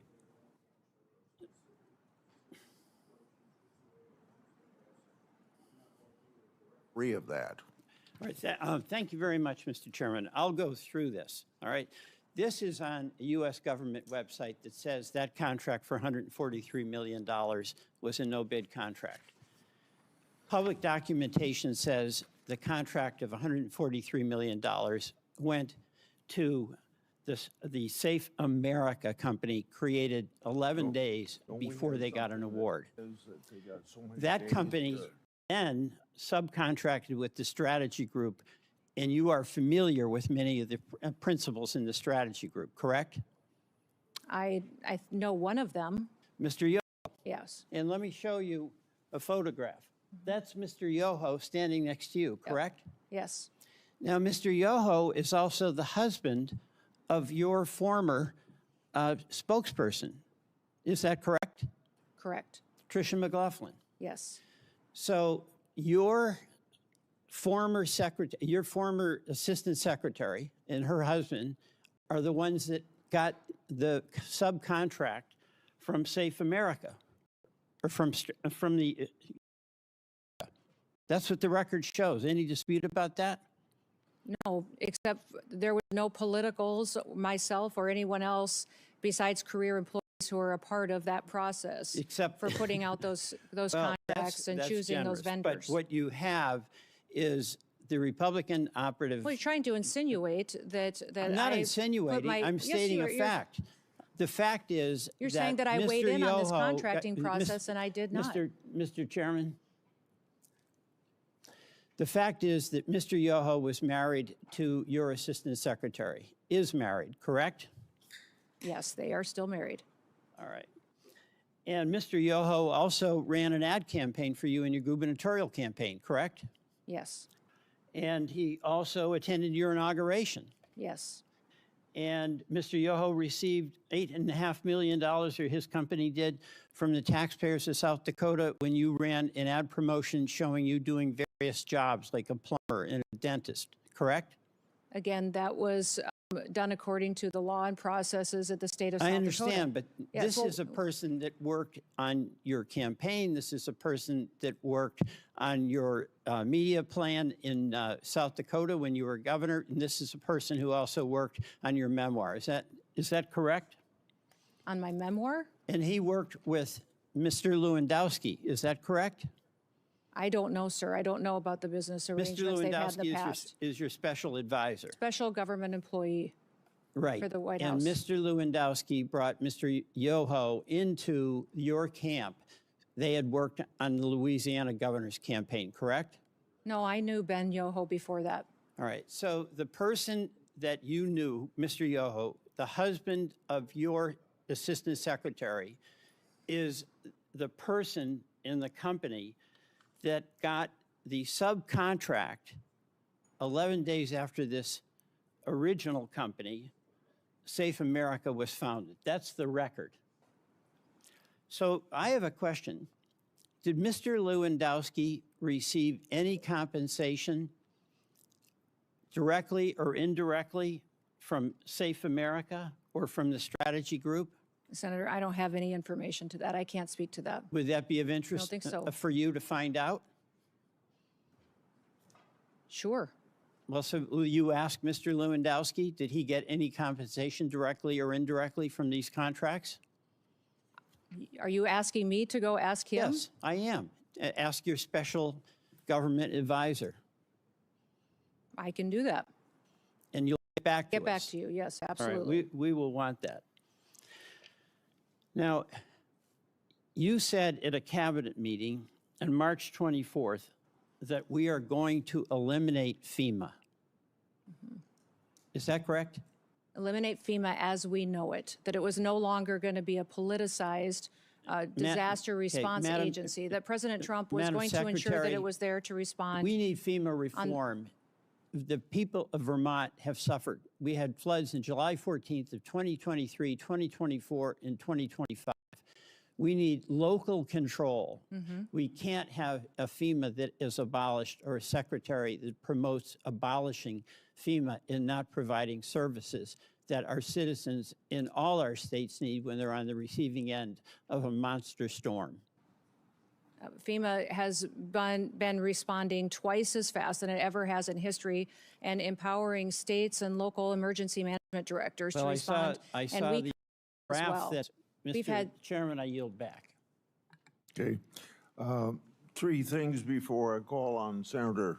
Did you have a couple minutes you wanted to address something, or should I go on? No, that's fine. I just would like to say that FEMA has gone forward and done 60 different emergency disasters, 41 major disasters, and that they have overwhelmingly responded and taken care of American citizens and removed the politicization that Joe Biden put into the agency. I'm proud of the work that FEMA has done. They've deployed dollars immediately and responded and partnered with other agencies to save people, such as the Coast Guard and in the flooding situations in Texas, and have continued to make sure that while local emergencies are executed at the local level, that they're managed by states and that the federal government is there to support. The Department of Homeland Security shutdown is now in its third week. It should come as no surprise that the Democrats opposed enforcement of our immigration laws. They did so for 4 years when they controlled the White House. Just last week, they refused to stand and support President Trump's call to protect American people during the State of the Union, but Homeland Security includes other critical entities like Secret Service, FEMA, TSA, Coast Guard that Democrats refuse to fund and whose workers aren't getting paid. The primary responsibility of the federal government is to keep the American people safe, so it's critical that Democrats fund DHS and the end of this reckless political exercise. The hearing record will remain open for 1 week. Members should get their questions to the secretary at the end of the week. My expectation is that the department will answer the committee's questions for the record. Senator Noem, Secretary Noem, Senator Cruz is going to adjourn this meeting. Okay. I'm going to go to another meeting. I thank you for your appearance today. Senator Cruz. you. Thank you, Mr. Chairman. Madam Secretary. Yes, hi, Senator. Congratulations on a grueling morning. I am the last thing between you and returning to work. Let me start by saying thank you. Thank you for your service. Thank you for accepting the charge to protect this nation at a time of enormous peril and at a time, sadly, of far too much politicization and demonization of the Department of Homeland Security. Department of Homeland Security was founded in the wake of the September 11th attacks, after nearly 3,000 Americans were murdered on our soil. It exists because we learned at terrible cost that vigilance is not optional. And the success of vigilance is quiet and often ignored. It is measured not in headlines, but the absence of them. The flights that land safely. The plots that never materialize. The threats that are intercepted before they reach our communities. Like sentinels standing watch at the walls of a city, the men and women of DHS guard the homeland day and night with extraordinary dedication and professionalism. And yet, over the past 18 days, Democrats have shut down the very department tasked with that mission, weaponizing the budget process to advance political disagreements. The same voices that once called to abolish ICE and defund the police have now left the sentinels unsupported and the watchtower dark. That is what the Democrat shutdown has done. Let's get to the truth. For the American people, this oversight hearing is about three things: where we were, what has been accomplished, and where we need to go next. Let's start with where we were. Secretary Noem, when you walked into DHS, what was the state of operational control at the southern border that you inherited? There was no operational control. In fact, our Border Patrol agents and federal officers were being forced to help facilitate the invasion of dangerous criminals and aliens into our country. Were daily encounters at or near historic highs? Yes, they absolutely were at historic highs, the worst we've ever seen. Between 2021 and 2024, the Biden administration released more than 13 million illegal aliens into this country after encountering them at the southern border. Is that correct? Yes, that we know of. There could be millions more. DHS data reflects during this period of mass releases into the interior, crimes committed by foreign nationals included at least 15,000 homicides and more than 20,000 sexual assaults. Is that correct? That is correct. And I will say, these numbers are not abstractions. And I will say to all the Angel families here, thank you for being here. Thank you for holding the photographs of your children, of your spouses, of your parents, of your brothers and sisters who should be with you.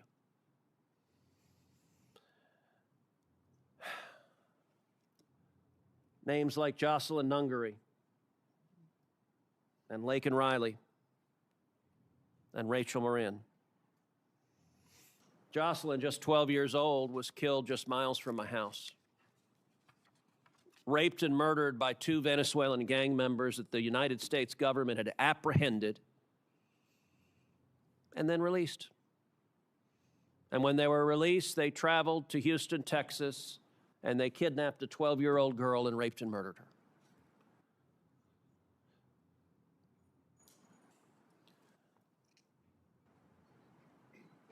In your time at DHS, Has anyone in the leadership of the previous administration explained why the hell they let so many violent criminals free in our country? No, they haven't. In fact, under the Biden administration and Mayorkas's leadership, they closed the victim's office at ICE, the Voices office that would help families that suffered a loss like Jocelyn's family and Lakin's family and Rachel's family. They had no resources, no way to track court appearances or to get counseling services, no support whatsoever. They purposely closed that down to punish these families even more. So it wasn't just murderers and rapists that were being released in this country. The open border under the Democrats also became a pipeline for poison, killing our children. Secretary Noem, when you took office, is it correct that fentanyl was the leading cause of death for Americans between the age of 18 and 45? That's correct. Was the volume of fentanyl crossing our southern border at or near record levels? Yes, it was. And would you agree that when operational control collapses, cartels exploit that chaos? They exploit it and they become enriched from it.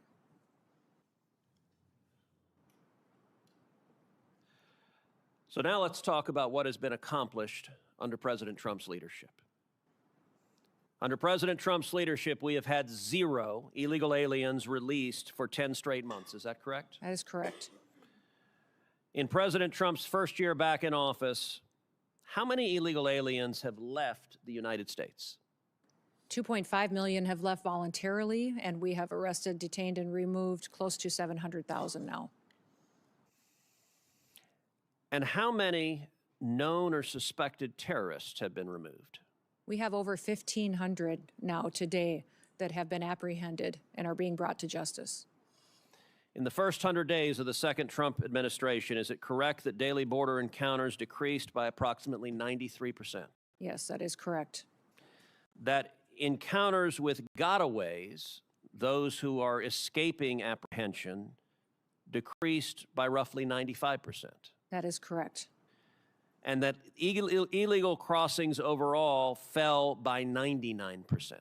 That is correct. And how much in illegal drugs are we interdicting at the border? Well, fentanyl has dropped by 56% in just the last year, from 2024, where there was historic highs coming into the country, to historic lows in 2025 under President Trump's leadership. And I would note that securing the border, targeting narco-terrorists, arresting and prosecuting Nicolas Maduro, all of those have had extraordinary effects. Is it correct that nationwide the murder rate has decreased 20% in the last year? It has. It's at a historic low. In the last 125 years, we are at the lowest murder rate that our country's experienced. Is it also correct that the number of drug overdose deaths in America has decreased 20% in the last year? That is correct. That literally means there are thousands of Americans who are alive today, who would not be alive if President Trump had not been reelected and if Republicans had not won control of Congress. Would you agree with that? That is correct. It means, tragically, that had the Democrats' open border policies continued, there would be more and more rows of people, Americans holding pictures of loved ones. We don't know who the loved ones are that weren't murdered this last year. We don't know who the loved ones were that didn't die of fentanyl overdoses, but we know that many more Americans are dead. Is that correct? That is correct. You know, I will tell you a particularly infuriating illustration. Several weeks ago, the Houston Chronicle had a front page story, top of the fold. Banner headline, murder rate in Houston, Texas decreases by 18%. And Heidi, my wife, handed me the article because she knew it would piss me off. And she was correct. The article says the murder rate has dropped 18%. Experts are baffled as to why, and we can think of no reason whatsoever why the murder rate would drop. It clearly is not connected to anything that is happening anywhere. Madam Secretary, is it a reasonable inference that arresting and deporting murderers and gangbangers results in fewer murders. That is correct. Yes, sir. And that arresting and deporting drug traffickers and stopping narco traffickers results in fewer people dying of drug overdoses. That's correct. It is amazing that that cause and effect is so difficult to figure out. Now, where do we go from here? As we sit here today, are there Border Patrol agents right now working with zero pay? The agents and law enforcement officers are being paid. Some of the support staff and administrative staff is not able to. Is the shutdown making it harder to sustain the enforcement gains that the American people demanded? Yes, it is. Does the funding instability affect morale within the department? It does. Overwhelmingly, people at the Department of Homeland Security love their jobs and come to work recognizing how important their mission is. But they become discouraged when they can't pay their bills and can't feed their families, and especially when they have multiple shutdowns, which tells them that members of this body and the Democratic Party don't think they're important enough to get paid for the work that they do. Now, we are right now engaged in military conflict with Iran. At this time, do you assess that there is a real danger and risk of terrorism in the United States? Every day there's a real danger and risk of it, but it is elevated at this time with the conflicts that we see going on overseas. Well, and tragically, this past Sunday in Austin, Texas, we saw that unfold. A mass murderer who arrived wearing a sweatshirt that said "Property of Allah," who was wearing a T-shirt with the flag of Iran, who had a Koran in his car, opened fire on a bar in Austin, Texas. Among those murdered, Ryder Harrington, age 19, Sabbath Hashan, age 21, and Jorge Peterson, age 30. Secretary Noem, is it correct that this mass murderer was born in Senegal? He was, and then he was naturalized during the Obama administration. He was naturalized in 2013. Would you agree that weaknesses in screening, vetting, or oversight, even in years in the past, can reverberate years later with deadly consequences? Yes, absolutely. That's why in green cards and naturalization purposes, the last several years under the Biden administration, we are re-vetting individuals from countries of concern. And despite the risk of more terrorism, of more Americans being murdered by radical Islamic terrorists, Democrats are nonetheless voting over and over again to cut off funding to the Department of Homeland Security. And encouraging resistance against our law enforcement, encouraging violent rioters to continue to resist us and to protest against ICE and the operations that we do to uphold the law. You know, it wasn't long ago that common sense prevailed, that there was bipartisan agreement, that we agreed we all support the police, we all support law enforcement, we all want to see criminals in jail, we believe murderers should be in jail, we believe rapists should be in jail, we believe child molesters should be in jail, we believe gangbangers should be in jail. Today, tragically, the Democrat Party has decided they are the party of illegal immigrants, they are the party of murderers and rapists and child molesters and gangbangers. And the men and women who are on the wall, the men and women who are defending us from these violent criminals, to the Democrats, they are the enemy. And they engage in rhetoric that is shameful, attacking Border Patrol agents, attacking ICE agents, calling them Nazis, calling them Gestapo, calling them terrorists, cheering on violence against law enforcement. It is utterly shameful. Where I want to speak to the men and women in your department, I want to speak to those Border Patrol agents, those ICE agents, all the men and women who are on that line. I want to say thank you. We appreciate you, your service, your courage. 31 million Texans say thank you. And by the way, the violence is occurring in Democrat states where it's cheered on by Democrat politicians. It is shameful. And Secretary Noem, I want to say thank you for getting up and going in and doing your job every day. Thank you for making my family safer. Thank you for making the families of 31 million Texans safer. Thank you for the honorable work of the Department of Homeland Security, and to everyone there, God bless you, and again to the Angel families, thank you for speaking out and having the courage to say your loved ones mattered. They are not forgotten. I want to apologize on behalf of the federal government. Your loved ones should never have lost their lives. If the federal government had done its damn job, these murderers wouldn't be here. Thank you, Secretary Noem. And with that, I don't have a gavel, but this hearing is adjourned. Thank you. Thank you, Senator.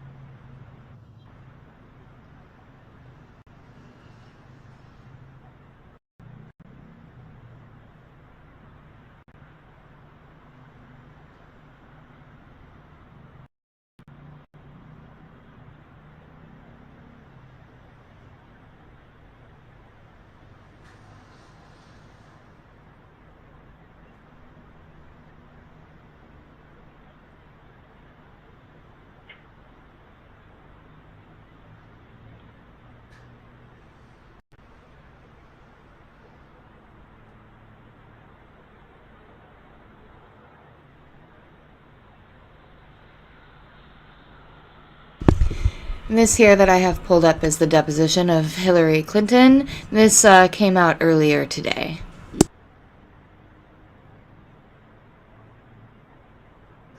The different members who are here, and certainly you all as you all are asking questions, but also so that the witness herself could hear.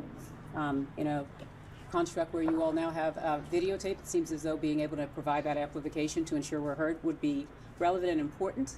We recognize that there was concern, at least initially expressed to us, that the court reporters might not be able to conduct their duties efficiently. They indicated that they could do so that was not actually an issue. And I think in the end, what we wanted to ensure is that there's clear amplification not only of our own witness, but of all of the members who have traveled so far, to be able to ensure that everyone could be heard and that clear answers are given to questions.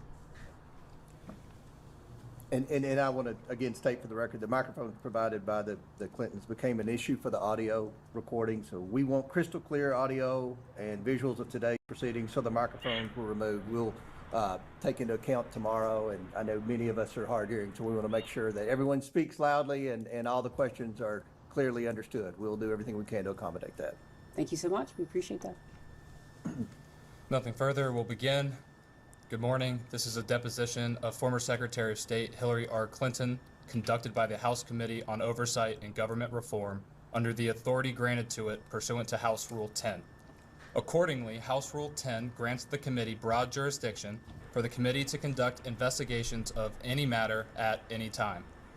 On July 23, 2025, the Subcommittee on Federal Law Enforcement of the Committee on Oversight and Government Reform voted by voice to approve a motion directing the chairman to authorize and issue a subpoena to you for a deposition. On August 5, 2025, Chairman Comer issued a subpoena for Secretary Clinton to appear today for a deposition in furtherance of the committee's investigation into the actions and investigations of Mr. Jeffrey Epstein and Ms. Ghislaine Maxwell. I will enter the original subpoena and corresponding cover letter from August 5, 2025, as well as the additional subpoena from December 15, 2025, determining a new date as Exhibit 1. Excuse me, counsel. For the record, I want to put in one sentence from the cover letter to the subpoena, and that's the chairman's own definition of the scope of this investigation. He wrote, and I quote, "It's to conduct oversight of the federal government's enforcement of sex trafficking laws generally, and specifically its handling of the investigation and prosecution of Mr. Epstein and Ms. Maxwell." Thank you. As stated in the email correspondence with counsel for Secretary Clinton in negotiations for the scope regarding today's deposition, the scope agreed upon by counsel for the committee and counsel for Secretary Clinton stated, and I quote, "As conveyed to you in a letter from the chairman yesterday morning that you agreed to, the committee could not accept your proposed limitation on the scope of President Clinton's testimony. Accordingly, pursuant to the committee's investigation into the alleged mismanagement of the federal government's investigation into Mr. Jeffrey Epstein and Ms. Ghislaine Maxwell, the circumstances and subsequent investigations of Mr. Epstein's death, the operation of sex trafficking rings and ways of the federal government to effectively combat them, ways in which Mr. Epstein and Ms. Maxwell sought to curry favor and exercise influence to protect their legal activities, and potential violations of ethics rules related to elected officials, the committee will ask President Clinton and Secretary Clinton all of its questions regarding Jeffrey Epstein and Ghislaine Maxwell, including but not limited to the personal relationships between the Clintons and Mr. Epstein and Ms. Maxwell, and the ways in which Mr. Epstein and Ms. Maxwell sought to curry favor and exercise influence, as well as the operation of sex trafficking rings and the ways for the federal government to effectively combat them without the proposed limitations on scope sought in your January 31, 2026 letter." I will enter as Exhibit 2 the correspondence between Chairman Comer and counsel for President Clinton and Secretary Clinton. This correspondence includes the following letters. October 6, 2025, letter from David E. Kendall to Chairman Comer and Ranking Member Garcia. October 22, 2025, letter from Chairman Comer to David E. Kendall. November 3, 2025, letter from David E. Kendall to Chairman Comer and Ranking Member Garcia. November 21, 2025, letter from Chairman Comer to David E. Kendall. December 10, 2025, letter from David E. Kendall to Chairman Comer and Ranking Member Garcia. December 15, 2025, letter from Chairman Comer to David E. Kendall. January 3, 2026, letter from David E. Kendall to Chairman Comer and Ranking Member Garcia. January 8, 2026, letter from Chairman Comer to David E. Kendall. January 12, 2026, letter from Ashley Callan and David E. Kendall to Chairman Comer. January 13, 2026, letter from President William J. Clinton and Secretary Hillary R. Clinton to Chairman Comer, encompassing attached declarations under the penalty of perjury of both President Clinton and Secretary Clinton. January 20, 2026, letter from Ashley Callan and David E. Kendall to Chairman Comer. January 31, 2026, letter from Ashley Callan and Catherine M. Turner to Chairman Comer. And February 2, 2026, letter from Chairman Comer to Ashley Callan and Catherine M. Turner. The committee originally noticed the deposition on December 12, 2025 for Secretary Clinton to appear before the committee on December 18, 2025. I will mark that notice as Exhibit 3. I will mark as Exhibit 4 the postponed notice date December 16, 2025 for a deposition of Secretary Clinton to occur on January 14, 2026. Secretary Clinton did not appear for her deposition on January 14, 2026. I will enter as Exhibit 5 the transcript for the deposition for which Secretary Clinton failed to appear. The committee noticed a committee business meeting on January 14, 2026 to consider the contempt report for Secretary Hillary R. Clinton to be held on January 21, 2026. I will mark that notice as Exhibit 6.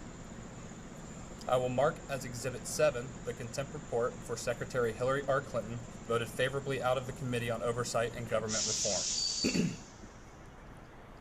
I will mark as Exhibit 8 the final roll call vote sheet on favorably reporting the contempt report of Secretary Hillary R. Clinton out of the Committee on Oversight and Government Reform. The committee noticed today's deposition on February 19, 2026. I will enter the notice for this deposition as Exhibit 9. I will enter as Exhibit 10 an email thread between Committee on Oversight and Government Reform staff and counsel for President Clinton and Secretary Clinton. The email thread confirms the date, time, and location, among other terms, of today's deposition. Additionally, this email thread clearly states the agreed upon terms, including but not limited to video recording, no predetermined time limit, and scope. Can the witness please state her name for the record? Hillary Rodham Clinton. Thank you. My name is Billy Grant. I am the Deputy Chief Counsel for Investigations for Chairman James Comer. Under the Committee on Oversight and Government Reform's rules, you are allowed to have counsel present to advise you during this deposition. Do you have counsel representing you in a personal capacity present with you today? I do. Will all counsel please identify themselves for the record? David Kendall, Williams & Connolly, LLP. Catherine Turner, Williams & Connolly, LLP. Cheryl Mills, Counsel to the Secretary. Thank you. For the record, starting with the majority staff, can the additional staff members please introduce themselves with their name, title, and affiliation? Jack Emmer, Chief Counsel for Investigations for Chairman Comer. Peter Spector, Deputy Director of Oversight for Chairman Comer. Daniel Ashworth, General Counsel for Chairman Comer. Ryan Giacchetti, Chief Counsel for Chairman Comer. Will Harness, Professional Staff. Emily Feieroven, Counsel for Chairman Comer. Melvin Soto, the Legal Director for Chairman Comer.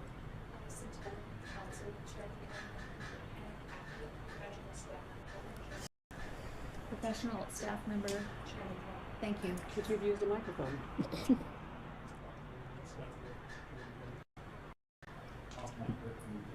I'm sorry, I can't over there. Could you please repeat your name? Austin Hacker. No, this gentleman here in the black. Thank you. Staff Director for Chairman Comer. This one. Jasmine Collins, Communications Director for Mallory Philbars, Chief Clerk and Director of Operations, Chairman Comer. Ashley Beamer, Deputy Staff Director for Chairman Comer. Would the majority members please announce themselves for the record? Congresswoman Nancy Mace, South Carolina. Congressman Eric Burleson, Southwest Missouri. Michael Cloud, 27th District of Texas. Lauren Bobert, Colorado Sports District. Rep. Ana Paulina Luna, Florida 13. William Timmons, South Carolina 4th Congressional District. Rep. John McGuire, Virginia 5th District. Will the minority staff please identify themselves for the record?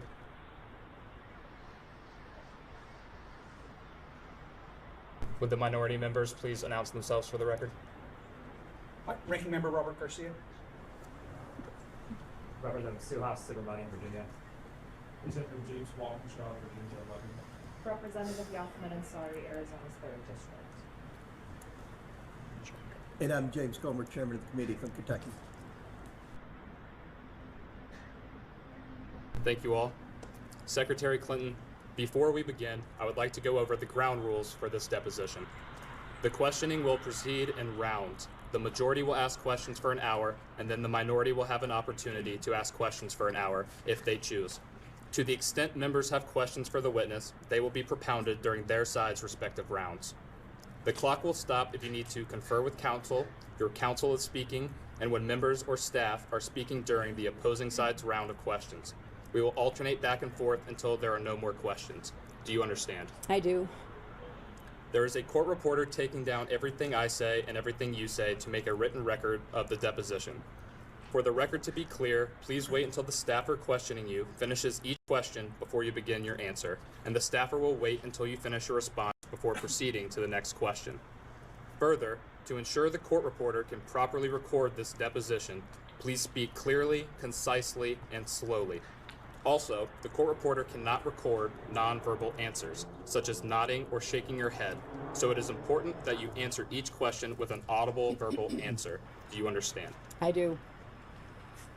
Exhibits may be entered into the record. Majority exhibits will be identified numerically. Minority exhibits will be identified alphabetically. Do you understand? I do. We want you to answer our questions in the most complete and truthful manner possible, so we'll take our time. If you have any questions or do not fully understand the question, please let us know.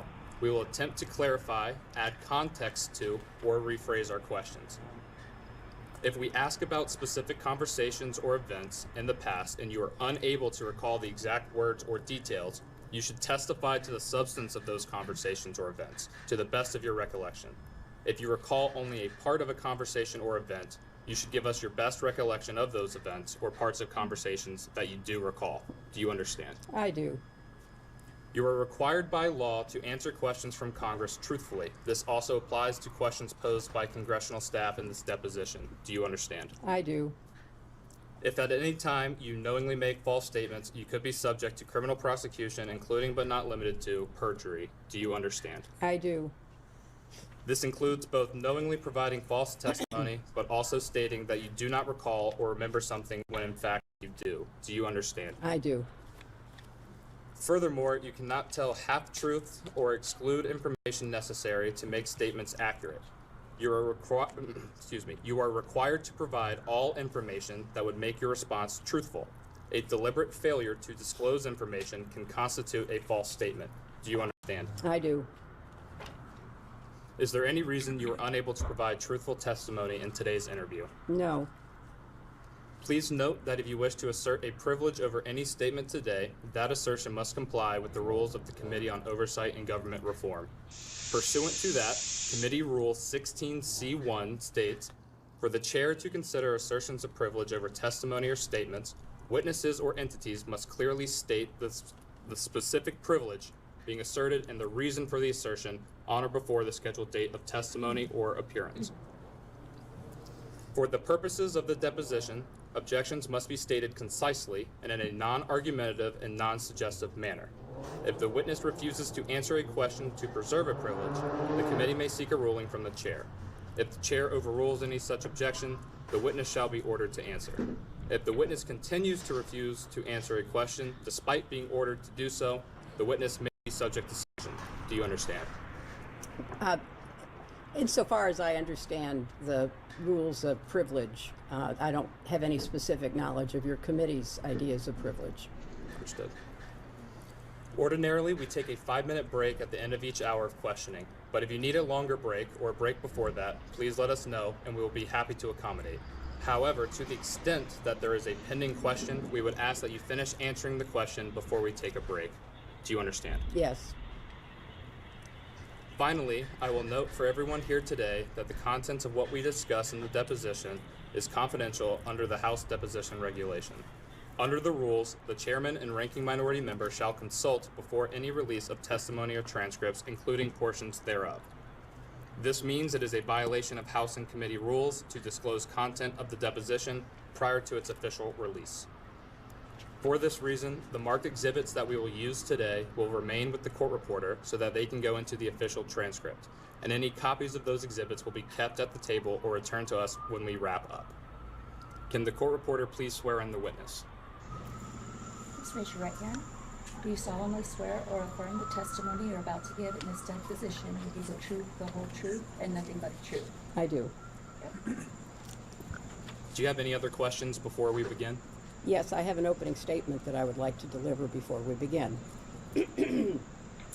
Mr. Chairman, ranking member, members of the committee, as a former United States Senator, I have respect for legislative oversight, and I expect its exercise, as do the American people, to be principled and fearless in pursuit of truth and accountability. As we all know, however, too often congressional investigations are partisan political theater, which is an abdication of duty and an insult to the American people. This justified its subpoena to me based on its assumption that I have information regarding the investigations into the criminal activities of Jeffrey Epstein and Ghislaine Maxwell. Let me be as clear as I can. I do not. As I stated in my sworn declaration on January 13th, I had no idea about their criminal activities. I do not recall ever encountering Mr. Epstein. I never flew on his plane or visited his island, homes, or offices. I have nothing to add to that. Like every decent person, I've been horrified by what we have learned about their crimes. It's unfathomable that Mr. Epstein initially got a slap on the wrist in 2008, which allowed him to continue his predatory practices for another decade. Mr. Chairman, your investigation is supposed to be assessing the federal government's handling of the investigations and prosecutions of Epstein and his crimes. You subpoenaed 8 law enforcement officials, all of whom ran the Department of Justice or directed the FBI when Epstein's crimes were investigated and prosecuted. Of those 8, only 1 appeared before the committee. 5 of the 6 former attorneys general were allowed to submit brief statements stating they had no information to provide. You have held 0 public hearings, refused to allow the media to attend them, including today, despite espousing the need for transparency on dozens of occasions. You have made little effort to call the people who show up most prominently in the Epstein files. And when you did, not a single Republican member showed up for Les Wexner's deposition. This institutional failure is designed to protect one political party and one public official, rather than to seek truth and justice for the victims and survivors, as well as inform the public who want to get to the bottom of this matter. My heart breaks for the survivors, and I am furious on their behalf. I have spent my life advocating for women and girls. I have worked hard to stop the terrible abuses so many women and girls face here and around the world, including human trafficking, forced labor, domestic violence, and sexual slavery.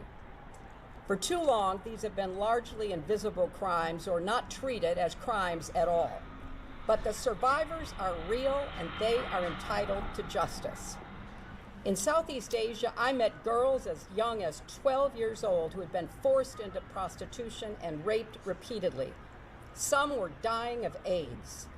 In Eastern Europe, I met mothers who told me how they lost their daughters to trafficking and did not know where to turn. In settings around the world, I met survivors trying to rebuild their lives and help rescue others with little support from people in power who too often turned a blind eye and a cold shoulder. If you are new to this issue, let me tell you, Jeffrey Epstein was a heinous individual, but he's far from alone. This is not a one-off tabloid sensation or political scandal. It is a global scourge with an unimaginable human toll. My work combating sex trafficking goes back to my days as First Lady. I worked to pass the first federal legislation against trafficking and was proud that my husband signed the Trafficking Victims Protection Act, which increased support for survivors and gave prosecutors better tools for going after traffickers. As Secretary of State, I appointed a former federal prosecutor, Lucy DeBaca, to ramp up our global anti-trafficking efforts. I oversaw nearly 170 anti-trafficking programs in 70 nations and directly pressed foreign leaders to crack down on trafficking networks in their countries. Every year, we published a global report to shine a light on abuses. The findings of those reports triggered sanctions on countries failing to make progress, so they became a powerful diplomatic tool to drive concrete action. I insisted that the United States be included in the report for the first time ever in 2011, because we must hold ourselves not just to the same standard as the rest of the world, but to an even higher one. Sex trafficking and modern slavery should have no place in America. None. Infuriatingly, the Trump administration gutted the Trafficking in Persons Office at the State Department, cutting more than 70% of the career civil and foreign service experts who worked so hard to prevent trafficking crimes. The annual trafficking report required by law was delayed for months. The message from the Trump administration to the American people and the world could not be clearer. Combating human trafficking is no longer an American priority under the Trump White House. That's a tragedy, it's a scandal, and it deserves vigorous investigation and oversight. A committee endeavoring to stopping human trafficking would seek to understand what specific steps are needed to fix a legal system that allowed Epstein to get away with his crimes. A committee run by elected officials with a commitment to transparency would ensure the full release of all the files. It would ensure that the lawful redactions of those files protected the victims and survivors, not powerful men and political allies. It would get to the bottom of reports that DOJ withheld FBI interviews in which a survivor accuses President Trump of crimes. It would subpoena anyone who asked on which night there would be the wildest party on Epstein's island. It would demand testimony from prosecutors from Florida, New York, and the Department of Justice about why they gave Epstein a sweetheart deal and chose not to pursue others who may have been implicated in his crimes.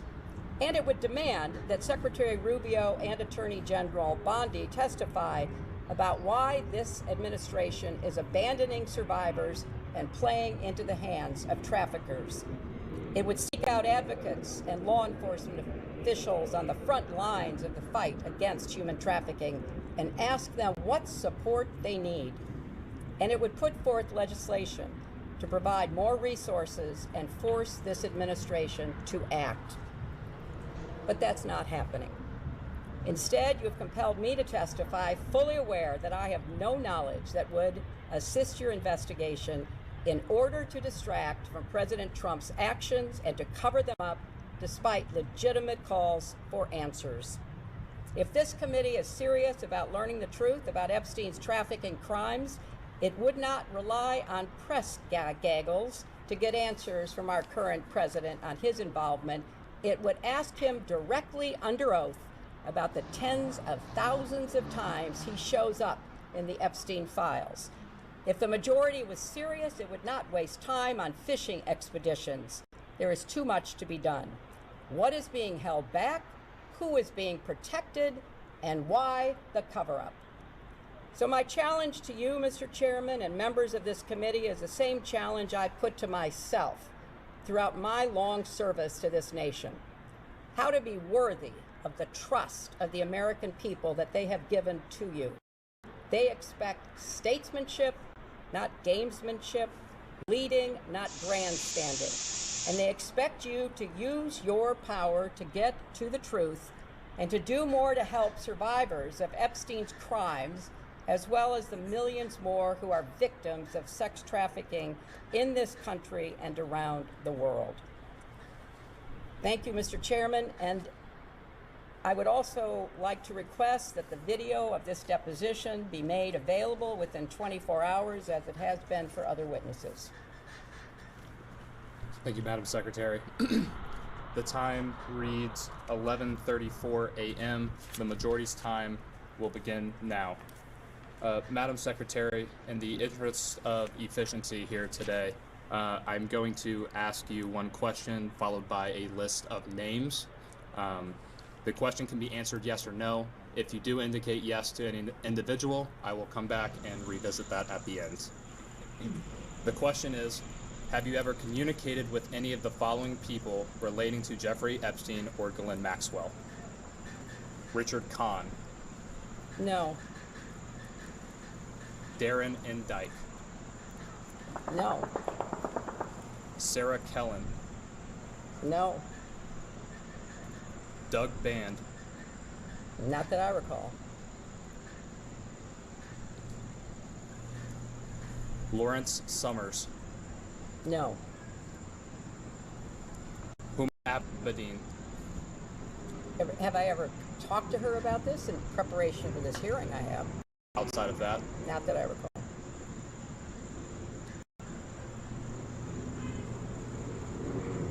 Noam Chomsky. No. Leslie Groff. No.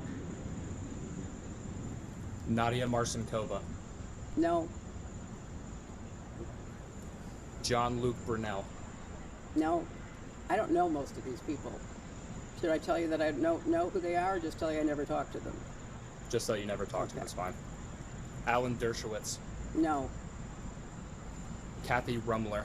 No. Bill Richardson. No. George Mitchell. No. Andrew Mountbatten Windsor, formerly Prince Andrew. No. Peter Mandelson. No. Reed Hoffman. No. Karina Shuliak. No. Bill Gates. No. Ehud Barak. No. Woody Allen. No.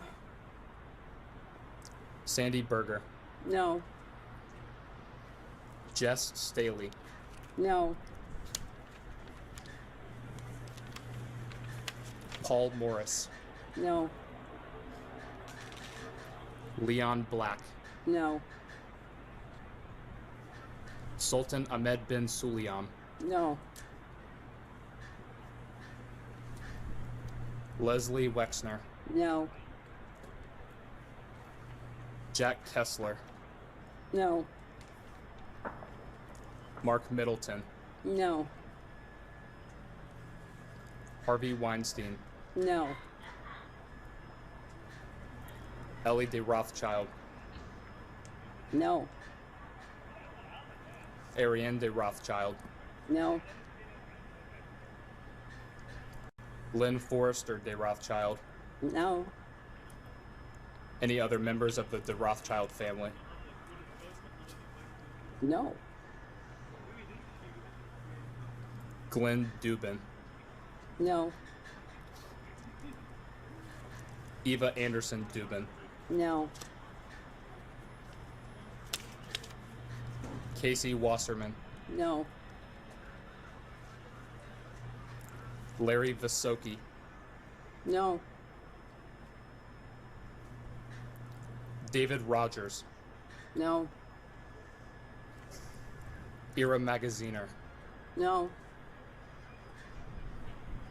Daniel Gilbert. No. Karen Ewing. No. Stacy Plaskett. Not that I recall.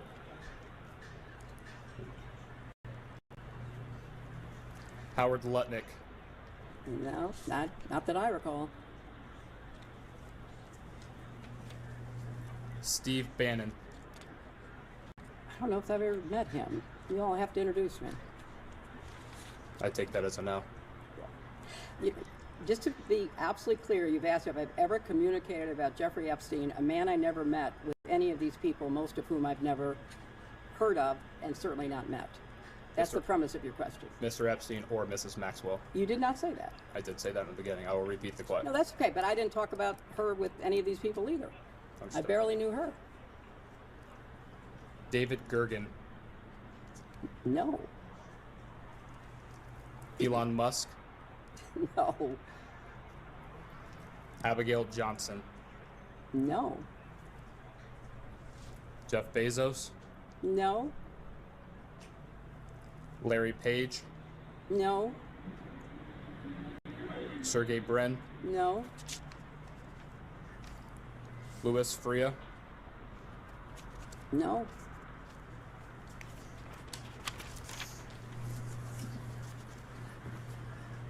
A new member arrived. Would they please introduce themselves for the record? Wesley Bell, Missouri First Congressional District. Thank you, sir. Can I understand, could you read back the initial premise of your question, because I too did not hear? Yes, ma'am. Have you ever communicated with any of the following people relating to Jeffrey Epstein or Ghislaine Maxwell? I didn't hear the Maxwell piece, but we could ask her. It doesn't matter. It's the same answer, but I did not hear the Maxwell name in there. Understood.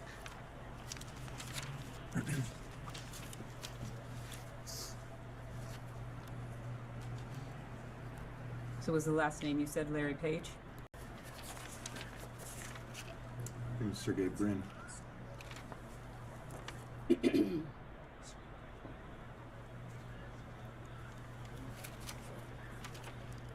The last name I stated was Louis Frey. You indicated no, is that correct? I think, Free. do you need free? Free, yes, ma'am. Louis No. Free. No. And Sarah Kay. No. And these are all, to the best of my recollection, as I say, many of these people I've never heard of. Most of these people I've never had a relationship with, although I know their name. Some of them are deceased.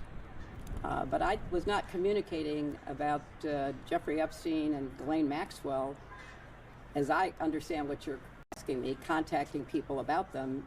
That did not happen. Is there anyone that you had a conversation with about Ghislaine Maxwell? Oh, I'm sure I've talked about Ghislaine Maxwell, and especially in preparation for this hearing. And outside of conversations with your counsel, what did you talk about Ms. Maxwell? I don't recall any conversations about Miss Maxwell, but I knew her casually, so I can't tell you that I never had a conversation that mentioned Ghislaine Maxwell's name, because I don't recall that. Understood. And you say that you knew Ms. Maxwell casually. What does that mean? Just what I said. I knew her primarily as someone who dated someone that I knew. And who was that individual? Ted Waite. And who is Ted Waite? Ted Waite was a successful, as I recall, software developer.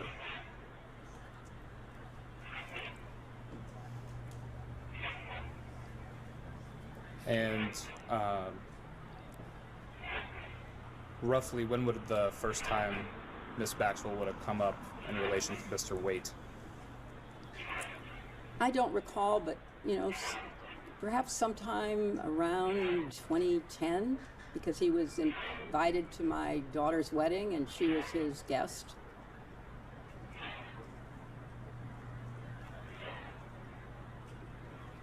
Have you ever spoken with Ms. Maxwell personally, yourself? I'm sure I have, yes.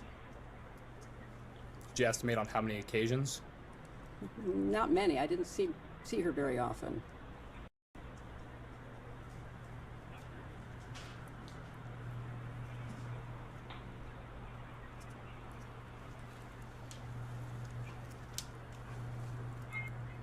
When would the first occasion have been? I have no recollection.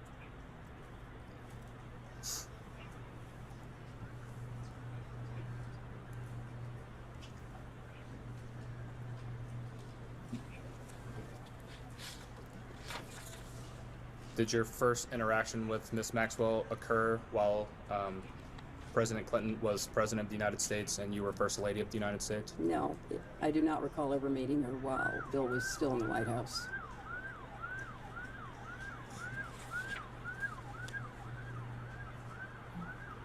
Did Mr. Waite ever inform you what Ms. Maxwell did for a living? Not that I recall.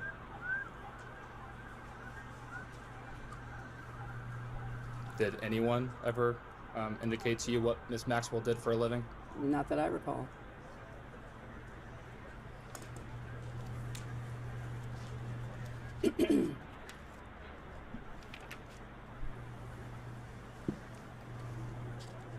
When would the last time have been that you either communicated with Ms. Maxwell, even if not directly yourself, but been around Ms. Maxwell? The best of my recollection is at the wedding in 2010.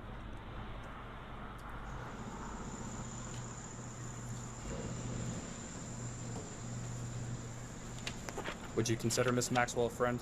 No. Would you consider her a friend of President Clinton? He'll have to answer that.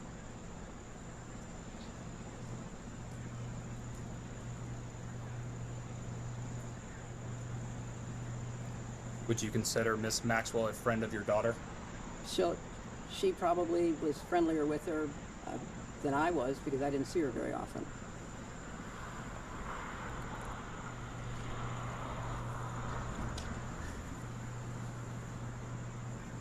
How often would your daughter have seen Ms. Maxwell? I have no idea. But again, it was in the context of her being in a relationship with Ted Waite.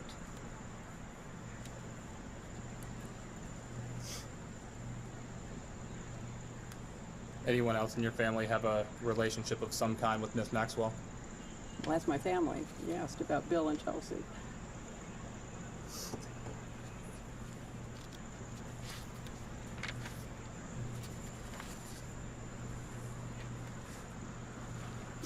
And just to make clear for the record, have you ever met Jeffrey Epstein? I do not recall ever meeting Jeffrey Epstein. In preparation for this hearing, I was told that he attended an event at the White House that was put on by the White House Historical Association. But I have no recollection of that.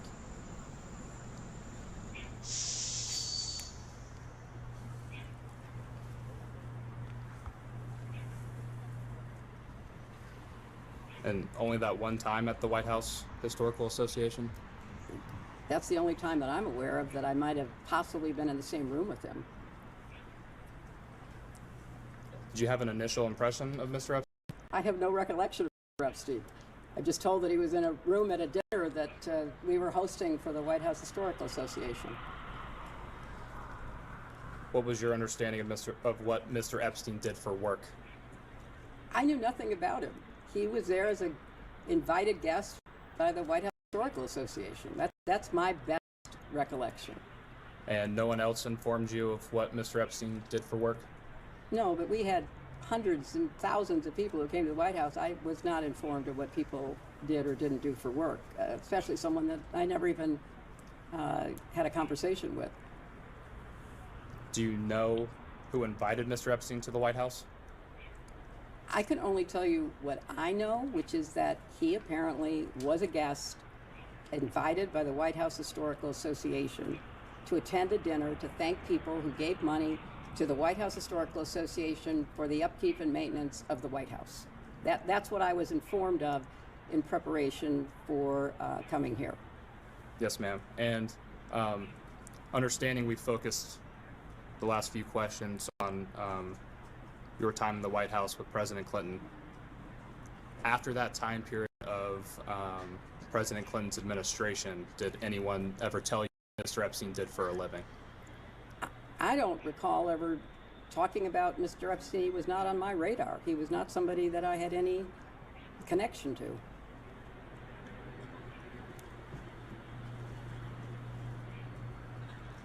When President Clinton was traveling with Mr. Epstein on Clinton Foundation business, no one associated with the foundation at that time discussed Mr. Epstein with you? Not that I recall. I was not involved with the foundation. I was a senator from New York, and I was deeply committed to my work, and it became one of the most intense experiences of my life when we were attacked on 9/11. I was not involved with what was happening to create the foundation, to create the work that was done to get low-cost drugs for AIDS. I knew about the work. I didn't know about the details. Understood. And to be clear, you never had any communication yourself with Mr. Epstein, whether that be face-to-face interaction, phone calls, emails, text messages?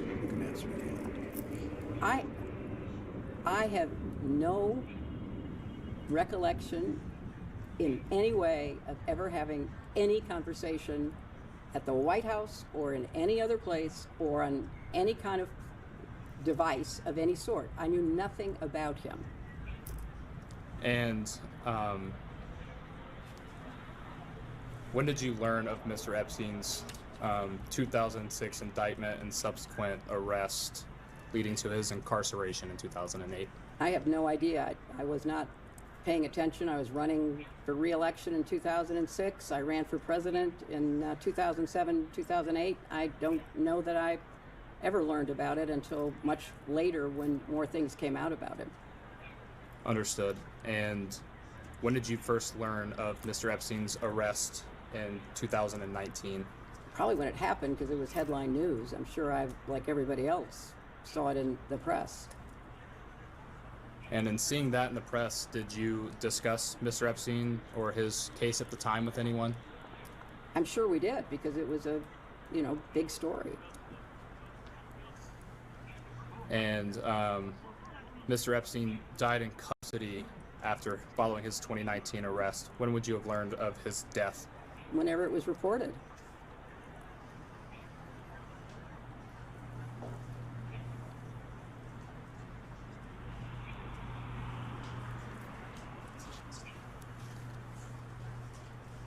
Going back slightly a question, you said you likely would have talked to someone regarding his arrest in 2019. Who would you have discussed that with? Whoever was around. I mean, it was a big story, as you recall. It was a very big story. I don't have any specific recollections. It wasn't something that I was particularly focused on, but it was a big story.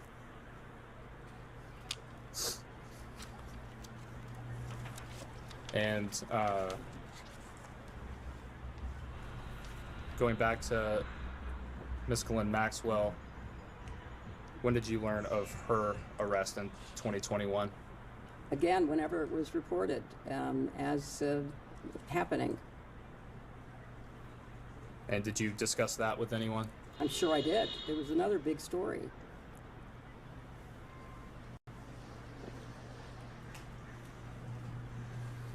And who would those discussions have been with? I don't have any specific recollection.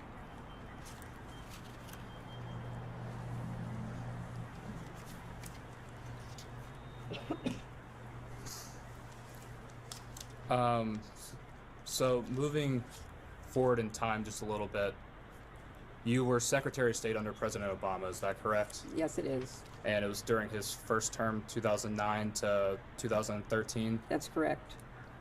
And after you completed your time as Secretary of State, did you return in any role to the Clinton Foundation? I did. I became active in it at that point. And by being active in it, could you describe that for us, please?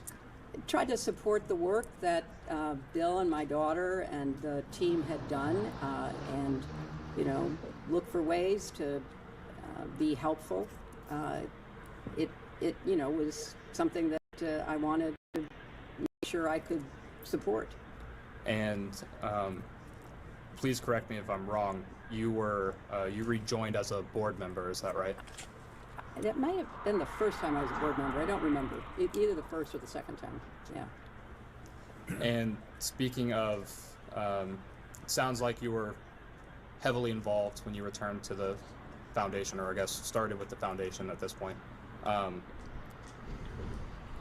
In trying to accomplish those goals and initiatives, what were you doing, broadly speaking, on a daily basis, monthly basis, that sort of thing? Well, I wanted to start a program about early learning for kids, and so we started something called Too Small to Fail, which I was very actively involved in with my daughter, and we worked with pediatricians and other people to help parents, grandparents, aunts and uncles read, talk, and sing to their children so that they could help build brain cells. That was a major priority of mine, and I'm very proud of what we've built and the difference that it's made in millions of kids' lives. I certainly did what I could to support the work that we do overseas through the Clinton Global Initiative, which has had a terrific track record of bringing people together to work in partnerships, to make commitments, to try to improve everything from clean water to solar energy to improved education, all of the priorities that the partners we have bring to us that we try to help them with. And thank you for that, Madam Secretary. We've had a few members join us. Would you guys please announce yourselves for the record? Yes, Pat Fallon, District of Texas. Scott Perry, 10th District of Pennsylvania. Thank you both. You're the last person. Mr. Perry, Scott Perry. Thank you.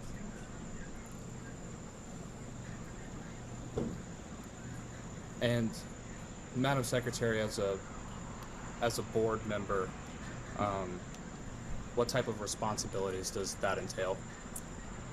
Attending the board meetings, approving the agenda of work for the year, the budget that goes with it, that kind of responsibility. And you mentioned the Clinton Global Initiative. Just for clarity, I will likely refer to that as CGI as we go forward with this. CGI is a part of the Clinton Foundation, is that accurate? Yes. And what was your role with CGI at this time period, right after you left being Secretary of State? It was, again, to support the staff that put together both the annual meeting, but also work during the year with our partners who've made commitments to help them fulfill their commitments. So, if there were a meeting about a commitment that was made to get clean water to some very remote place, if there were a meeting, I might be invited to it to meet with the partners, to encourage them. It was mostly around the work that happens throughout the year in preparation for the annual meeting. And forgive my ignorance, please. What happens at those annual meetings? The annual meetings are a way for people to come together to make commitments that they have previewed with our staff. So I'll give you an example. Probably around, I don't know, somewhere between 12 and 15 years ago, I don't know specifically, Matt Damon, the actor, came to the Clinton Global Initiative because he said he really cared about clean water, and could we connect him with people that he could work with to get more clean water in more places in the world? So we did. We connected him to this gentleman who was a real expert on clean water. They started working together. They created something called water.org, which was a Clinton Global Initiative commitment that was made at the annual meeting. And then our staff worked with them, and I think it's fair to say that, they've been one of the most successful organizations in actually delivering clean water. But it's that kind of work. It's people who might have a good idea, maybe they've got some resources, maybe they have some experience. I'll give you another idea. So Procter & Gamble called us and said, one of our scientists, one of our chemists in the UK has created this packet of chemicals that can literally make the dirtiest water clean enough to drink. But we don't know what to do with it because we're a consumer company that sells products to middle-class people. This is something that would go to the very poor. What do we do with it? If we come to CGI, can you connect us with somebody who can help us? So we connected them with World Vision, and I think maybe one or two other organizations. And so they used the packets to literally go around the world cleaning water. And Bill went with them, Chelsea went with them, and they would go to rural Myanmar or rural Kenya, and they would take this bucket of dirty water and they'd dump the packet in, and then my daughter and my husband would drink it to show that it was clean. And that was a CGI commitment. We bring together governments, local, state, national, businesses, philanthropies, NGOs, academics, who has a good idea that we can help them work on and try to fulfill. That's what we do. And thank you.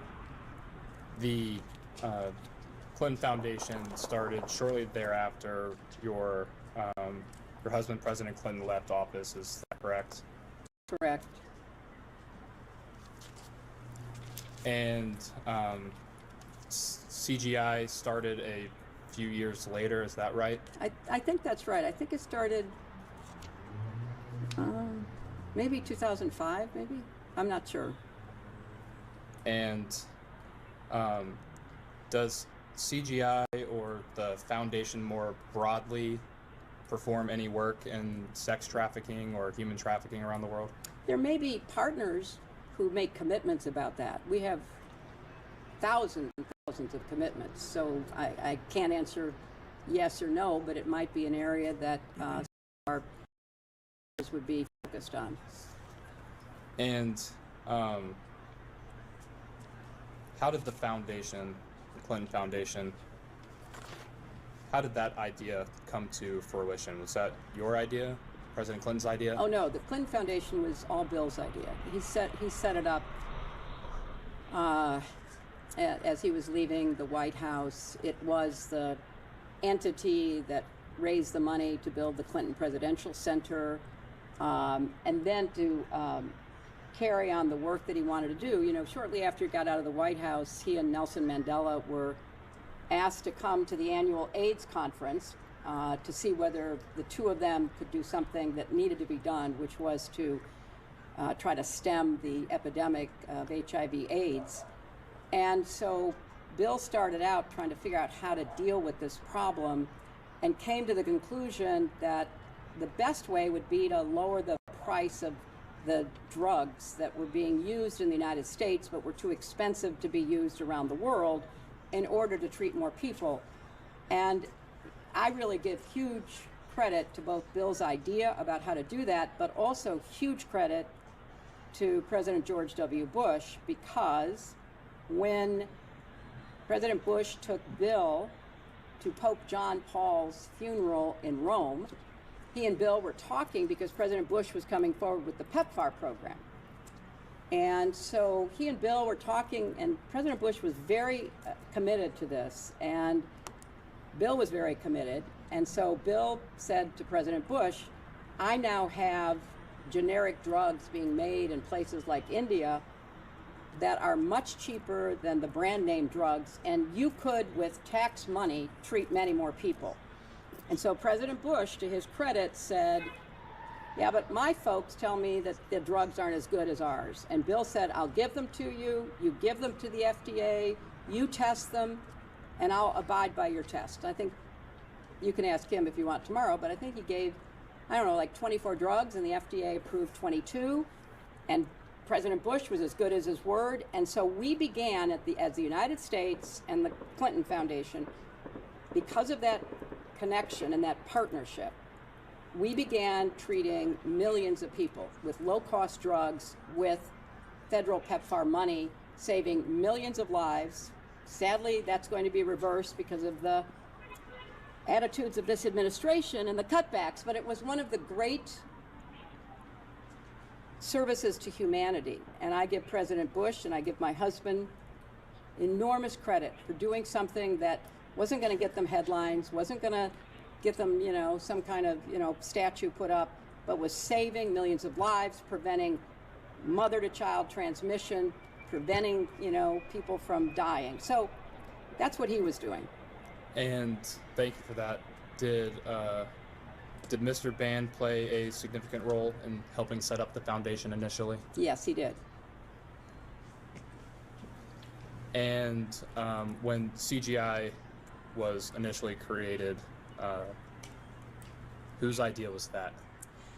It was Bill's idea. He went to Davos, and he called me after he'd been at Davos, and he said, you know, a lot of interesting people, but they don't do anything but talk.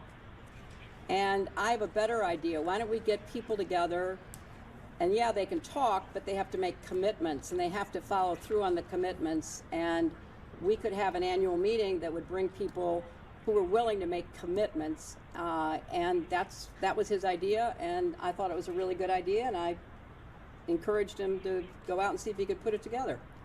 Are you aware of Are you aware of anyone else helping formulate the idea for CGI? Oh, I think he talked to a lot of people. I couldn't tell you who, but he talked to a lot of people. Did Mr. Epstein have a role in shaping the formation of CGI? I have no idea. I don't know anything about it. Did Glenn Maxwell have any role in shaping CGI? I don't have any idea about that.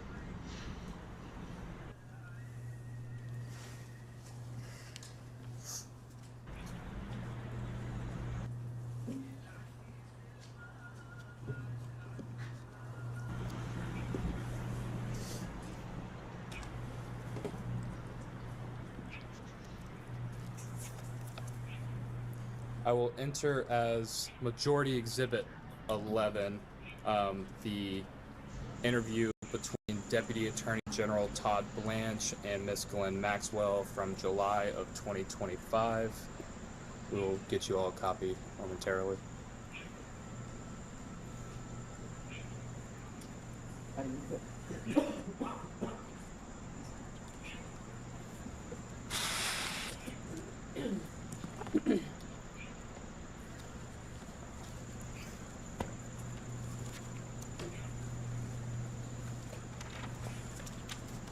And I'm sorry, what was this exhibit? This will be Majority 11.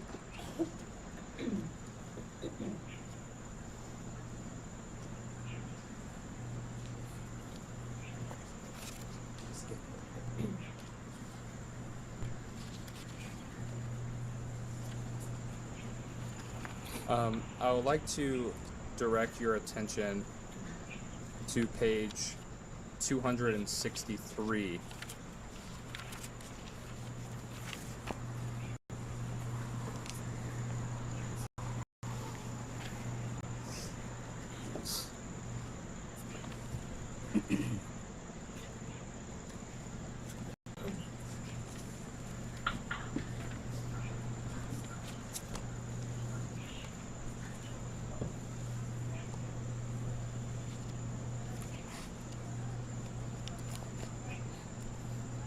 Okay.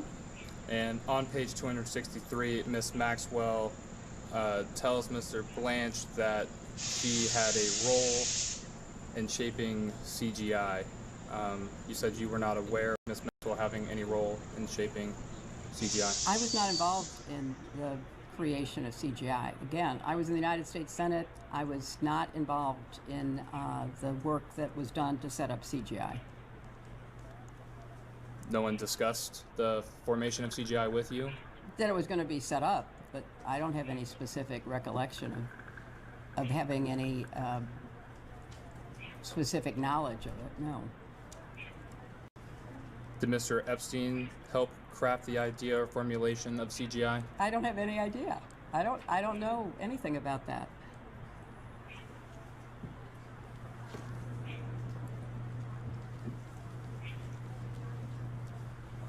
Is it possible that Ms. Maxwell had a role in creating CGI? I'm not going to speculate. I'm here to tell you what I know, and I don't know anything about that. Understood. And is it possible Mr. Epstein had a role in crafting CGI? I'm not going to speculate about that either because, you know, I have no way of knowing that because I have no direct knowledge. I will enter now as Majority Exhibit 12. This will be a letter from Mr. Epstein's attorneys. I will give you a second for it to be passed out.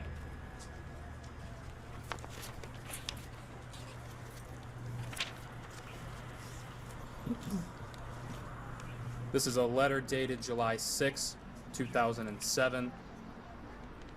It is from Gerald B. Lefcourt, who was an attorney for Mr. Epstein. He sent this to the prosecutors in the Southern District of Florida. That would be Sloman, Minchell, Lori, and Villafana. And I will direct your attention to page 21. At that top paragraph on page 21, it says, quote, Mr. Epstein was part of the original group that conceived the Clinton Global Initiative, which is described as a project bringing together a community of global leaders to devise and implement innovative solutions to some of the world's most pressing challenges. Again, is it possible that Mr. Epstein played a role in crafting CGI? I have no idea what he did or what he said he did, and I have no way to testify to the veracity of either. I was not involved. Have you seen this document before? No.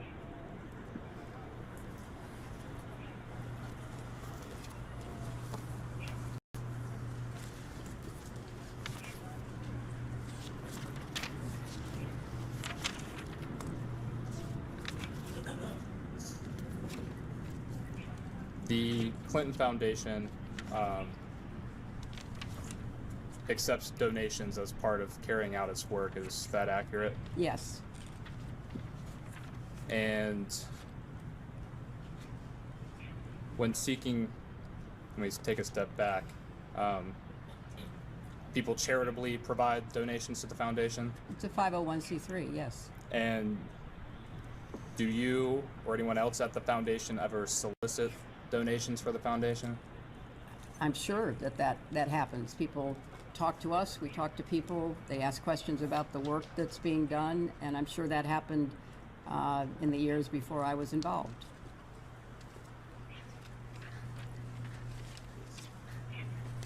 Did you solicit funds from Jeffrey Epstein for the foundation?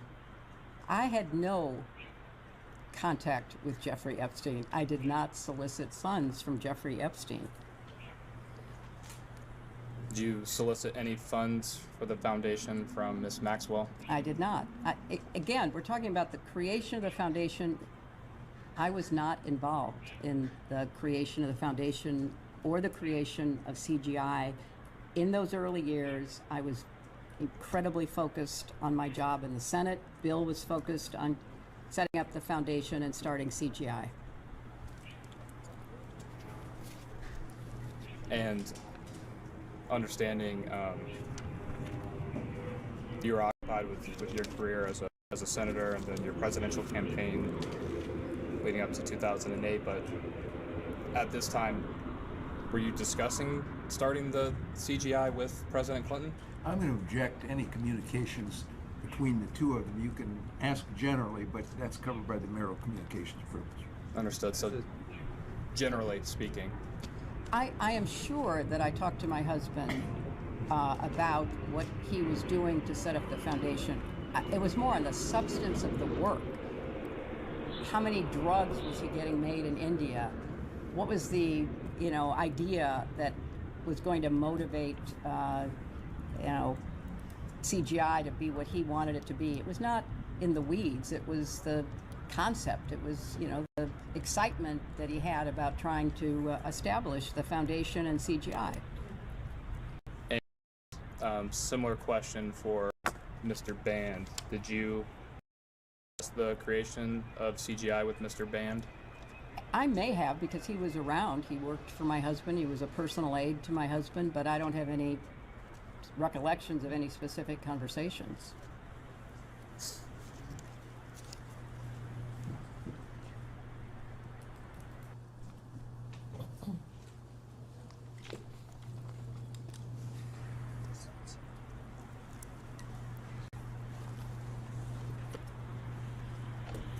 speaking, at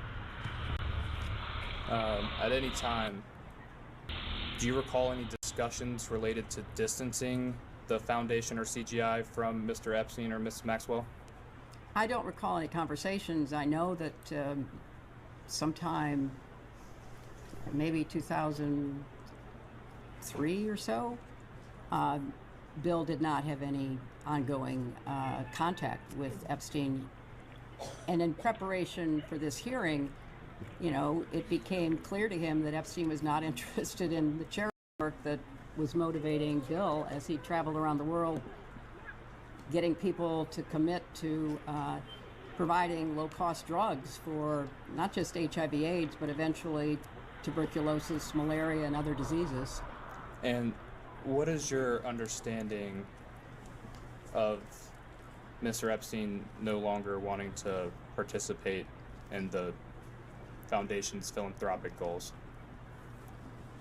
I don't, only in preparation for this have I been told that, you know, there was no real interest there, and, you know, there was no point in being involved or connected to him. And we touched on this. Correct me if I'm wrong. You said you're not aware of Mr. Epstein donating to the foundation. Would you consider... Let me back up. President Clinton took trips on Mr. Epstein's jet, is that correct? Yes. Would you consider offering a private jet as a donation in kind to the foundation? Well, I don't know what the rules are under the 501c3 regulations, but it was certainly a gift, and he was, you know, one of a number of people who provided transportation so that Bill could do the work he was doing.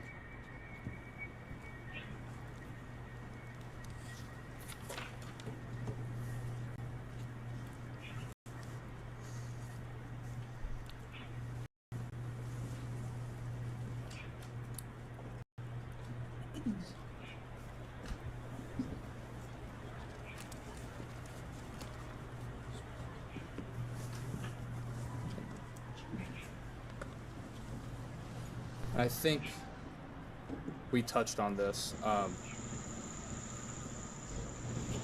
Did Mr. Epstein end up donating to the foundation or CGI? I have no personal knowledge of that. You're not aware of a $25,000 donation from Mr. Epstein's affiliated companies to the foundation? Only what I was told was alleged in preparation for this testimony. I did not know about that, and I don't know that it's true. Are you aware of the Clinton Foundation reviewing any records in regard to Mr. Epstein donating to the foundation? I will have to ask our lawyers. I did not.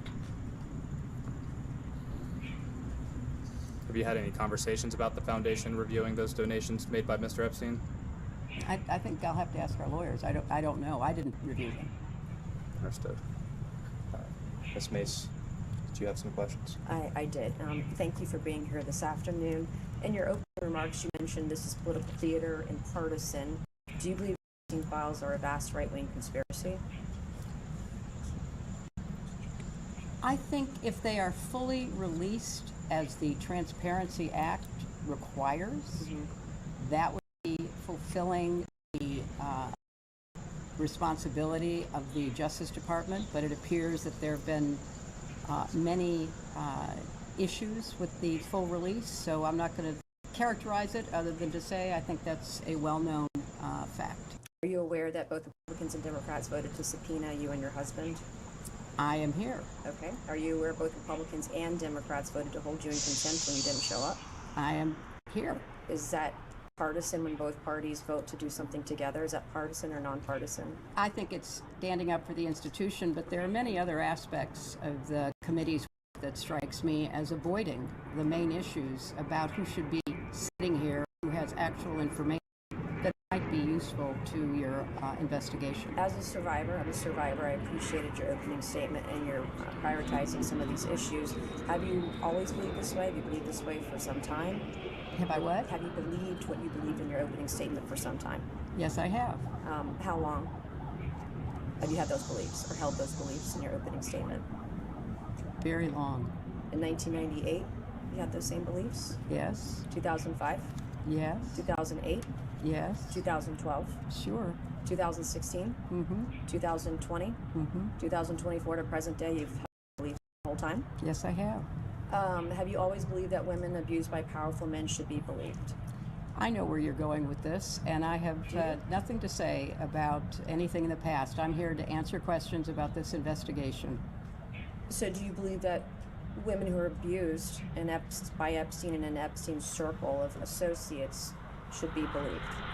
I think that many of them have made very credible accusations. Have you always thought that, do you think that women abused by powerful men should get justice? I think that they should have their time to be evaluated, and where there is adequate evidence, they should certainly get justice, and perpetrators should be held to account. The question was, have you always thought that women abused by powerful men should get justice? Yes, absolutely. Okay. I agree. Are you aware that, you were aware, I think you said this earlier, that Jeffrey Epstein was convicted in 2008 for procuring a child for prostitution and soliciting a prostitute, correct? That's what the charges were, yes. And you were aware of that in 2008? I don't recall that I was aware then. And in 2008, you were a U.S. senator still? I was. Would you say that Jeffrey Epstein is one of the world's most prolific sex traffickers?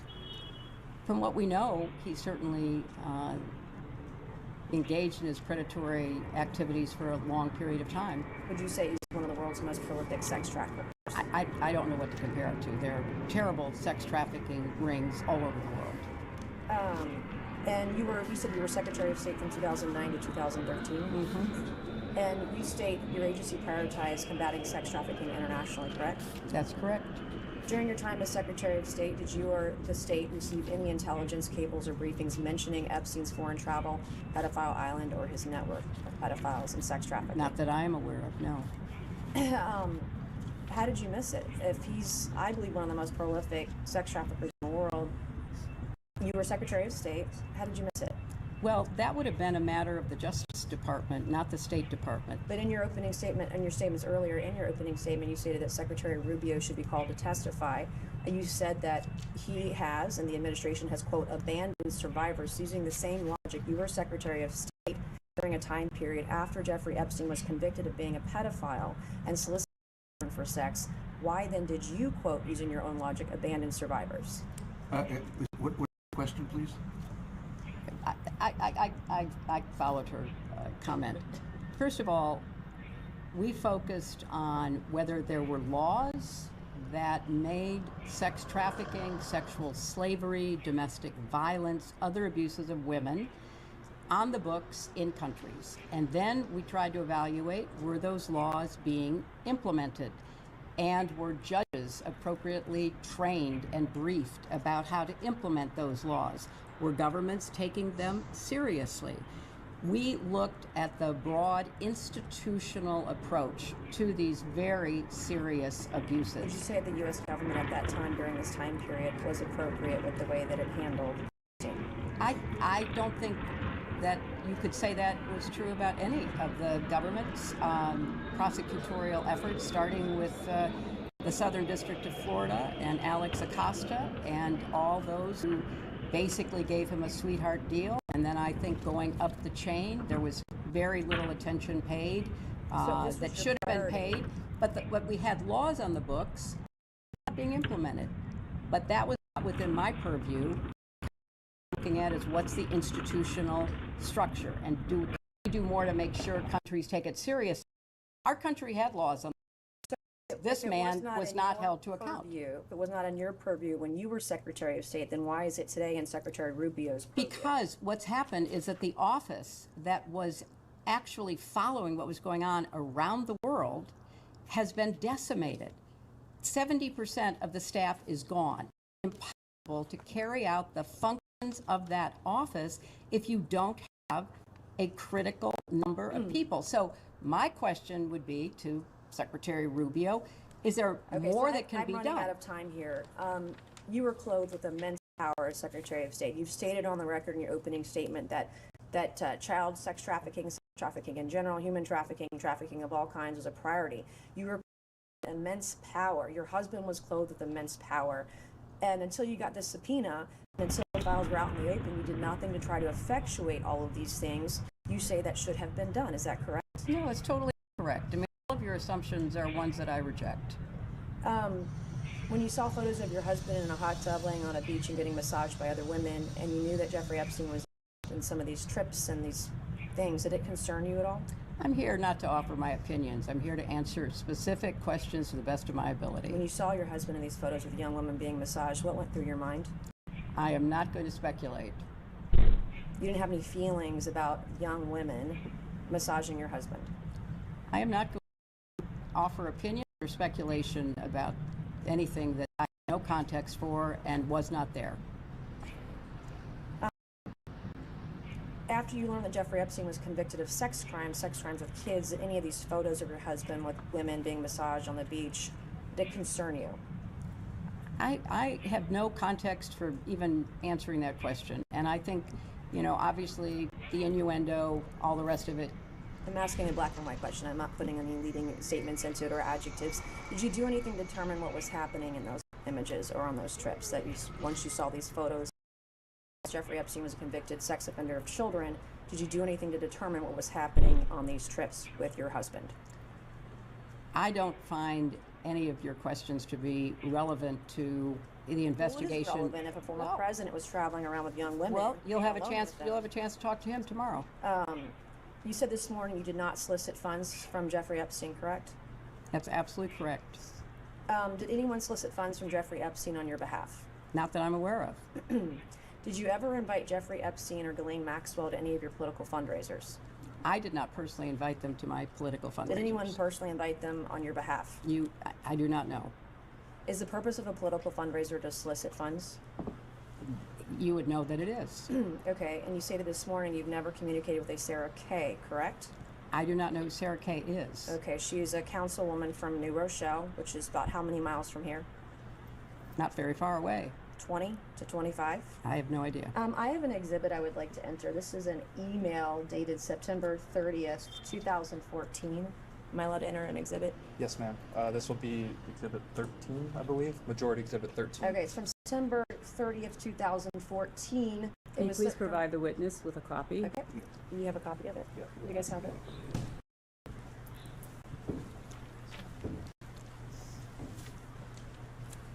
Thank you very much. I appreciate it. And can you read me the subject email? Following up event with Hillary Clinton and Congresswoman Lowy. Do you know who Congresswoman Lowy is? She was our congresswoman here for many years. And who is the email from? Someone named Sarah Kay. Above that, at the very, you have that very top one. Okay.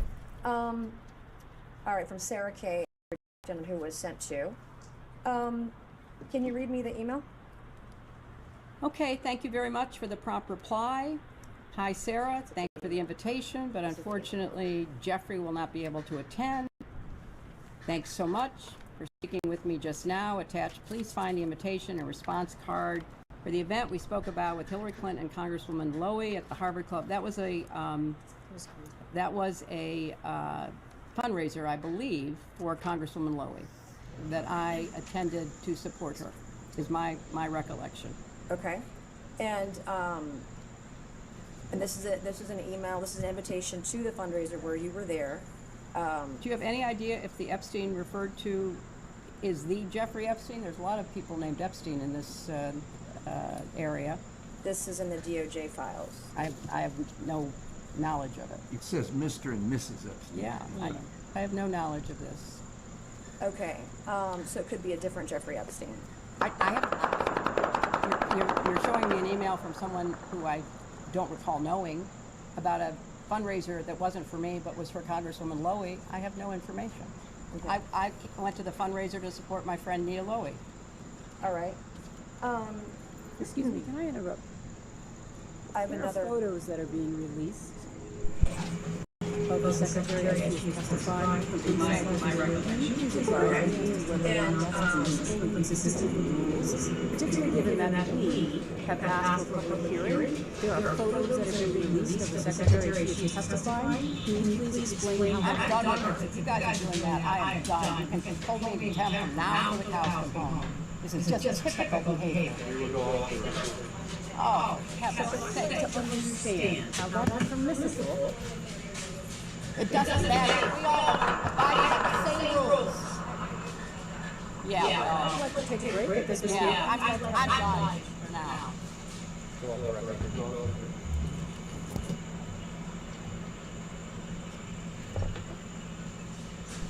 We'll go back on the record. The majority's time had approximately 5 minutes left in it. I believe the witness or her counsel would like to make a quick statement. Thank you so much. We've just used the break because we learned during the process of these hearings that the committee was violating its own rules and members tweeting and sharing pictures of what is going on inside this closed hearing, the hearing that we have asked repeatedly to be open to the public. Chairman Comer was gracious enough to engage with me on this matter. We asked specifically to invite the press in, since the committee had already made decisions on its own unilaterally to release pictures and other things that are going on in this room. He indicated that he wanted to speak to that himself directly. I'd like to just say for the record, we find it unacceptable, we find it unprofessional, and we find it unfair. We are looking forward to this being conducted under the rules and being conducted consistent with the expectations of how members of Congress, I know, take this matter so seriously and do it in that vein. We would also like to just indicate as a practical reality that we are here in good faith. We are counting on the good faith of all the members. Thank you. Chairman Comer. Yeah, I'd like to state for the record, I've advised my members that no photos or videos during the deposition can be released. I understand the posted photo was taken before the deposition started. That will not happen again, and we will look forward to continue with the deposition. I'd like to just a clarification there, Mr. Chairman. It was taken in this room after the witness sat down. It is not a basis that because she had not started speaking that it would be appropriate for there to have been a release of anything that was occurring in this room.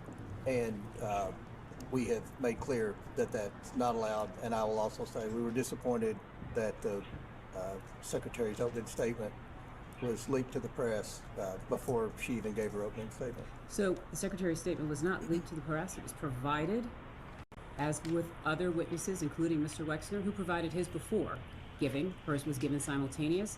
And so what we don't want is the Secretary to be treated any differently than other witnesses. That seems to be a consistent pattern, and we would love that pattern not to continue. We've gone to great lengths to make all the accommodations that you all have requested. So we will, again, the members have been advised that is unacceptable. So Thank you. we look forward to continuing the deposition. Thank you very much, Mr. Chairman. I appreciate you addressing it.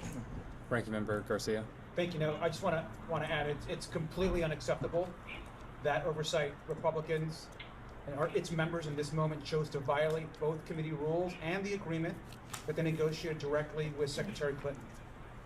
Now, the Clintons requested a public hearing specifically to avoid this exact situation. Now, Secretary Clinton has offered to continue speaking throughout this deposition if we also allow the press to come in and on the record.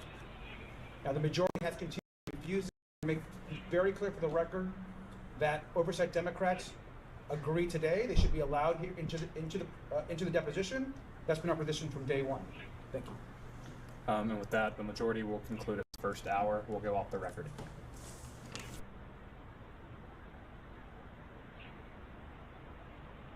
We can go back on the record. I understand counsel has something that they would like to say before we get started. Yes, I would. First of all, I'd like to say I appreciate everyone being here today, but I want to start with, we've just learned that there has been a second violation of the promise that the chairman made with respect to no photos being taken in this room during this hearing. As you know, we have asked for and did ask Mr. Comer for the press to be invited in. They are sitting right outside, literally. He has been speaking with them, and we have been asked that they be invited in. at the last break because we learned that there was a member who was sharing photos from inside this room in violation of this committee's own rules. We have now been presented with a second photo of the witness, Secretary Clinton, while she has been testifying in this room. That is completely inconsistent with the rules. It's completely in violation, and it's also in violation of the promise that Mr. Comer just made with respect to it would not happen again. And indeed it did. And so I would like to ensure that when we go back on the record and when Mr. Comer elects to rejoin the room, I note he has left for the record, I would like to be able to ensure that we address that. Or, sorry, he has not left. He's down at the end. There's been a second violation, Mr. Chairman, so now I do really feel that it would be appropriate for the press to be invited in because someone has already violated the commitment and promise you made that there would not be any further violations. I am confident that one of the individuals here can share with you a copy of the picture, and I would rather that at this point we invite the press in. We're gonna show the photo. It's from who? We believe it's from the same influencer. So,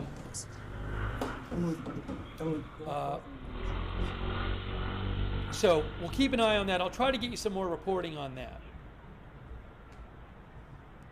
Also, the U.S. government is making plans to help U.S. citizens evacuate the Middle East.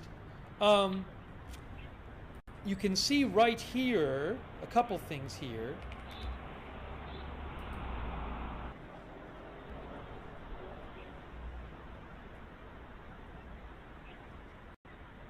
Carolyn Levitt, the White House press secretary, posted today a couple hours ago, the United States State Department is actively working on plans to help Americans in the Middle East return home.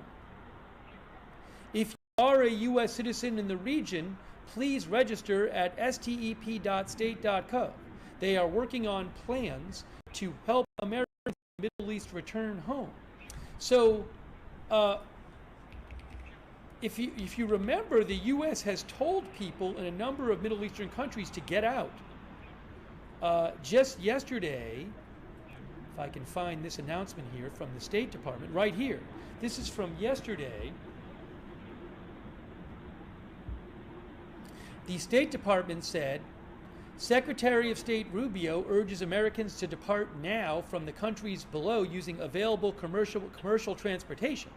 So there's no government-provided transportation due to the serious safety risks. Bahrain, Egypt, Iran, Iraq, Israel, the West Bank, Gaza, Jordan, Kuwait, Lebanon, Oman, Qatar, Saudi Arabia, Syria, the UAE, and Yemen. Depart now via commercial serious safety risks. So via commercial means, that implies there's no government way to do it currently.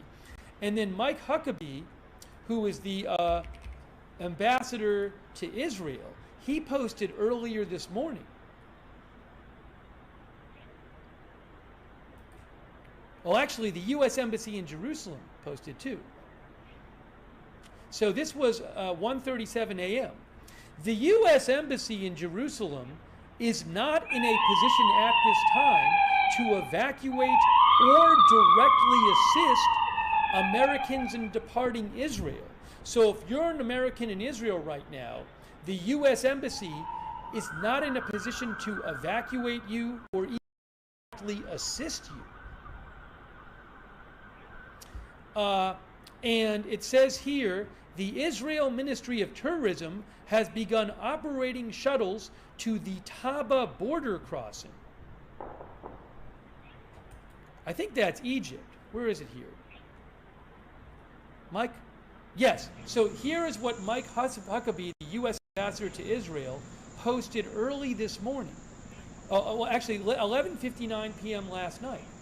He said, for Americans who are currently in Israel, I want to share this thorough but long update. I'm not going to read the whole thing.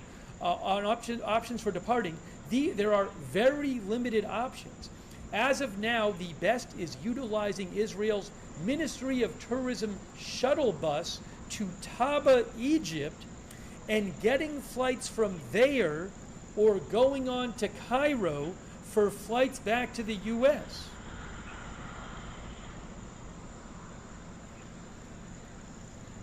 Okay? So again, the U.S. Embassy in Jerusalem telling Americans in Israel that they are not in a position to evacuate them or even directly assist them at this time.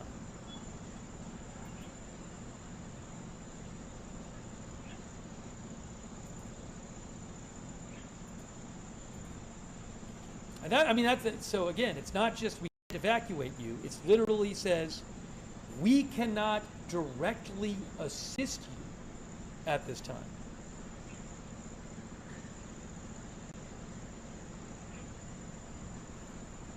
Okay, so President Trump spoke about that today. By the way, CNN also reports now that the U.S. consulate in Dubai is on fire after being struck by a suspected Iranian drone.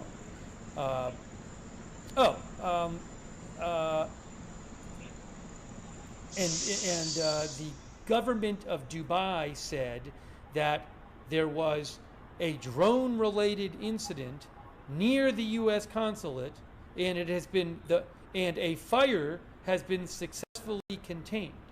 They also said there are no injuries.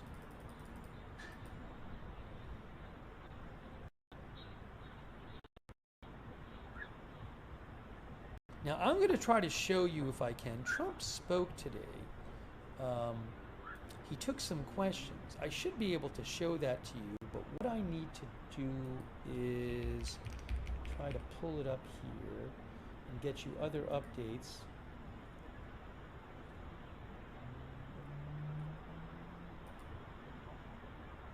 Yes, I have it right here.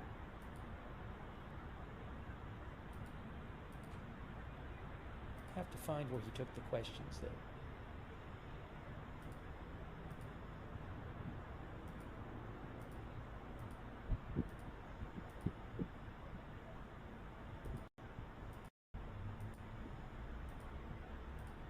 I'll play it a little later. It'll take me a little while to go through and get the questions that he said. So, give me a moment. Oh, is Rubio speaking right now? Wait a second. Wait a moment. Wait a moment. What's happening? Wait. Hold on. What am I looking at?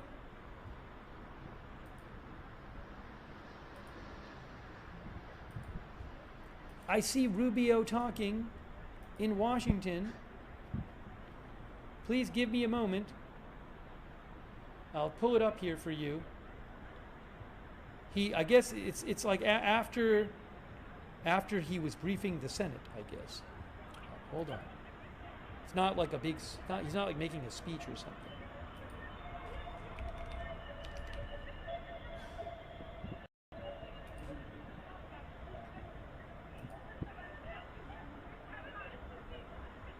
Pulling it up for you guys right now. Sorry for the delay. Maybe I'll be able to replay some of it after. Oh, I probably will be able to replay some of it after. Here is Marco Rubio talking right now from Washington, D.C. I'm putting it on the screen hopefully right now. I hope. Where is it?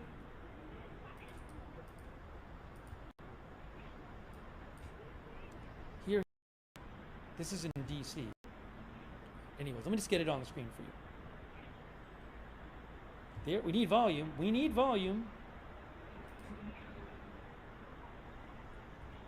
In 48 hours, the way the law requires.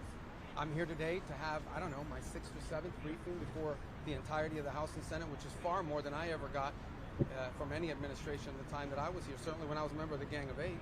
And so we've over-complied with the law and what it requires. This is an action by the President to address a real threat. A real threat. This is hostilities designed to eliminate a threat to the safety and the security of the United States and to our allies. But Mr. Secretary, can I get that straight? Mr. Secretary, was there a plan in place to evacuate Americans before the attack took place? Well, that's the plan we're trying to carry out. The problem is, or the challenge we are facing, is airspace closures. If a country closes their airport, for example, in some cases the airports have been hit. So the airport in Kuwait was hit. So it's been attacked, or the airspace is closed. then we can have the planes lined up to go, but we can't get them to land because we don't have the permissions to land there. So that's the challenge, but rest assured, we are confident that we are going to be able to assist every American. As I told you right now, we have about a little over 1,500, maybe closer to 1,600 Americans requesting assistance, and we know that we're going to be able to help them. It's going to take a little time because we don't control the airspace closures. That said, there may be more people out there that need help. We need to know who you are. So please, I'm asking the media, publicize the phone numbers and the website because we need people to call in so we have their name, we have their contact information, we have their location and their request. So as these opportunities begin to open up, we can act very quickly to reach them and get them out of harm's way. Mr. Secretary, I want to just clarify what you said. Because you said there's nothing to clarify. Well, but you said I would get that. No, but you have to read, if you're going to read the whole statement. But your quote is about we knew that there was going to be an Israeli action. We knew that would precipitate an attack. Yeah, against no, I American understand. But listen, forces. all right, let me understand. And that's what. That's but I had a very US specific acted. question from that gentleman. And the right? president said, the president said that. Hold on 1 second. I asked he may have forced Israelis. Okay, but let me answer because this is my press conference. Sure. Okay. I was asked a very specific question, so you guys can misrepresent it, but I was asked a very specific question yesterday. The bottom line is this. The president determined we were not going to get hit first. It's that simple, guys. We are not going to put Americans' troops in harm's way. If you tell the president of the United States that if we don't go first, we're going to have more people killed and more people injured, the president's going to go first. That's what he did. That's what the president will always do. He will always put the safety and security of our men and women in uniform and of all Americans before anything else. He's always going to do that, and that's what he did here. In addition to that, I would argue that this threat from Iran, they are hiding behind these missiles and hiding behind these drones. They wanted to reach a point where you couldn't touch them, and then they could do whatever the hell they wanted with their nuclear program. And there is no way in the world that this terroristic regime was going to get nuclear weapons, not under Donald Trump's watch. So the U.S. attack had nothing to do with Israel. It had nothing to do with Israel. There's a general question of why the president gave the green light, and then there's a question of why did it have to happen this weekend? Are you saying it had to happen this weekend because of that Israeli action? No, this weekend presented a unique opportunity to take joint action against this threat. And we wanted this to have maximum success. We want this operation to be successful at achieving its objectives. I'll repeat the objectives. The president laid them out yesterday. Iran cannot have a nuclear weapon. It cannot have, and therefore it cannot have the things it was hiding behind to have a nuclear weapons program. What are those things? Number one, we are going to destroy their missiles and their missile launchers. We are going to destroy their capability to make these missiles and these launchers. And we are going to destroy their Navy. Those are the objectives. And this weekend, acting at this time, gave us the highest probability of success in achieving those objectives. And as the Department of War will brief you, we are on or ahead of schedule to do that. So the U.S. attack would have happened no matter what? Or the U.S. attack happened no matter what Israel is planning to do? The president had already made a decision to act. On the timing, the president acted on the timing that gave us the highest chance of success. And that's what you're seeing play out right now. You're seeing it play out right now, and you'll see it in the days to come. We will systematically take apart their missile program. We will destroy their ability to sponsor terrorism, by the way. We will destroy their factories. We will destroy their Navy. Those objectives are going to be met. We're well on our way to meeting them. It will not be easy. There will be a price to pay for it, but that is a much lower price to pay than having a nuclear-armed Iran. I got to go. And that had nothing to do with Israel. Hold on. Yes. Yes, ma'am.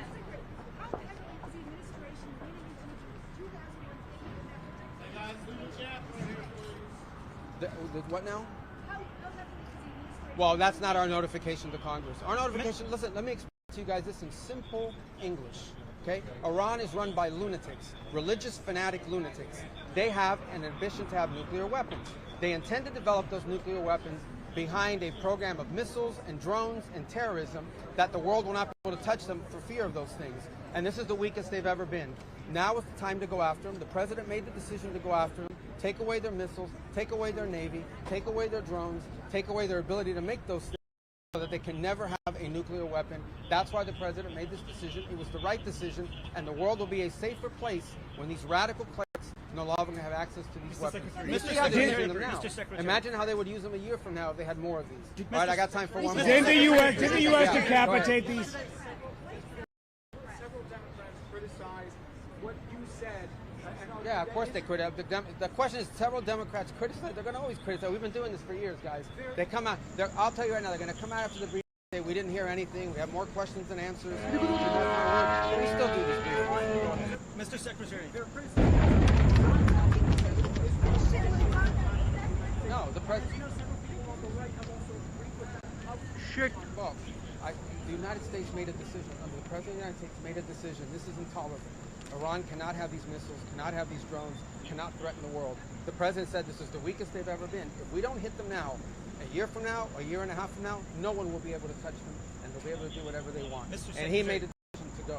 And he made a decision to go in a joint operation because it gave us the highest chance of success, and he made the decision to go first because he concluded that we were not going to get hit first. We were not going to absorb a blow from them. We were going to go first. He was not going to run the risk that they could attack us before we could hit them, because in addition to costing lives, it would undermine the effectiveness of our operation. All right, guys, I got to go. Thanks.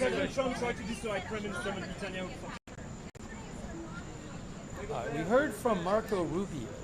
Thank you. I have Oh, to be Chuck quick. Schumer. Here is Look, Chuck Schumer. Chuck Schumer. America, the American people do not want an endless war. The administration doesn't seem to know what it's doing. Every hour there's a different rationale as to how we're doing this.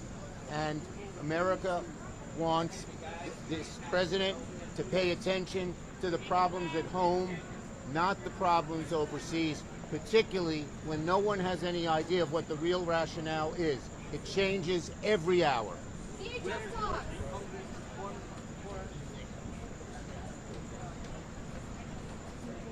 Well, there was Chuck Schumer. I'm going to try to, if I can, I'm going to try to replay you the beginning of what Rubio said. Where's Al? I'll have to wait a second to do that. You did an amazing job. Get that card. Hey, can you hold on to my spot? Yeah, can you get in the camera? Take the microphone. We need it for your live shot. You need that for your live shot. I do. Yeah. Back and forth, but I'll text Frank and ask him. Go right back. Okay. Thank you so much. Yeah. This is obviously not. Give me one moment here. Give me one moment here. I'm going to try to get you the beginning of what Rubio said. So Rubio and Pete and in the press conference yesterday, I think it was Secretary Hegseth. It's like the what we're hearing now from the Trump administration is this idea that we didn't want them to have nuclear weapons, and they're hiding the nuclear weapons program behind the regular missiles or the ballistic missiles. So we're going after the ballistic missiles in the Navy so that they can't develop a nuclear weapon. I believe that's the reasoning. Now, I don't know that that was said by President Trump at the start. There's no talk now also. Remember when President Trump came out and did his opening night speech about the attack, he did make a big point of telling the Iranian people that when the U.S. is done, when the U.S. and Israel are done, the Iranian people should rise up and take over the country because it'll be theirs to take, and this will be maybe their only chance in generations to do this. Administration talking about that right now, for whatever it's worth. Maybe they'll talk about it more later.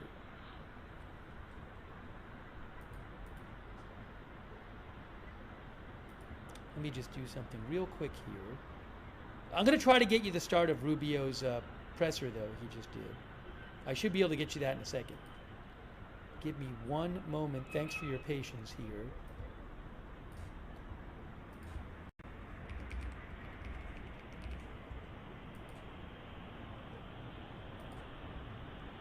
And you can hear what he has to say.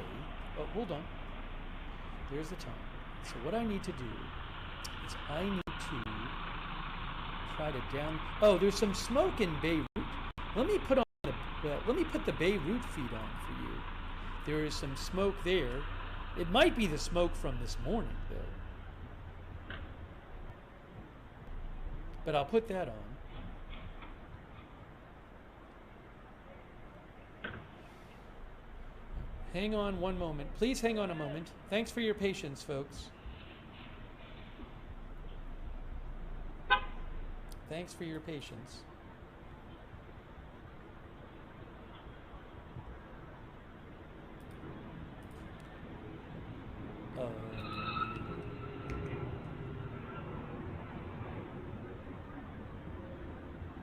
Here is the feed from Beirut. There's Beirut, Lebanon. I saw an alert on my phone. Now, what are the alerts?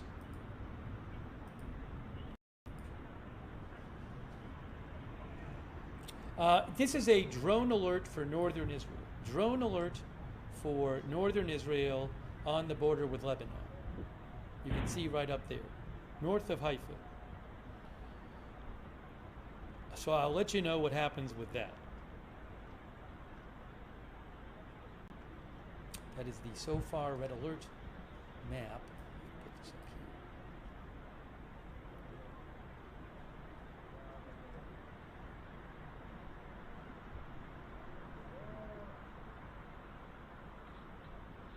here. TZOFAR red alert is the map. So far red alert map.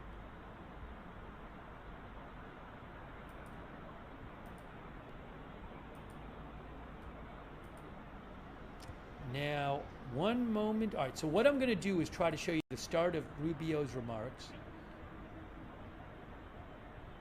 Oh, hold on, I got something else. What is this? Hold on, I might... Oh. That's really not anything interesting. I'm going to leave this up for now. I'm going to leave this up for now. Let me try to get you the Rubio remarks. Oh, not available quite yet. Not available quite yet. Soon.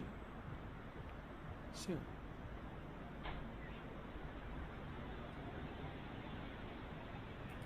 Give me a moment here. Give me a moment here. Now, somebody mentioned that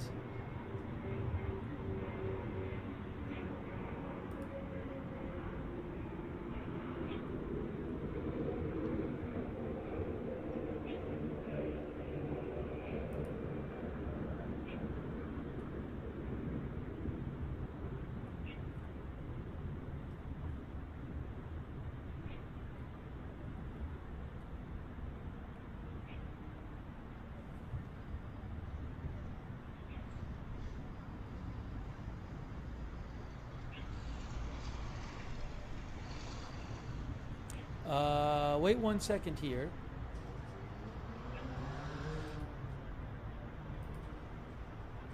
Get the volume up here a little bit.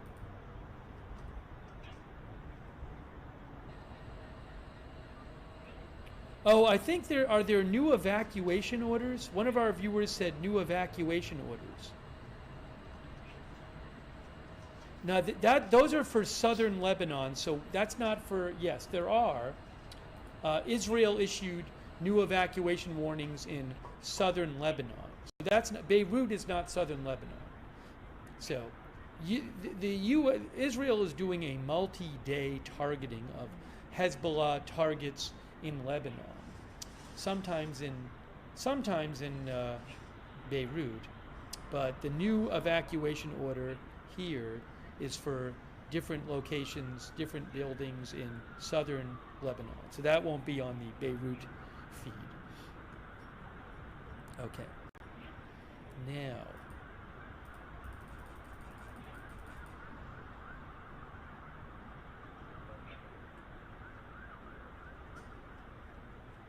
there was this whole kind of controversy yesterday over an answer Rubio gave about the timing of the war and why the U.S. was getting into the war, and some people thought that it meant that Israel was determining the timing and the U.S. was doing it because Israel did something. So, oh, hold on a second. Hold on, I have something from Dubai Media Office. Dubai Media Office posted photos of the consulate. Hey guys, look, Dubai Media Office. The fire near the U.S. consulate in Dubai has been fully extinguished with no injuries reported. Dubai authorities reaffirm their commitment to ensuring everyone's safety and security. Multiple outlets said the drone hit the consulate, Iranian drone. So let me show you here. Can you guys see this? Look. There it is. Hold on.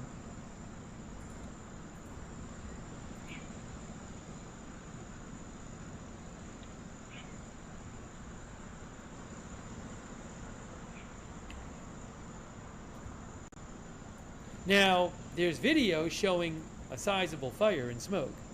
So, I don't know, there might be a giant hole somewhere that you're not seeing. But that is a picture of the consulate that Dubai just posted.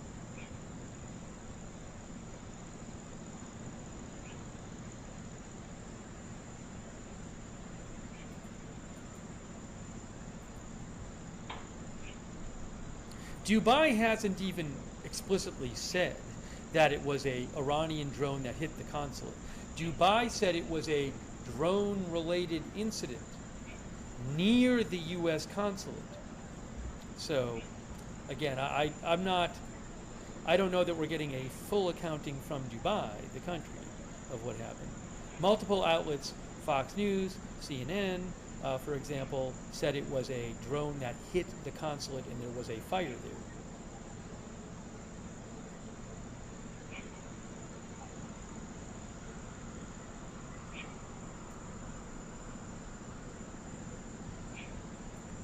And then I'm seeing a report of, if you give me a sec here.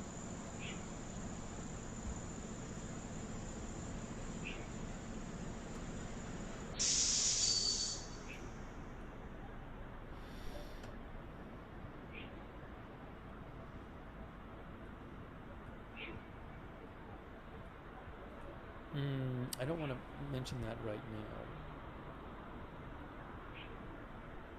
Actually, I've seen a couple reports of an Iranian drone attack in the town of Suleymaniya in Iraqi Kurdistan. But I'll try to look for more on that. Some reports said it was a former United Nations building that got hit there. But I'm not sure. So let me look into that. And also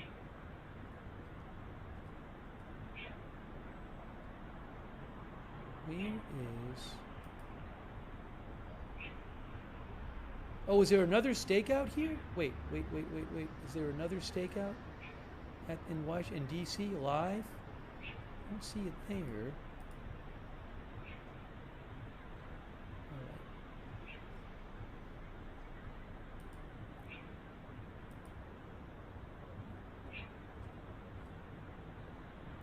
I'm going to show you now what Marco Rubio said at the start of his appearance. I have it right here. Marco Rubio spoke a few minutes ago.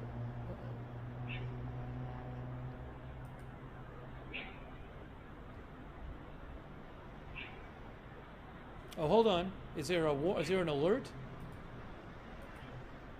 There's no rocket alert right now. Missiles? There's pre-alerts. Guys, there's no actual alerts on the alert map yet. Okay? Thank you for letting me know. They're not actually on the map yet. So, also, once again, the media agencies are not allowed to show the sky during the alerts. Yes, so thank you for letting me know. The Israeli Defense Forces say that they have detected some missiles launched from Iran, and there are going to be missile alerts soon. So I will pull up the cameras that I have.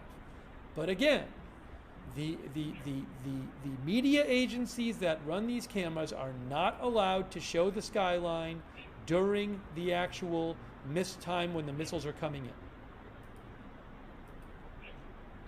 Reuters says Israeli authorities have mandated that news organizations may not transmit live video of missile interceptions during attacks.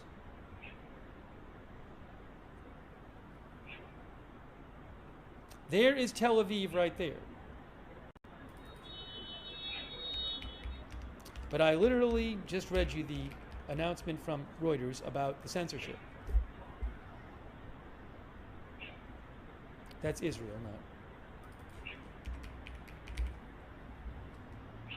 So you might hear the start of sirens, and then the camera points away, or it cuts out.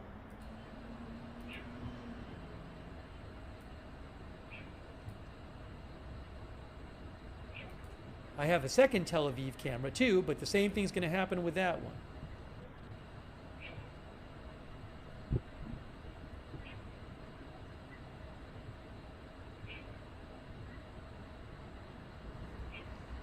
But I'll pull it up on the screen anyway.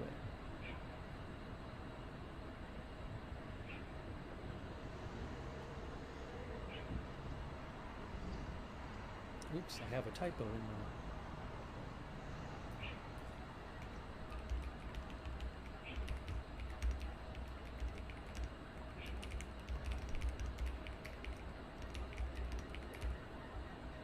there. Oops. Did they just cut it? I think Reuters just cut their feed. Look at that. Before the alerts. Did the alerts get popped? Yeah. Further, see what Reuters did? Reuters cut their feed. They cut. So Reuters already cut. They already cut the. They already cut the Tel Aviv stream while the missiles are on the way. There's one. I told you.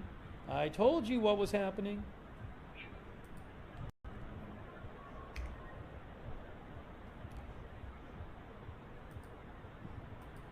Now, is the AFP feed up or not? Yes, check Al Jazeera Arabic. Al Jazeera Arabic sometimes shows live feeds. Why is that not working?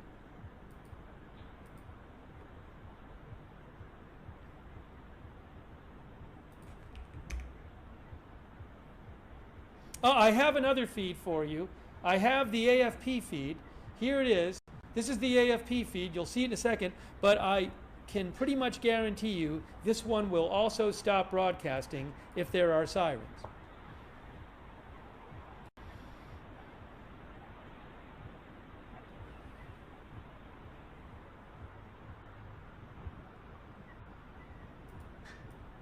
Meanwhile, let me pull up so I can see it. I don't even know if this has audio on it. This one. Maybe not.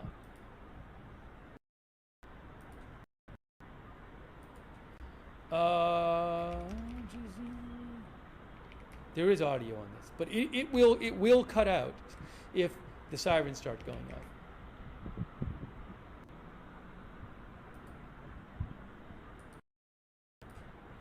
Give me here. Hold on. Give me 1 second. Give me a second. I just got to put something up here so I can see it. Thanks for your patience. Why is that all getting all weird? Okay. Okay, there are alerts right now. There are alerts.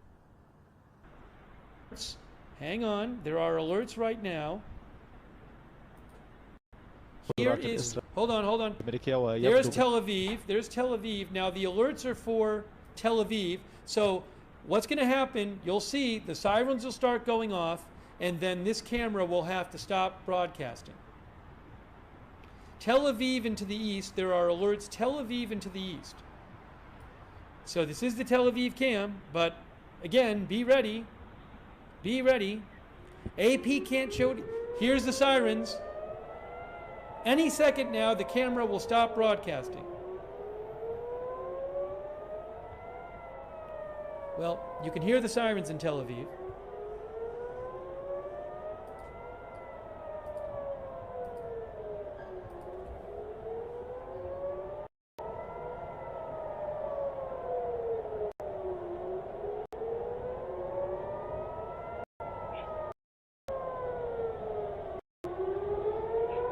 I don't see any of the news channels showing this either. You know, Fox News is not showing the sky. Oh, stand by. There you go. See what happened? And there we go. Oh, Fox News is showing the sky. Fox News is showing the sky on their broadcast. Well, as you can see, AFP and Reuters and AP, they either cut their cameras or point them at the ground. CNN is going, but they're going inside. Fox News actually is showing the sky on their shot. Oh wait, but the camera's like in a hotel or something. So that's interesting that they're doing it. I'm watching show Fox News. Yeah, Al Jazeera Arabic is showing. They're actually not really showing the sky. Fox News. Fox News is now pointing at the street. Guys, Fox News pointed their camera down at the street. Trey Yingst is there. They're pointing at the street on Fox News. They're not even showing the sky anymore. Al Jazeera Arabic has a camera on YouTube. Al Jazeera Arabic are, again, alert even to the east. Check out Arabic on YouTube. But Fox cut away from the sky, and they're now just showing Trey Yingst to the camera. So even the news channels, they have cameras there, and they're not allowed to show them. CNN has their camera inside now. Fox News, none of it. MS Now, Fox News, BBC, none of them are showing the sky.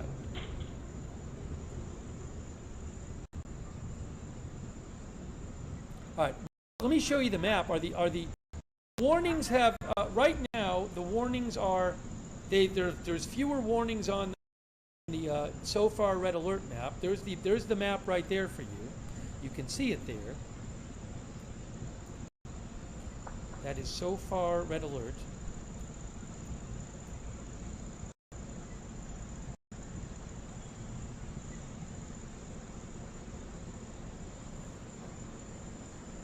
Okay, let me get some updates from Israeli media on what is going on. I'm also keeping an eye on Al Jazeera Arabic. Right, hold on a moment here. I have to fix this thing too, because this thing's a little messed up here. This thing here. Let me try to fix this. There, that's better. Okay.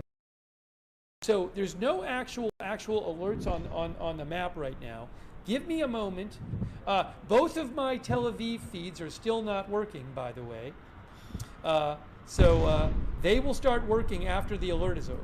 So let me check Israeli media and see what they are reporting about whether there are missile strikes in Tel Aviv around there.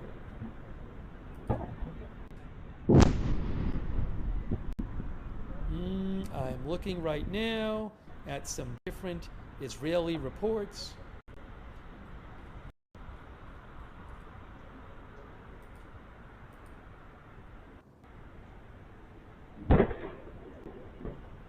I haven't seen anything yet in Israeli media. Interceptors, N12 News says there were interceptors. Some of our viewers, I believe, said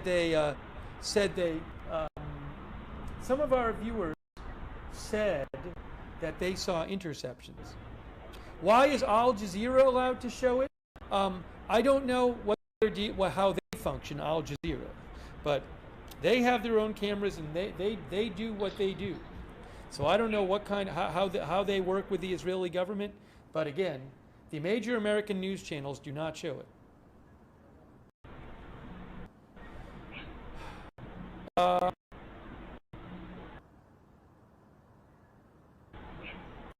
Gotten my Tel Aviv feeds back yet, but again, there were interceptors. Hold on, let me update my headline here. Moments ago, new wave of Iranian missiles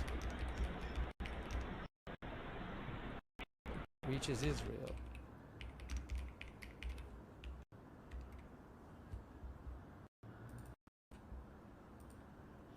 And one moment, I'm waiting for my cams to come back from Israel.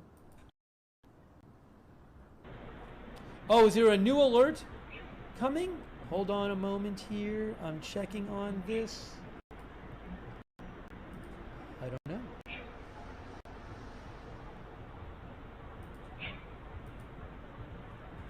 Wait, let's see. Did Home Front Command post again?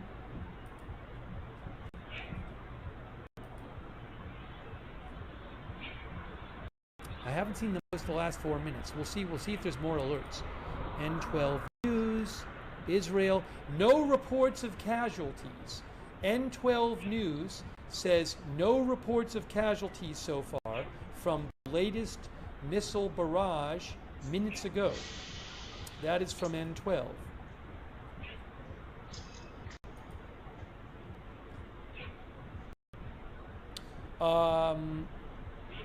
One Telegram channel, it's an Israeli news Telegram channel I follow now. I think it's called Now 100. Yediot News says reports of intense explosions in the central region of Israel. Suspicion of a missile fall being investigated.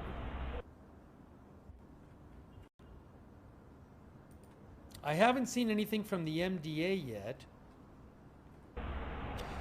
Residents in central Israel reported the sounds of explosions, so it sounds like there were at least interceptions.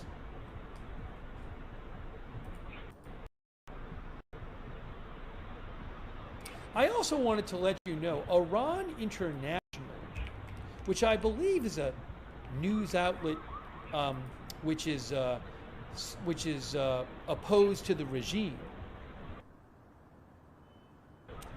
Iran International is, if I have it right, Iran International is based in the UK. Are they supported by Saudi Arabia? I'm looking this up right now. Iran International is a news outlet that is reportedly linked to Saudi Arabia, says Wikipedia, and they broadcast out of London. They are not fans of the regime, from my experience of following them. They claim that Iran has chosen Ali Khamenei's son, Mojtaba, as the next supreme leader. That's what they claim, under pressure from the Revolutionary Guards. So they claim this. I have not seen that reported anywhere else. So we'll keep an eye out here to see if we hear more about that.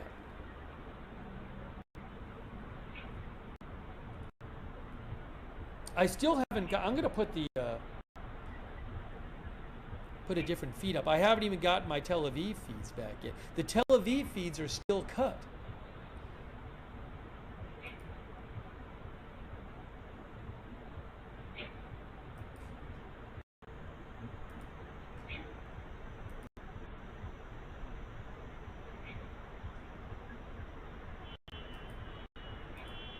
Give me one moment, please.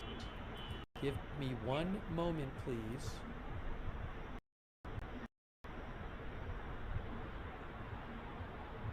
My Tel Aviv feeds are still not back. So I'm going to go back and put the Beirut feed up just to have it up. And when I get the Tel Aviv feed back, I'll let you know.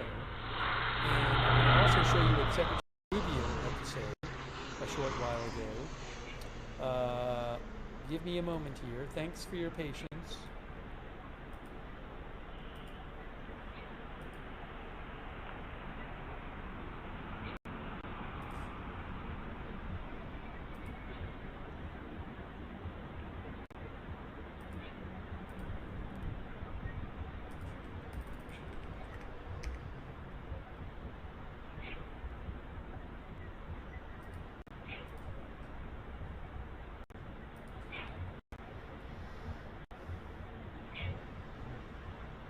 Yeah, guys, I am aware that there are some other cameras online. For example, like Intel cams.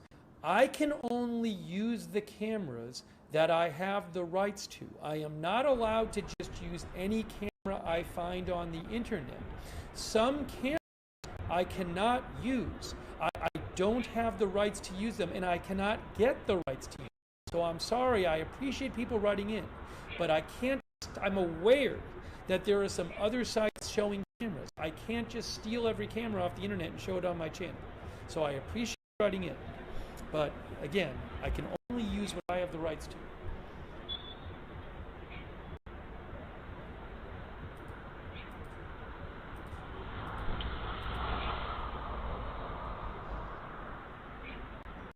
Now, I'm putting on the screen to have it on.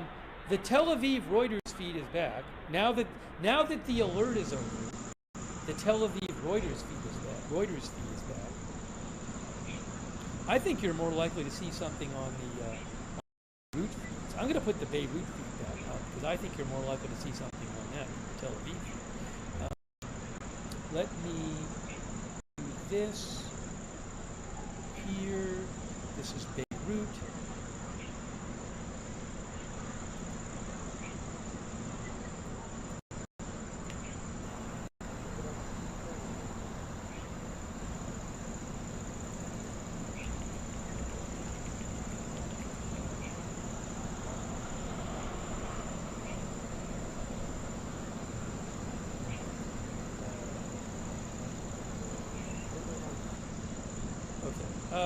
Let's see.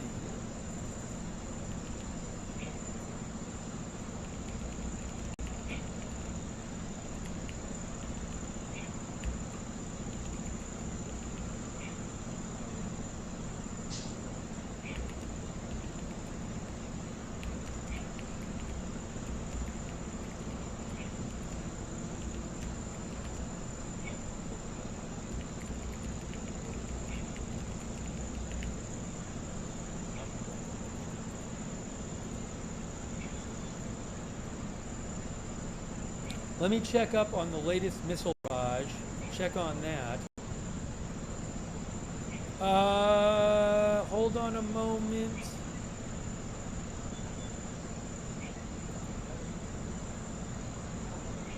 The missile event has ended for now. So, Israel Home Front Command says the missile event has ended. People can leave their shelters, but they need, well, it says those staying in the protected area can leave. That's what they say.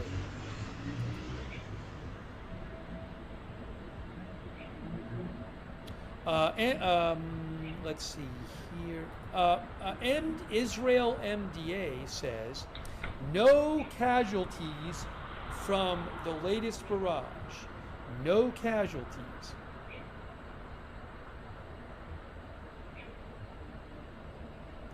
That is from Israel's MDA. No casualties in the latest missile barrage.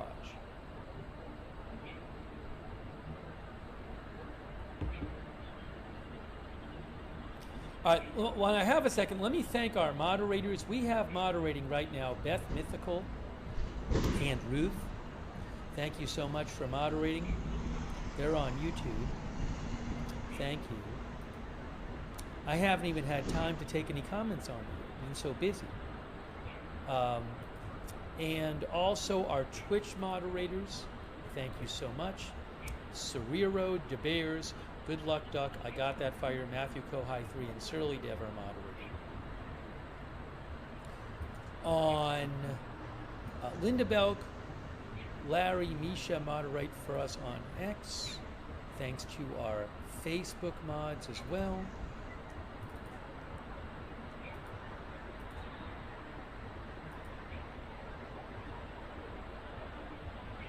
They do, one of our viewers says it's a quick assessment. MDA does quick assessments. They go right out when they hear reports. I'm guessing they have people all over the country, and when they hear reports of missile falls or possible injuries, they go right out to investigate, and they post. It's very fast. It's incredible. They post right away whether there have been injuries, whether they're seeing like big damage, and that kind of thing.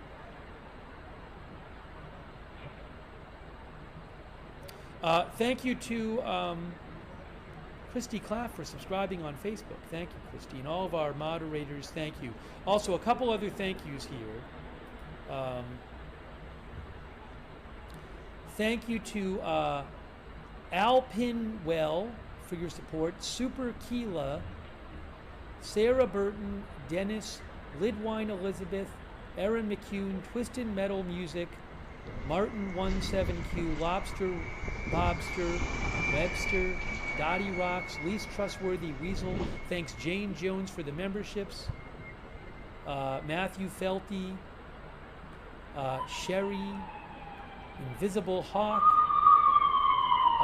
John Thomas, thank you, John. John Thomas. One Act CD. Hey, thank you so much, Shahzad Saeed from Pakistan. Hey, thanks, Shahzad. I really appreciate that. Appreciate you watching from Pakistan. Thanks, Shahzad, for your support. Zach Soon, thank you. Watergirl NYC, Lidwine Elizabeth, Kraken SOF, Taco Cat Bravo, EGR VKS, Stephen Bryan is Magna Carta. A couple more here. Carly Manrique, Flower Cat, Shrek the Deck, Neutrals Inc., Snatchin, JT Lawson. Hey, Michelle from South America. Michelle Duchess 2.0, thanks so much.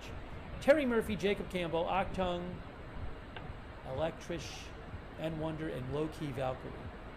Thank you all. Sorry for the, I was delayed in thanking people before because it's been so busy. Also on Twitch, Fishbone, L. Logan, Hot Richard, Night Owl, Christina Nana, Angie Tangi, Meat Missile, John Deeds. Let's get caught up on some things here.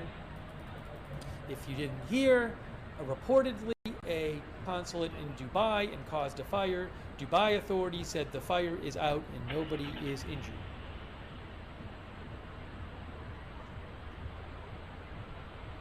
Oh, I can show you what Marco Rubio said. Hey guys, let's look at what Marco Rubio had to say. If you give me a moment here.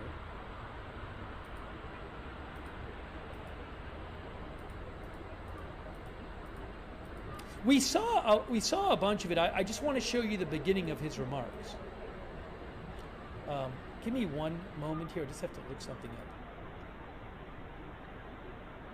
For some reason, the audio is stopped. Oh, I think we were hearing the Tel Aviv audio too. All right, hold on.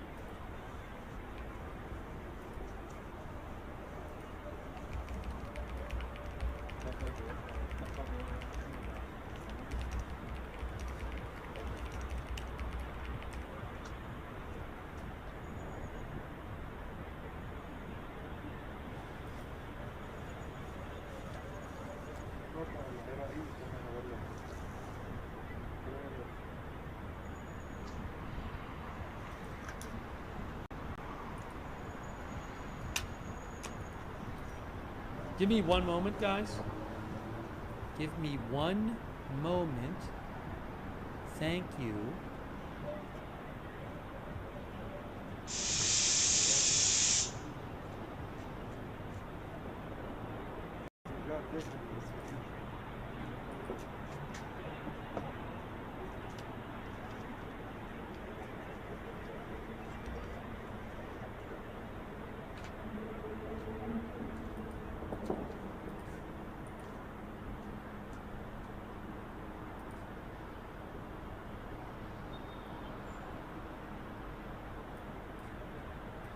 This.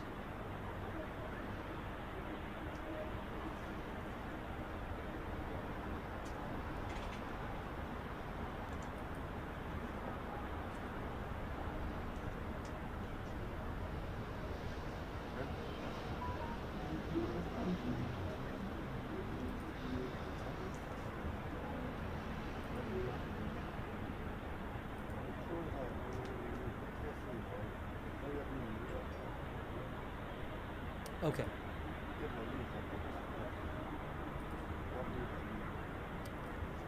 This is Marco Rubio speaking moments ago, minutes ago. Minutes ago, Marco Rubio.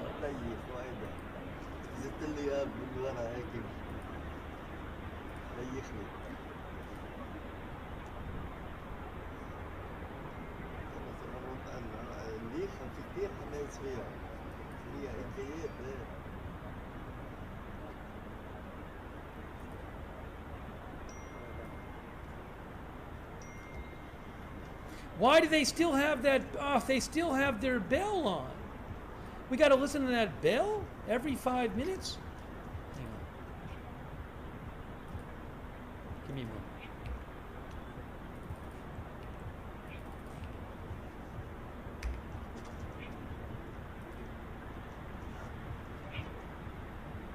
Gee, and it's so much louder. The bell is so much louder than the audio from Beirut.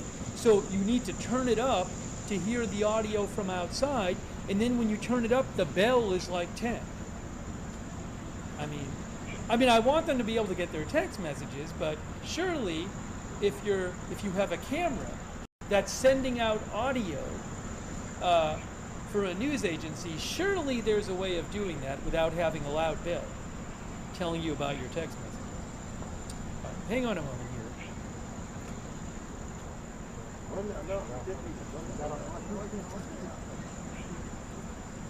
All right, this is, I'm going to show this from a few minutes ago, earlier, about a few minutes ago. Marco Rubio spoke took some questions in Washington, D.C. So, let me show you this. I need to turn off the audio here. I need to put this here. Okay, let's watch some of what, I might not replay the whole thing because we saw some of this, but it's interesting. This is Marco Rubio speaking, Secretary of State, answering some questions just about maybe an hour ago or so.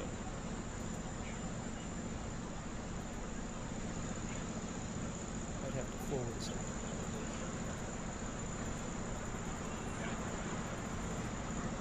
Here he comes. Oh, here it is. An expanded commercial flight after help Americans in the Middle East be able to depart. As of a few minutes ago before I left, 9,000. Hold on. Here it comes. Here it comes.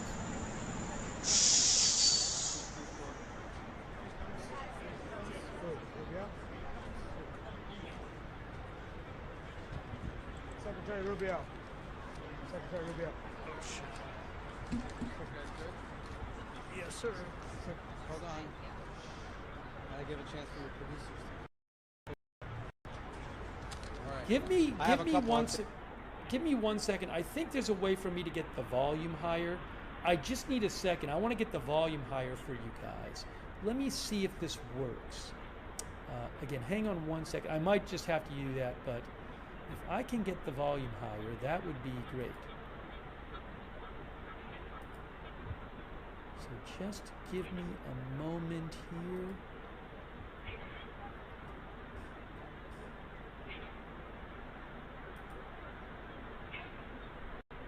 Yeah, I think this will work.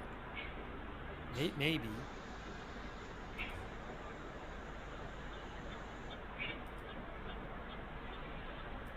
I think we're going to be good. I think we're going to be good on this.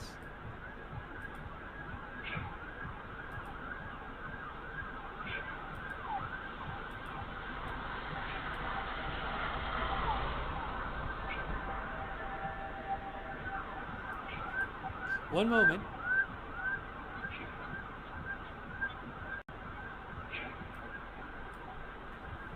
I got to get it queued up. Because the volume is low on the original video, so I'm trying to just play. I did it here. I got it. This works. This should be better now, in theory.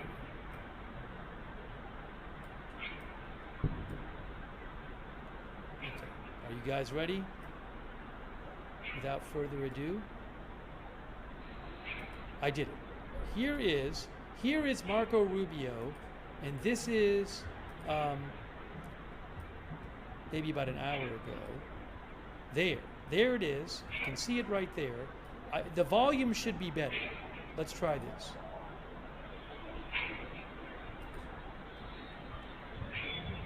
Oh.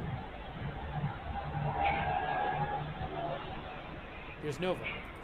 Are you hearing volume? If there's no volume, I got to play it the other way. Why are you not hearing volume? I'm going to have to just do it the other way. I have no idea. Let's see. Is something here? Nope. Got to use the volume the other way. Here we go. Let's do it. Let's do it the way that I was going to do it anyway. Sorry, my big plan didn't work. Here it is. We'll just do it this way. Okay, there is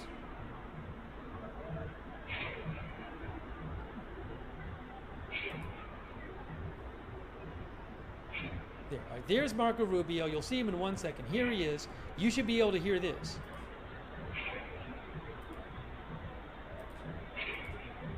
Let's see. You got sound? Secretary Rubio. Secretary Rubio. Yes, sir. Hold on. I'll give a chance for the producers. All right. I have a couple updates for you. The State Department is now actively, as it has been now for the last 72 hours, implementing our plans to help Americans in the Middle East be able to depart. As of a few minutes ago before I left, 9,000 Americans have been able to leave the region since the start of this war. We have about 1,500 Americans that are requesting assistance with departure. We have identified and continue to identify charter flights, military flight options, and expanded commercial flight options, meaning working with the airlines to send bigger airplanes with more seats, and the combination of those three things. The impediment we're facing now in many cases, we've had a couple instances in which we have planes in the air and on the way, and unfortunately the airspace gets closed and they have to turn back around, so we're working through those challenges. Here's the message I want to deliver Americans who are in the Middle East and in need of assistance. It is very important, and I ask this of the networks as well, it is important for you to please put both the website and the phone numbers on your screens, because we need to know where you are. We need to have contact information for Americans that need assistance.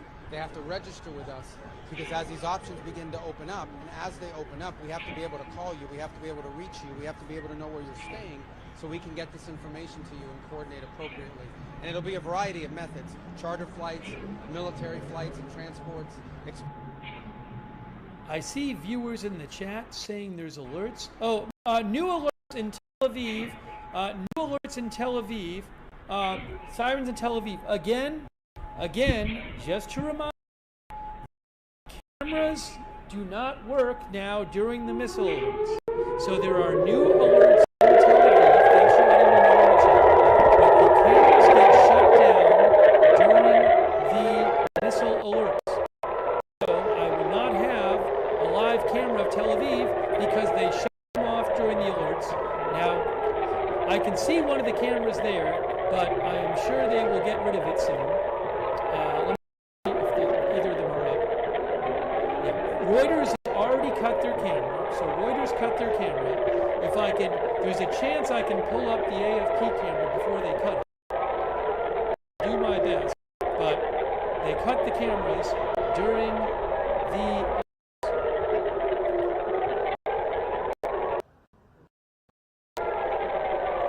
Can I somehow catch some of the sirens? Can I catch the sirens? Let's see. Maybe. All right, hold on. Hold on. This is Tel Aviv.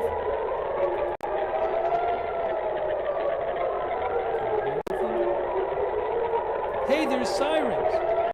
There's sirens. I caught the sirens.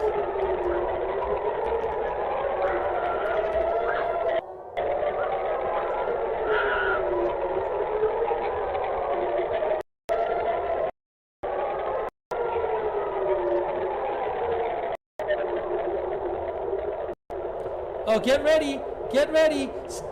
Cut the camera. They had to cut the camera. See what happened? It happens every time. So both of my Tel Aviv cameras just got cut, as happens. Okay, so what I need to do is check for you guys what is going on. Thing I was looking at. Thanks for bearing with me.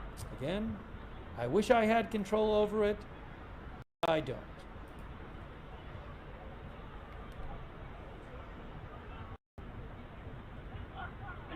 And AP, they point their camera down at the ground. They literally point their camera at the street so you can't see anything.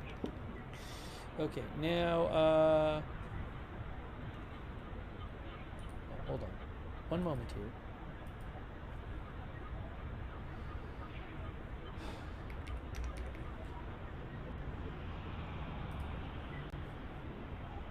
Let me check a couple other things. See what I can see, if anything. Al Jazeera Arabic is showing a guy talking and a live shot. Okay. I don't see anything there.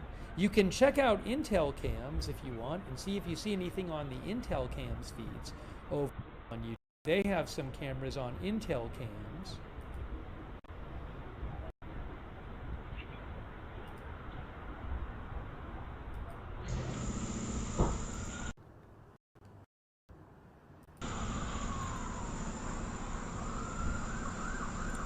One moment here. No, Al Jazeera does not sell their footage. I have reached out to them in the past. I never heard back from them. I have tried multiple times to talk to them about their footage, and I have never heard back.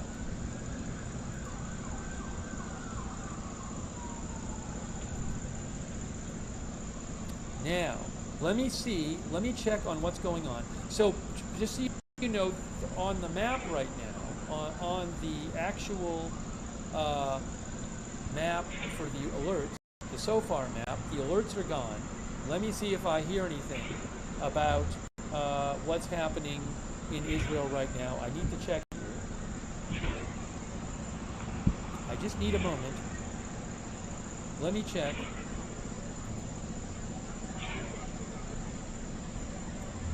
I'm looking.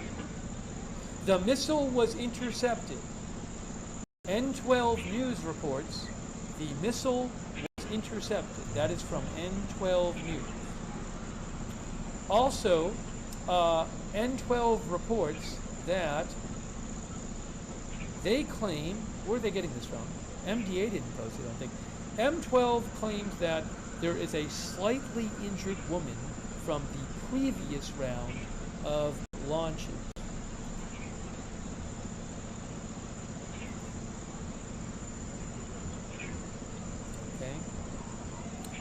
N12 reports that the missile was intercepted. Another Telegram account I follow, Yediot, posted a video of an interception.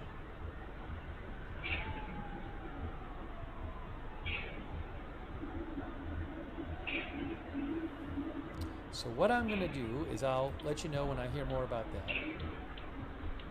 But you guys have seen it multiple times now. They literally just cut the cameras when they cut the cameras when the alerts happen, or AP points the camera down at the ground. Okay, now what I'm going to do is I need to get this camera back up.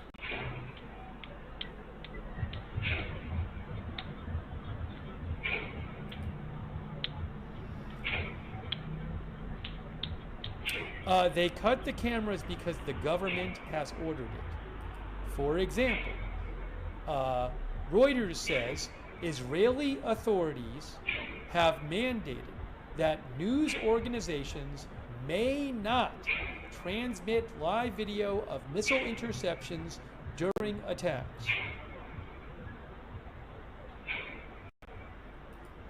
AP says under Israeli military censorship rules, the AP cannot show live images of interceptions or disclose the exact locations of the strikes.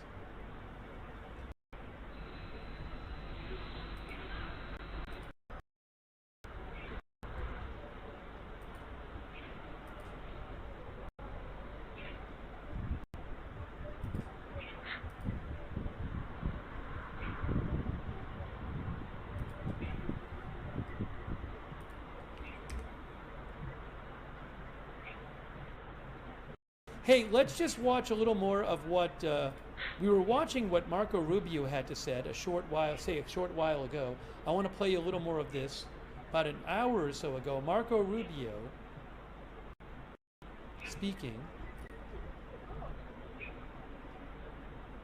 Expanded commercial opportunities and in some cases land routes that will allow them to go to neighboring countries who might have open airports at that point. So it's a lot of different things here that need to happen in order to move people. It all starts by knowing that you're there. It all starts by knowing that where you are and how we can get a hold of you. So I'm asking the networks and all of the media outlets, publicize the two phone numbers that we've put out as well as the website so people can contact us and register. We've had, thousands of people call already. As I said, we've identified almost 1,600 that are requesting assistance with departure, but we need you to please be able to identify that. As I came in, I also saw the media reports about Dubai's consulate. The last that I had with seconds before getting before these cameras was that a drone unfortunately struck a parking lot adjacent to the Chancellery building and set off a fire in that place. All personnel are accounted for. As you're aware, we began drawing down personnel from our diplomatic facilities in advance of this. In the cases, for example, of Beirut, we basically drew down to bare bones, as well as in Baghdad and Erbil, and in a couple other posts as well. So we've been very fortunate, obviously, but our embassies and our diplomatic facilities are under direct attack from a terroristic regime. With an update, I will obviously refer you to the Department of War. Suffice it to say that our objectives remain as they've been identified from the beginning and by the President clearly yesterday. Iran can never have a nuclear weapon, and we will now not allow Iran to hide behind the immunity of a massive short-term ballistic missile inventory or the ability to make them or launch them. And so CENTCOM, in a joint operations, is carrying out a systematic destruction of their missile belt, destruction of their launchers, and destruction of their ability to make these, as well as the destruction of their Navy. From what I've been told by the Department of War, everything is on or ahead of schedule and proceeding on these objectives. We have every confidence in the world that these objectives will be achieved. The last point I would make is, and I said this yesterday and I repeat, what's about to, you're about to see, we're going to unleash Cheng on these people in the next few hours and days. You're going to really perceive a change in the scope and in the intensity of these attacks as, frankly, the two most powerful air forces in the world take apart this terror. So I just want to point out, he said that we're going to unleash on Iran in the next few hours and days. He said hours and days. So maybe while we're on the air tonight, I don't know.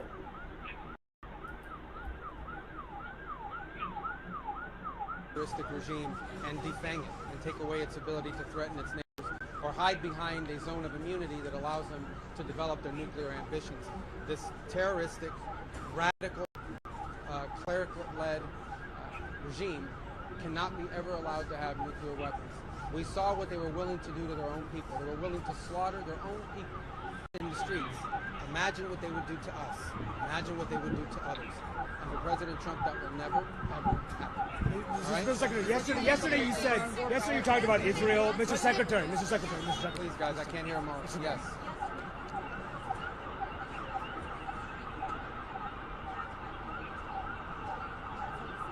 No.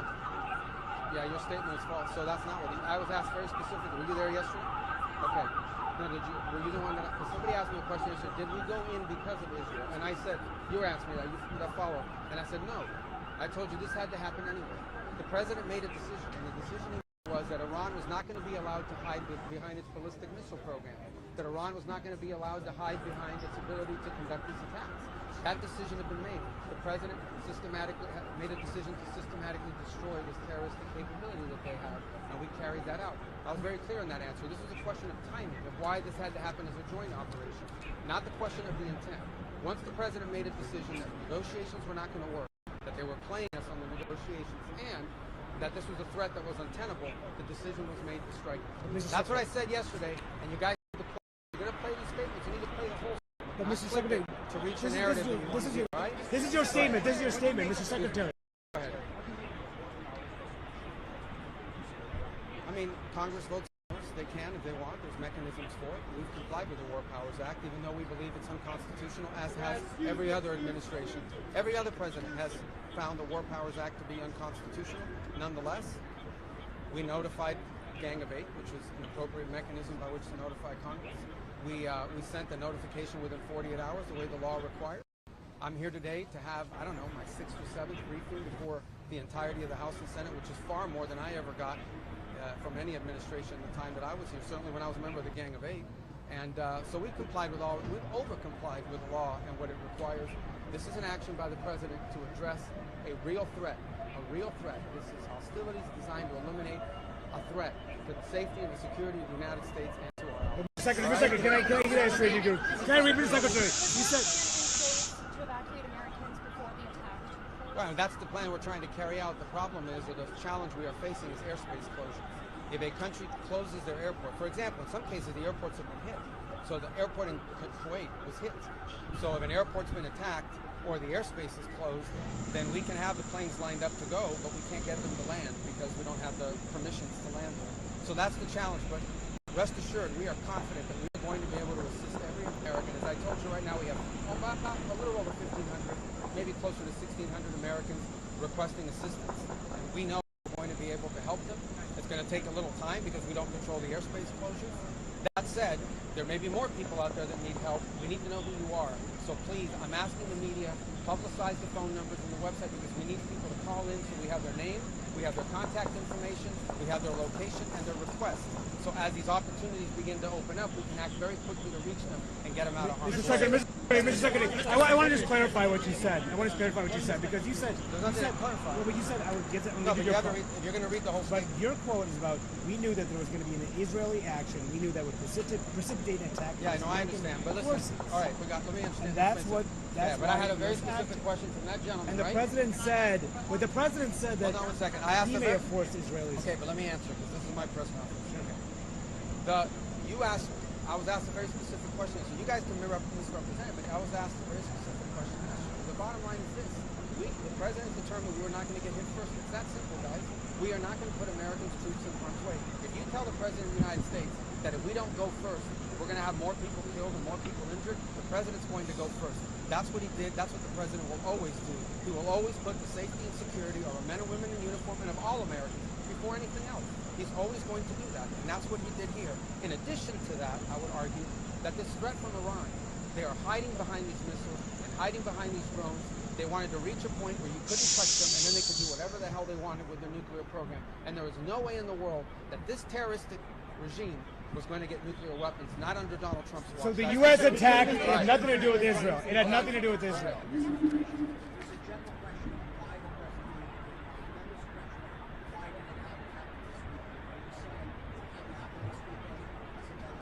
No, this weekend presented a unique opportunity to take joint action against this threat. And we wanted this to have maximum success. We want this operation to be successful at achieving its objectives. I'll repeat the objectives. The President laid them out yesterday. Iran cannot have a nuclear weapon. It cannot have, and therefore it cannot have the things it was hiding behind to have a nuclear weapons program. What are those things? Number one, we are going to destroy their missiles and their missile launchers. We are going to destroy their capability to make these missiles and these launchers. And we are going to destroy their Navy. Those are the objectives. And this weekend, acting at this time, gave us the highest probability of success in achieving those objectives. And as the Department of War will brief you, we are on or ahead of schedule. So the to do so that. the U.S. attack would have happened no matter what. Would the U.S. attack have happened no matter what Israel is planning to do? The president had already made a decision to act. On the timing, the president acted on the timing that gave us the highest chance of success. And that's what you're seeing play out right now. You're seeing it play out right now, and you'll see it in the days to come. We will systematically take apart the missile program. We will destroy their ability to sponsor terrorism, by the way. We will destroy their factories. We will destroy their Navy. Those objectives are going to be met. We're well on our way to meeting them. It will not be easy. There will be a price to pay for it, but that is a much lower price to pay than having a nuclear-armed Iran. I got to go. And that had brief you nothing to guys. do with Israel. Hold on. Nothing. Yes. Yes, ma'am.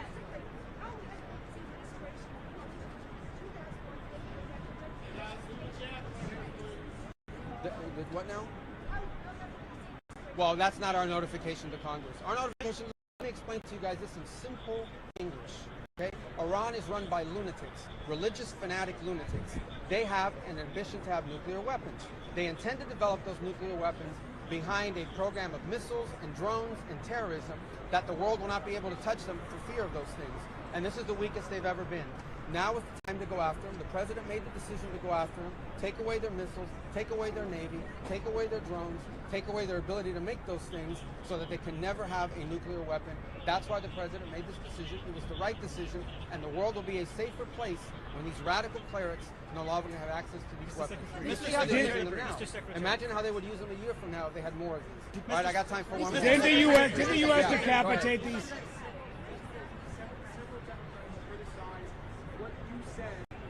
Yeah, of course they could have. The question is, several Democrats criticize. They're going to always criticize. We've been doing this for years, guys. They come out. I'll tell you right now, they're going to to the briefing and say we didn't hear anything, we have more questions than answers, you mark my words, but we still do these briefings. Go ahead. Mr. Secretary, your criticism was on the timeline when you said that Israel is dictating the timeline for the United States. No, the president. Well, the United States made a decision. The President of the United States made a decision. This is intolerable. Iran cannot have these missiles, cannot have these drones, cannot threaten the world. The President said this is the weakest they've ever been. If we don't hit them now, a year from now, a year and a half from now, no one will be able to touch them and will be able to do whatever they want. And he made a decision to go. And he made a decision to go in a joint operation because it gave us the highest chance of success. And he made a decision to go first because he concluded that we were not going to get hit first. We were not going to absorb a blow from them. We were going to go first. He was not going to run the risk that they could attack us before we could hit them because in addition to costing lives, it would undermine the effectiveness of our operation. All right, guys, I got to go. Thank you. All right, so that was a couple hours ago. Earlier this afternoon, Marco Rubio. Let me put up on the screen, I'll put the Beirut cam up on the screen right now. That's going to be Beirut. That's not Tel Aviv, that's Beirut. I need to get that fixed. Hold on.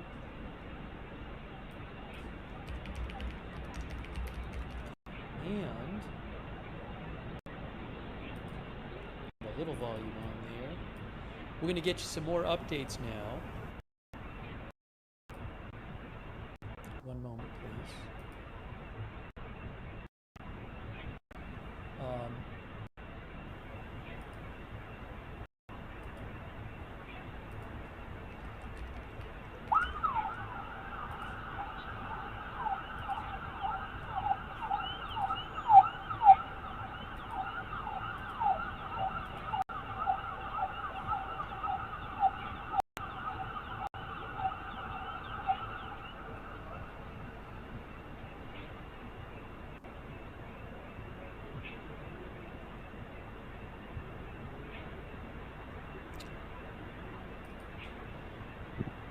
Let me just check a couple things. I'm going to take some of your comments on here. I want to give you some more updates about what's going on.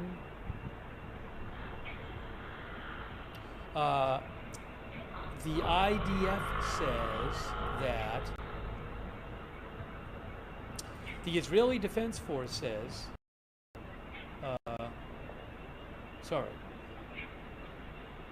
according to Manny Fabian of Times of Israel, a barrage of rockets was launched from Lebanon at the Galilee Panhandle in Israel. No sirens sounded because the rockets were headed for open areas.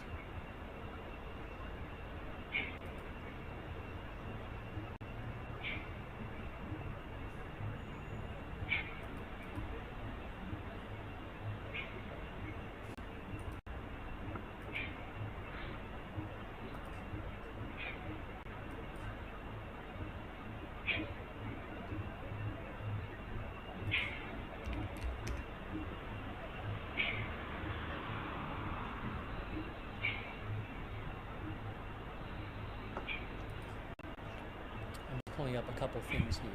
Give me one moment. Thanks for your patience.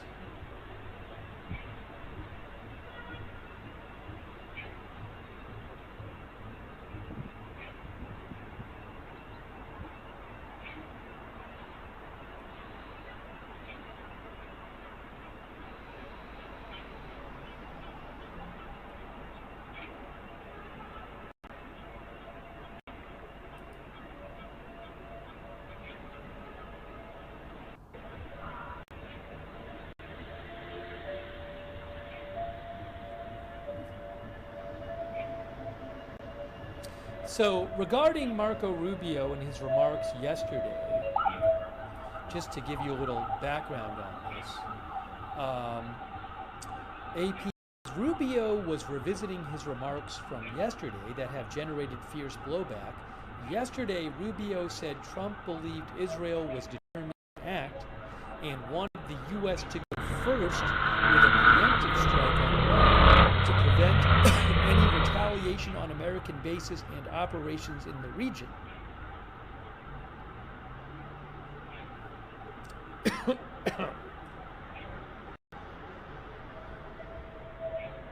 And some were claiming that that meant that the that the attack was happening because Israel was going to attack them. Today, if I remember it right, Rubio was saying, well, President Trump would have attacked Iran anyway. Let's see here. Oh, something else I wanted to mention.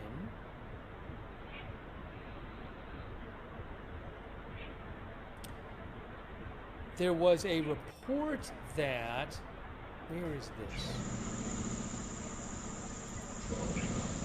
That there were reports that Israel hit a building where possibly a meeting was going on to determine the next supreme leader. So Manny Fabian of Times of Israel said, an Israeli defense source confirms that the Israeli Air Force struck a building in the Iranian city of Qom where senior clerics had gathered to elect Iran's new supreme leader. The Assembly of Experts of 88 members, though it is unclear how many of them were in the building at the time. So I'll have to see if there's any more updates on that. I don't know if people were in the building to elect a new supreme leader or not, and if so, how many were there? I do not know.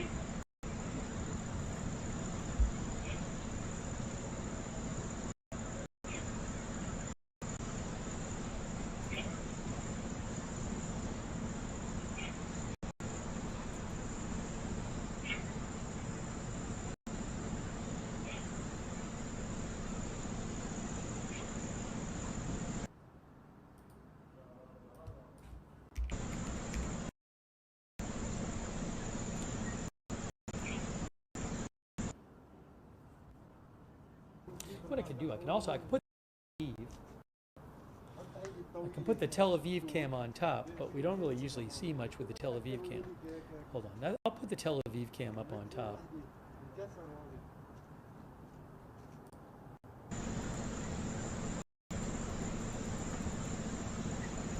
I'll do.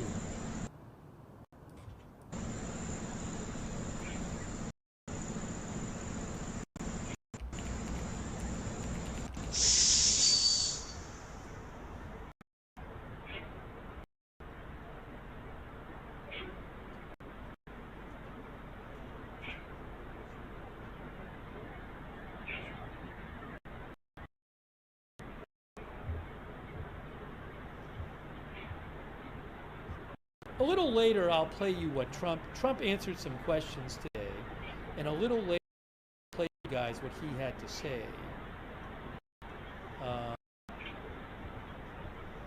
And hey, by the way, a couple thank yous. I owe a couple thank yous to people.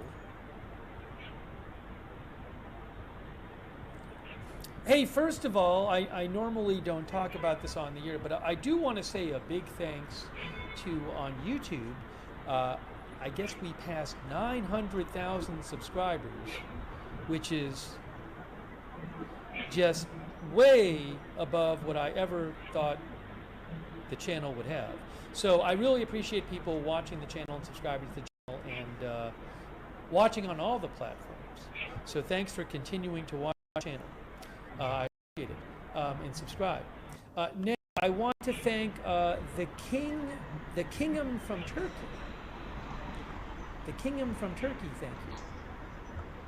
Who think U.S. has no place in the Middle East. All they want is resources. I live in Istanbul, Turkey. Not very religious, but I believe there's a God, a creator. So thank you, the Kingdom from Turkey, who says the U.S. has no place in the Middle East. Also, actually, thanks Planet Karab, Zanyana, Michael McIsaac, Michael Morris. Michael Morris thinks Trump is failing to reduce daily costs of the average American, and it's a complete lie while we're at war, a lie of no new wars. Wow, Michael's not a fan, I think, of the U.S. action. Thanks, Rune1033.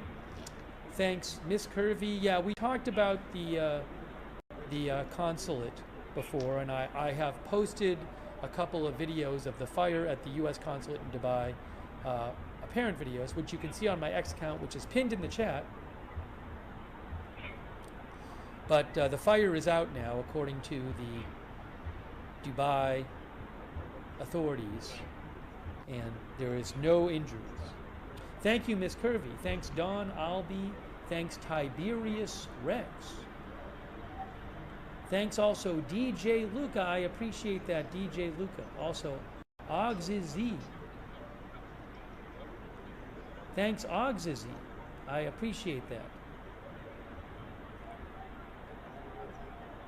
Yeah, I did speak to Intel Cams, the owner of Intel Cams. Very, very nice. It just, I believe that there are, without getting into the technical issues of it, there are copyright issues which I think are going to prevent me from using the feeds. I don't want to get into, I'm not going to get into everything, but if it's able to be worked out, it will be. But there may just be issues that, again, technical stuff that prevents me from doing it. So I did talk to him. It's just, you know, there's various considerations involved. So, but I did want to let you know, he's very nice. And we messaged. But you can check out his channel on YouTube.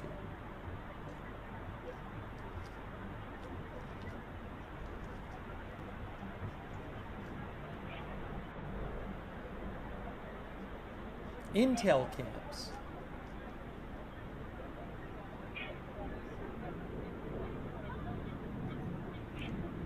Let's see here. Thanks, Lidwine Elizabeth.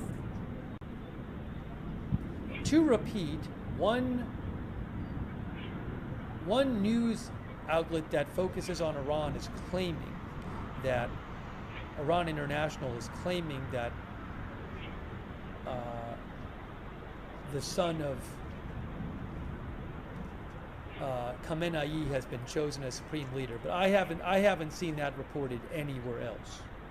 I've seen zero other reports of this, so we'll have to see what happens.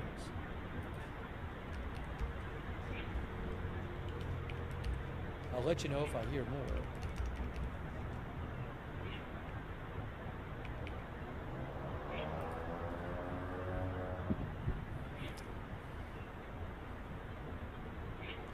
Claimed his son Mojtaba was chosen. Again, I don't know that that's the case. Thank you, Andrew Vaughn. I will check that out, Andrew Vaughn. Thank you. New Creation, thank you. Thank you so much, New Creation. Luke Snow. Thank you, Luke Snow. Officer Larry. Thank you. Sanchi Pueblos from Spain. Thank you. Explore the Unseen. E1991M. Thank you. Crazy Yoda. Thank you. Bob Lancaster, Sooner Matt, Dr. Peppy X, and also shout out to everybody else watching.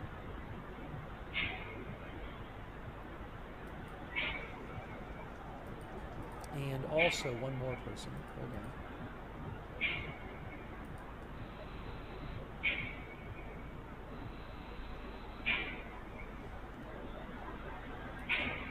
Hold on. Diane Uwart. Thank you, Diane Uwart, for your support. I really appreciate that. And Fred Witherow. Thank you so much, Fred Witherow, for your support.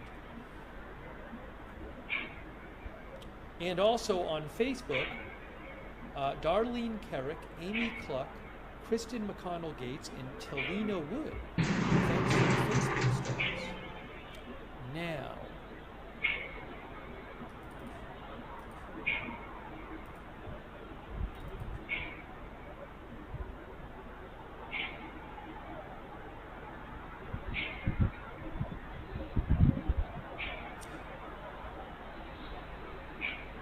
Faytuck's News points out that Iran state media Tasnim is claiming that an American aircraft was shot down. So just to be clear, Iran state media makes all kinds of claims that turn out to not be true. Days ago, they were claiming that 200 American soldiers had been killed or injured. I'm pretty confident that's not true in Iranian strikes. So I take everything they say about their attacks on the U.S. with a giant grain of salt. They frequently in Iranian media say things like, we have carried out successful strikes on U.S. bases, and then you never hear anything about it, ever. And so unless there's some incredible cover-up going on of all of the successful Iranian strikes on U.S. bases and ships and everything else, it seems like they post a lot of false claims about that kind of stuff. But as for this latest claim, I can't confirm or deny it at this point.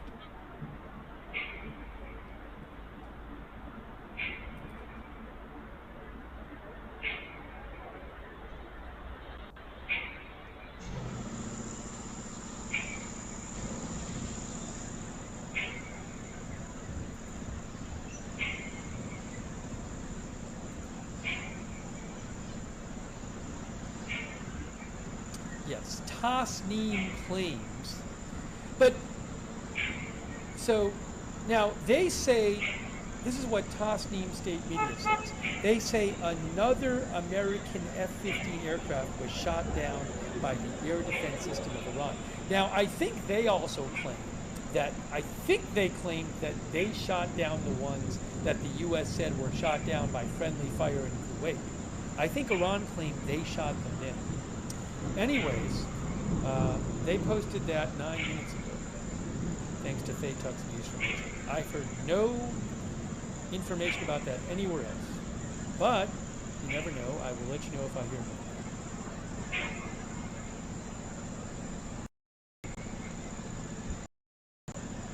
more. Al Jazeera reports 2 drones have attacked the Harir U.S. base in Erbil. Al Jazeera correspondent, 2 drones attacked U.S. base in Erbil, Kurdistan.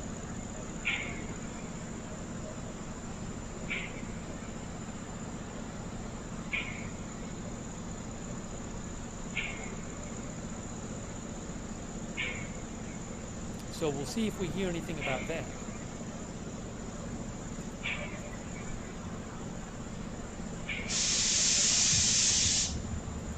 By the way, there are primary elections in the U.S. tonight. What is this? Hold on. Oh, I have some video of some U.S. lawmakers speaking. Hold on a second. Let me put this on the screen for you. Hang on a moment. I'm going to put this on the screen for you right now. Give me a moment. One moment. I'll put it on the screen for you. This is live. I think this is Senator Chris Coons speaking. What is your understanding as to how much of the regime Mr. Mullen and Graham think the Iranian people have the opportunity to fight for themselves? Essentially, is enough of the regime gone? I'm stunned if they said that because, look, there's 1 million people in the Iranian security and military apparatus that are fully capable of repressing civilians who come out to protest in the streets. And I think we need to be careful about creating the mistaken impression while we encourage the Iranian people to pursue a democratic form of government in the future. There's no clear commitment that I'm aware of for us to send any assistance, to send troops or to send arms that would allow them to actually defend themselves against a very aggressive Iranian regime. So he said that the Iranian people have the opportunity to rise up from within. Is enough of the regime gone for the Iranian people? I've heard nothing that suggests that's the case. Have they picked a successor yet?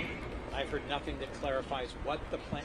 There is no clarity about the plans going forward. Senator, yesterday, Secretary Rubio said there is not a plan right now to facilitate the next iteration of an Iranian government. It's just military plan. That's critical. There is not a plan. Well, he said it's not part of their goals right now. Right. Does that Those are 2 different statements. Does that comport with what you've heard in there, that the goal is purely military and it's not to facilitate a regime change or whatever comes next? This briefing was principally focused on military, the events of the last 100 hours, and where we are in terms of military objectives. There was not a robust discussion of political objectives. That is exactly the sort of thing that we need an open hearing about, because, as you remember, the war in Iraq had an initial phase that apparently went quite well, mission accomplished, and then turned into a regime building, nation building phase. That's where I think our greatest risk is, where the greatest risk for civilians in Iran is, and where the greatest lack of clarity in terms of planning and resources. I'll remind you, we used to have resources like Voice of America Farsi, like USAID's Middle East democracy programs that help support the opposition in authoritarian regimes in the region.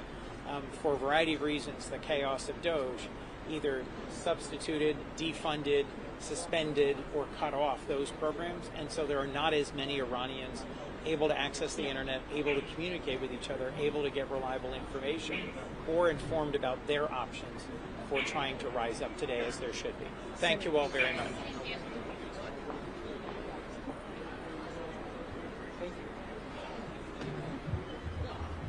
That was Chris Coons from Delaware, Senator. Oh, Lindsey Graham spoke. Hey guys, I'm going to let you hear Lindsey Graham. Lindsey Graham and John Fetterman spoke a short while ago. So let me get this on the screen for you. Just a short while ago, they both spoke too. Hang on. So what I need to do is mute this, mute that. I'm going to show you what Lindsey Graham and John Fetterman had to say. First, I'm going to sneeze, and then I'm going to show you what Lindsey Graham and John Fetterman had to say. Now, and I'll keep an eye to see if anybody else speaks live. Oh, somebody else is speaking right now. A senator is speaking right now. A senator is speaking now. Is it Richard Blumenthal? Wait on. Let's go live. Live. I just want to say I am more fearful than ever after this briefing that we may be putting boots on the ground and that troops from the United States may be necessary to accomplish objectives that the administration seems to have, but I also am no more clear on what the priorities are of the administration going forward, whether it is destroying the nuclear capacity of Iran or simply the missiles or regime change or stopping terrorist activities. And I think the administration owes it to the American people to have briefings not just for members of Congress but for the American public. Nothing here should have been classified. It should be available to the American people. They described it. Marco Rubio said yesterday, he started to clean it up, that it was Israel that was about to attack Iran, which prompted the United States to act to prevent any sort of reciprocation from Iran. Is that the way they described it in here? I will give you my impression, which is that there is still no evidence, none, of an imminent threat that would justify an attack on Iran. No imminent threat to the United States has been set forth to me, but more important to the American people. I'm not going to go into the substance. I want to... Once Oh, again, Chuck Schumer. It's Chuck Schumer. The answers are very unsatisfying. They have shifting goals, different goals all the time, different answers every day. And I am truly worried about mission creep. When there's no set plan, when you can't hear day after day, we're going to do this, this, this, and this, and these are the reasons why, you end up with an endless war, you end up with mission creep, you end up with all kinds of problems. And so the answers are not satisfying, and what's really needed is a public debate so the American people, who already are very much against this, can see what we have seen. Would you support a supplemental funding request for this war? Look, the bottom line is they haven't made the request yet. I'm not going to comment on it, but the bottom line is that before you can feel satisfied about a supplemental, and I haven't seen it, You have to know what the real goals are and what the end game is. Leader Schumer, do you think Israel, forced the U.S.'s hand here, boxed the U.S. in on this? Look, no one wants a nuclear war. No one wants a nuclear Israel, but we certainly don't want an endless war, plain and simple. What did I say? Oh, no, got it. Let me say that again. No one wants an endless war, but we certainly don't want a nuclear Iran. That's for sure. Okay? At what point does the lack of DHS funding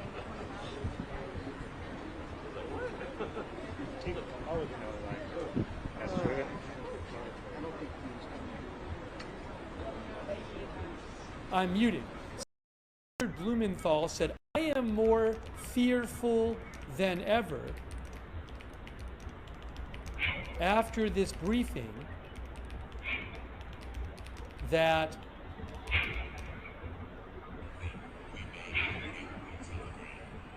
we may be putting group boots on the ground.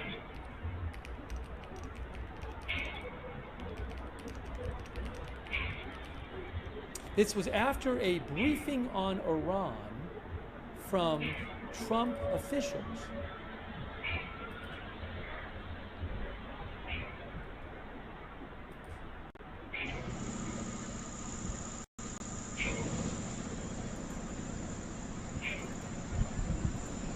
Democratic Senator Richard Blumenthal, moments ago after a briefing on Iran from Trump officials, I am more fearful than ever after this briefing that we may be putting boots on the ground.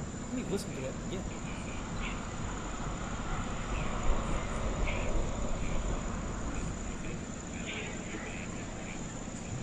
Wow.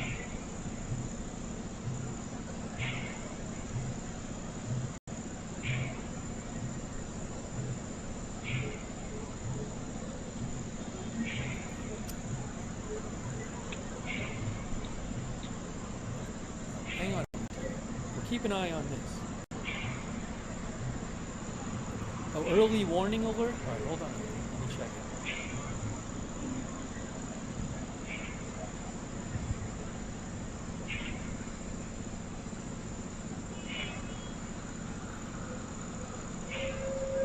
it. You heard it. We heard him say it. We heard him say it. Let's see. What's going on with the alerts? Yes, more missiles headed to, more missiles, guys, headed to Israel from Iran right now.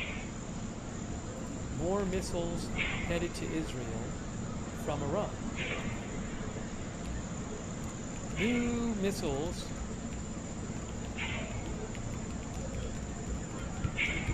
headed to Israel from Iran.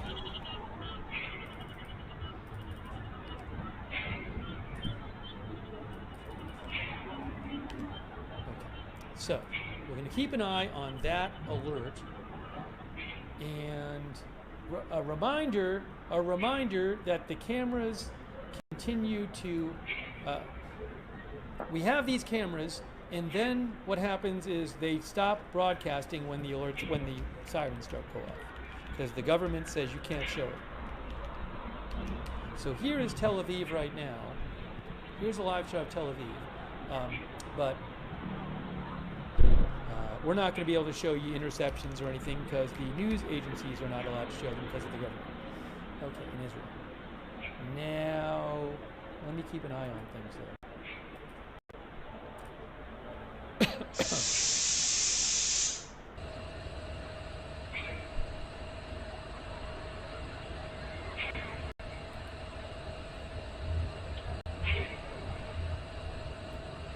Oh.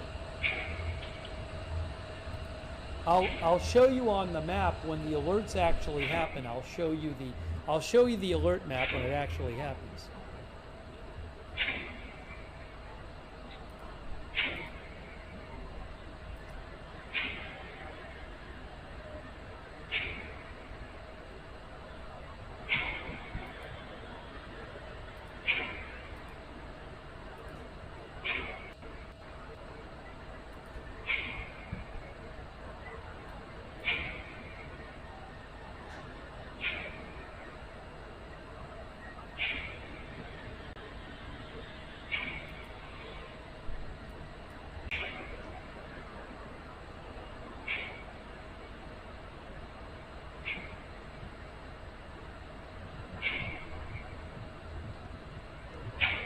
Hey guys, I have a new update for you.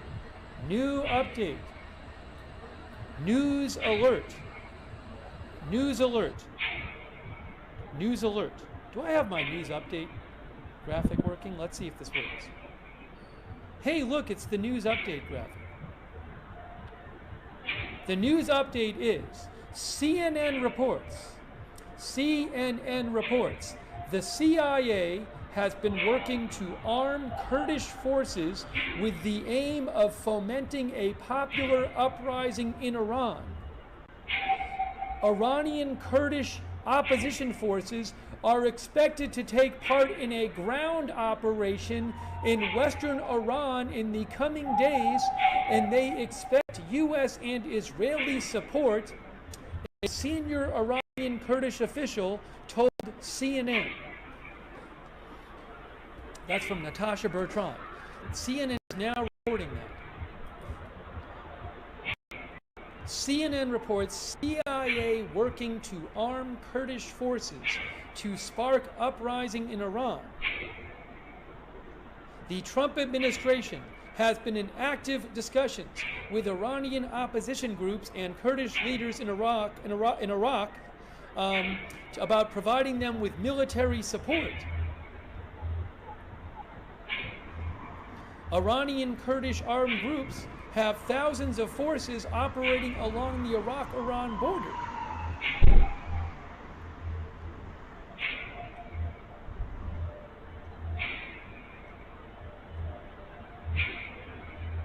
Iranian Kurdish opposition forces are expected to take part in a ground operation in western Iran in the coming days, a senior Iranian Kurdish official told CNN.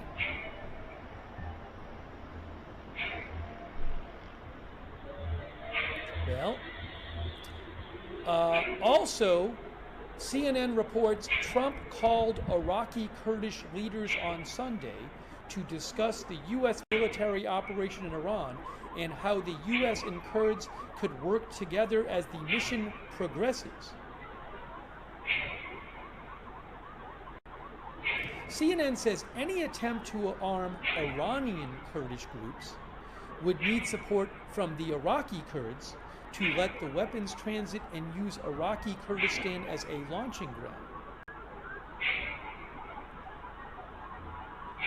Oh, hey guys, CNN says one person familiar with the discussions said that the idea would be Kurdish armed forces to take on the Iranian security forces and pin them down to make it easier for unarmed Iranians in the major cities to turn out without getting massacred again as they were during unrest in January.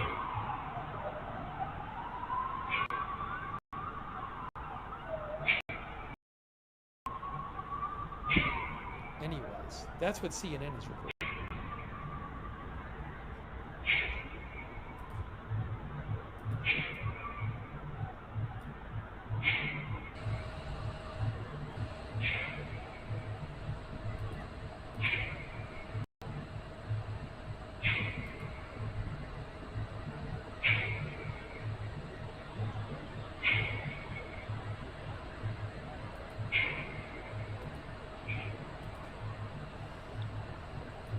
Oh, we have alerts in the north. I do not have a HIFA-cam. Hold on. Hang on a moment. There are rocket alerts in the north. Either rocket or missile alerts in the north of Israel. Haifa and all across the north. I don't know if that's rockets coming from Lebanon or... No, I believe, isn't it missiles from Iran? I have to look at what the pre-alert was. But there are alerts in the north there. You can see them right there in the map.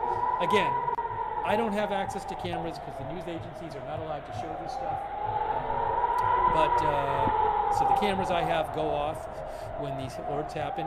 But let me check and see if I have any updates for you. But those are the current alerts in the north there as we look at the so far red alert map. And gradually, as the missiles get closer, or rockets, the alerts lessen because they pinpoint where the missiles are headed.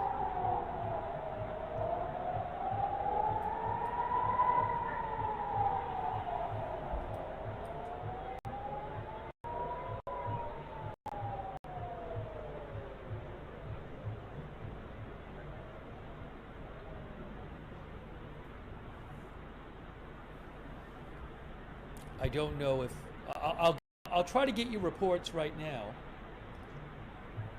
Let me try to get some reports on. Let me try to get some reports on what's going on with the missiles right now, missiles or rockets. For the moment, it's Tel Aviv, but that's not where the alerts are. Give me a moment, I will check.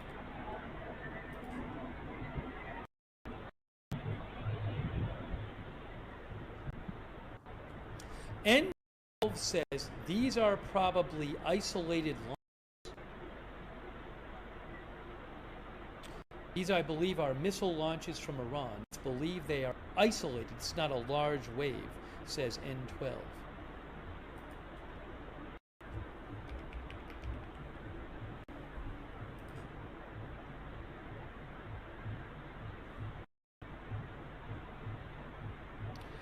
Kuwait today reported that 2 sergeants in their military were killed,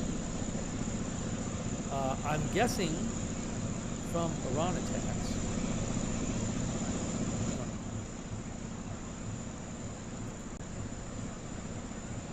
I'm having a little bit of an issue. Give me 1 second here. I'm having a bit of a little issue. Let me take myself off the screen for a second. I have to fix something. I have to do a fix here. Where is this going to go? Let's see.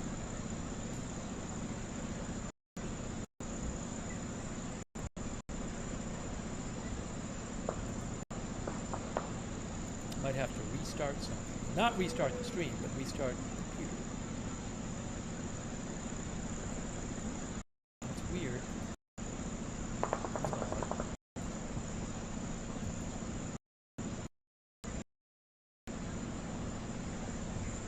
I have to restart something. Bear with me. Bear with me. This is gonna. What I'll do is I'll put this on. Put this on. Let me restart something. Got a little thing. Sometimes things need to get restarted.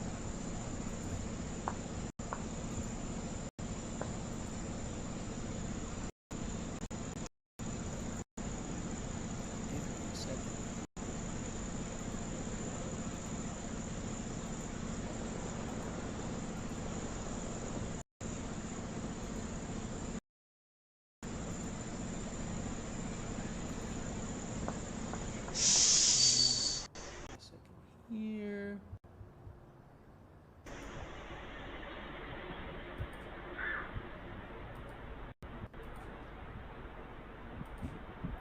I just need a minute. Just need a minute. Just need a minute.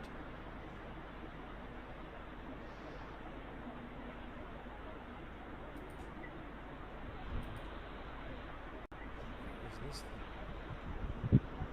Ah, here we go.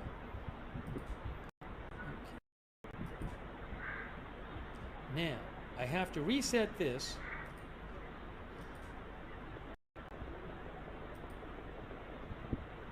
One moment here. It's kind of crazy. Let's see. I know I'm taking up this on the screen. Okay. Sorry about that.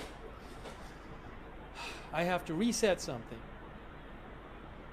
which should take about 45 seconds. We had a little technical hiccup here.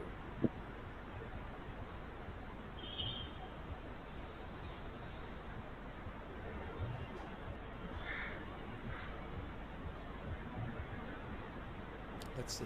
We're back. I think we're back. I think. I gotta do one more thing here. Hold on.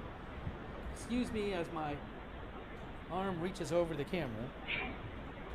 Try one thing here. I think we're good to go. Oh. Let's see.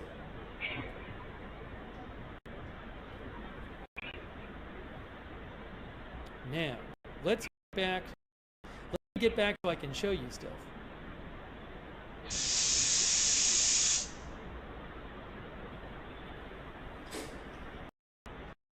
Very well. I think we're good. I think we're back.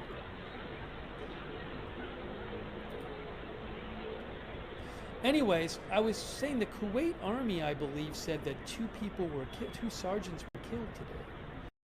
And one moment here, I need to put up on the screen the time, the clock. I just had to reset a couple of things here, so I just need to do this. Okay, we're good there.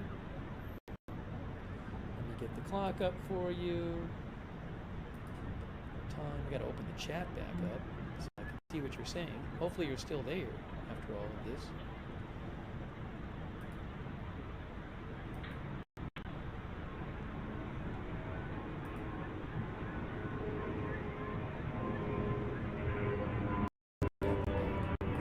Sorry, I just had to do a bit of a reset or something.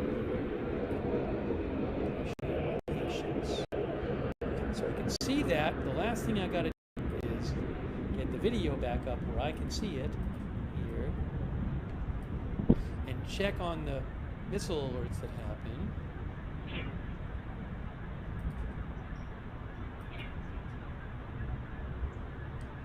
Alright, so I had for you on the screen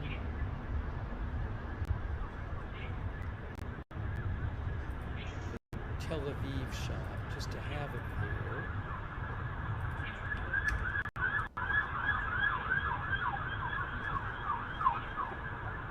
Sorry about that. I had to reset everything. Okay. Here, I think we're back. I think we're good now. Here you go. You'll see it in a second. Pop up on the screen. I think, oh no, not yet. One more thing I have to do. Let's try this again. I know that's a black screen. We don't want that. We want, there, that's better. Now we're back. Okay, so that's Tel Aviv. I apologize. Let me check out some things now.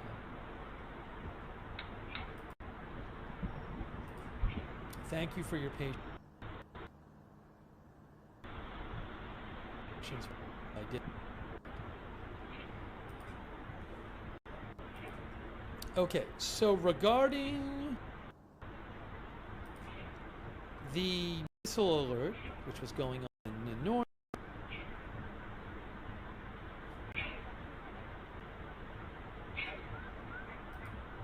there's no current. I can tell you that. I just checked the alert map, and did we get any updates about that? At least one missile was likely intercepted, says N12 News. That's what they say about the latest missile rate. Oh, I got to change the headline. Sorry.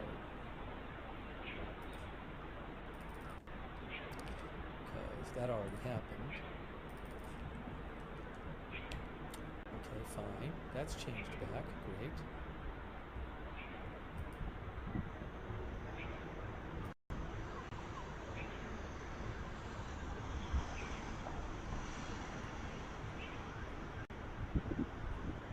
Just make sure I'm not missing any big updates here.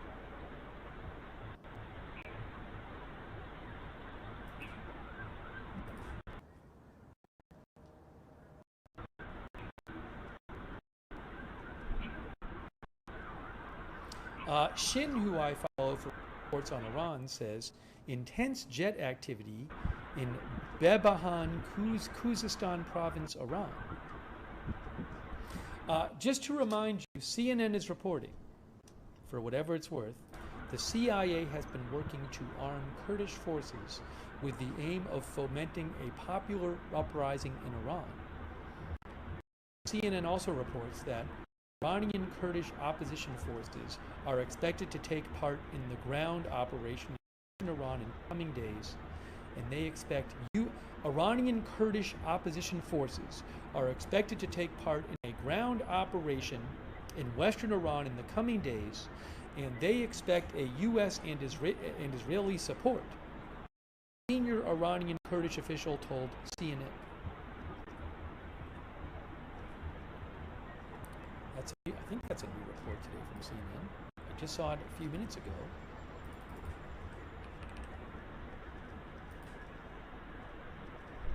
"18 minutes ago." Now also,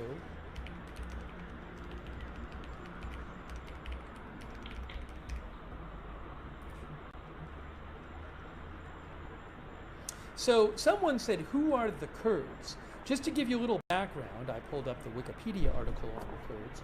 The Kurds are an ethnic group from West Asia. They are indigenous to Kurdistan, which is a geographic region with parts of it in Turkey, in Iran, in Iraq, and Syria. There are about 30 to 45 million Kurds.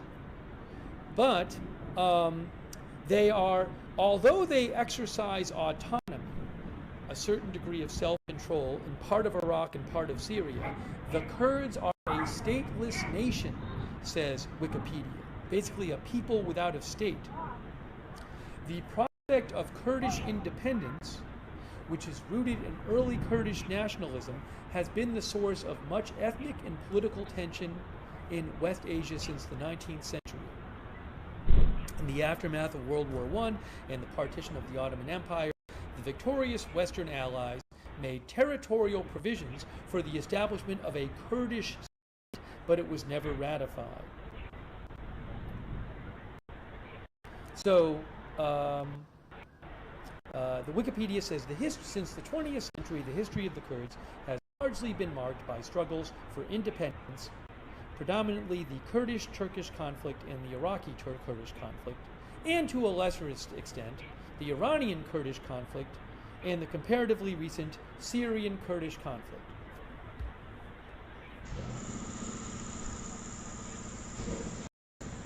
So a bit of background. But again, with that in mind, once again, CNN is reporting today, recently, that the CIA has been working to arm Kurdish forces with the aim of fomenting a popular uprising in Iran, and that Iranian opposition forces are expected to take part in a ground operation in western Iran in the coming days, and they expect U.S. and Israeli support, a senior Iranian Kurdish official told CNN. Now I wonder, is a Kurdish official telling this to CNN because, like, they want to make sure, they feel like they've heard they might get support, but they want to put it out there to put pressure on the administration to support them? I don't know. I mean, you can think of all kinds of reasons somebody might leak this to CNN.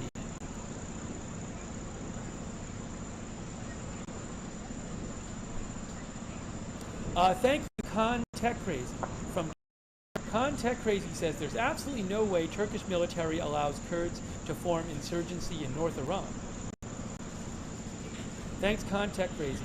Thanks, D. Smitty, who says Bay of Kurds invasion. Hey, there's a plane. Hey, look, there's a plane on the Tel Aviv. See the plane?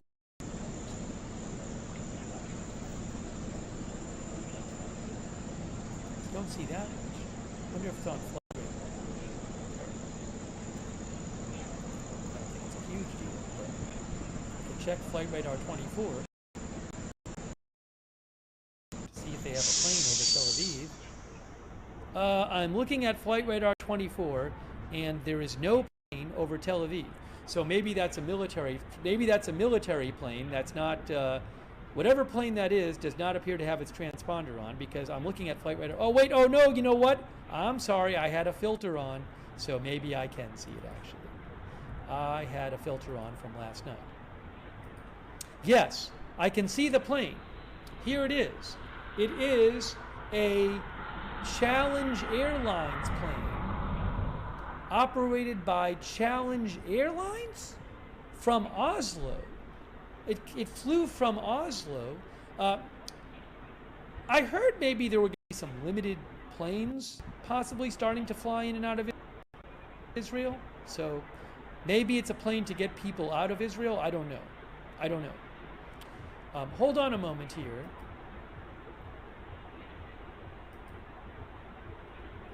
It could be a charter to get people out, I don't know. Oh, is it a cargo plane? Is that what it is, actually? It says, is Challenge Airlines a cargo? I have to look up Challenge Airlines.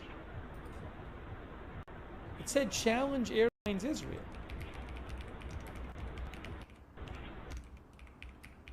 Challenge Airlines,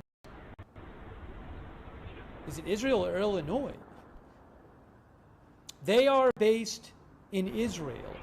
It's a cargo airline. It is a cargo airline. Challenge Airlines Israel is they operate cargo flights and charter services carrying non-standard goods and general cargo internationally, says Wikipedia.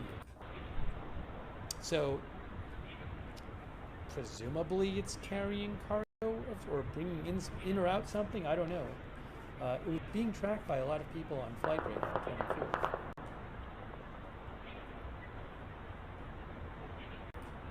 24. It disappeared. It disappeared. Air Force plane, but it's not being actively tracked at this moment. It disappeared up here. Anyways, I'll keep an eye out on Flight Radar 24. Give me one moment here. Hold on, hold on, hold on. Hold on a moment. Hold on a moment. Just hold on.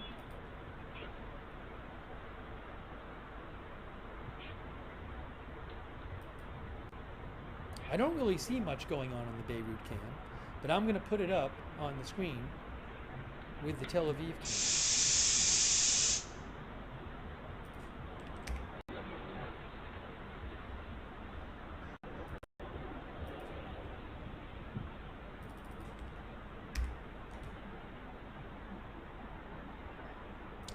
See it now.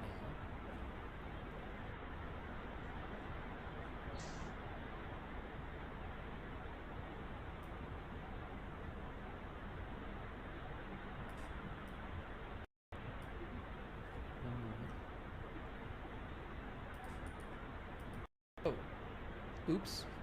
Hang on one moment here.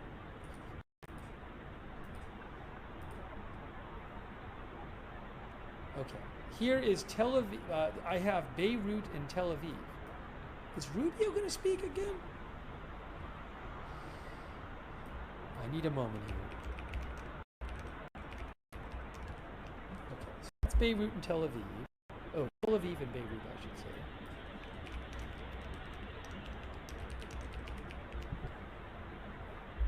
That's that. And what am I looking at right now? Oh, I think some House members might speak.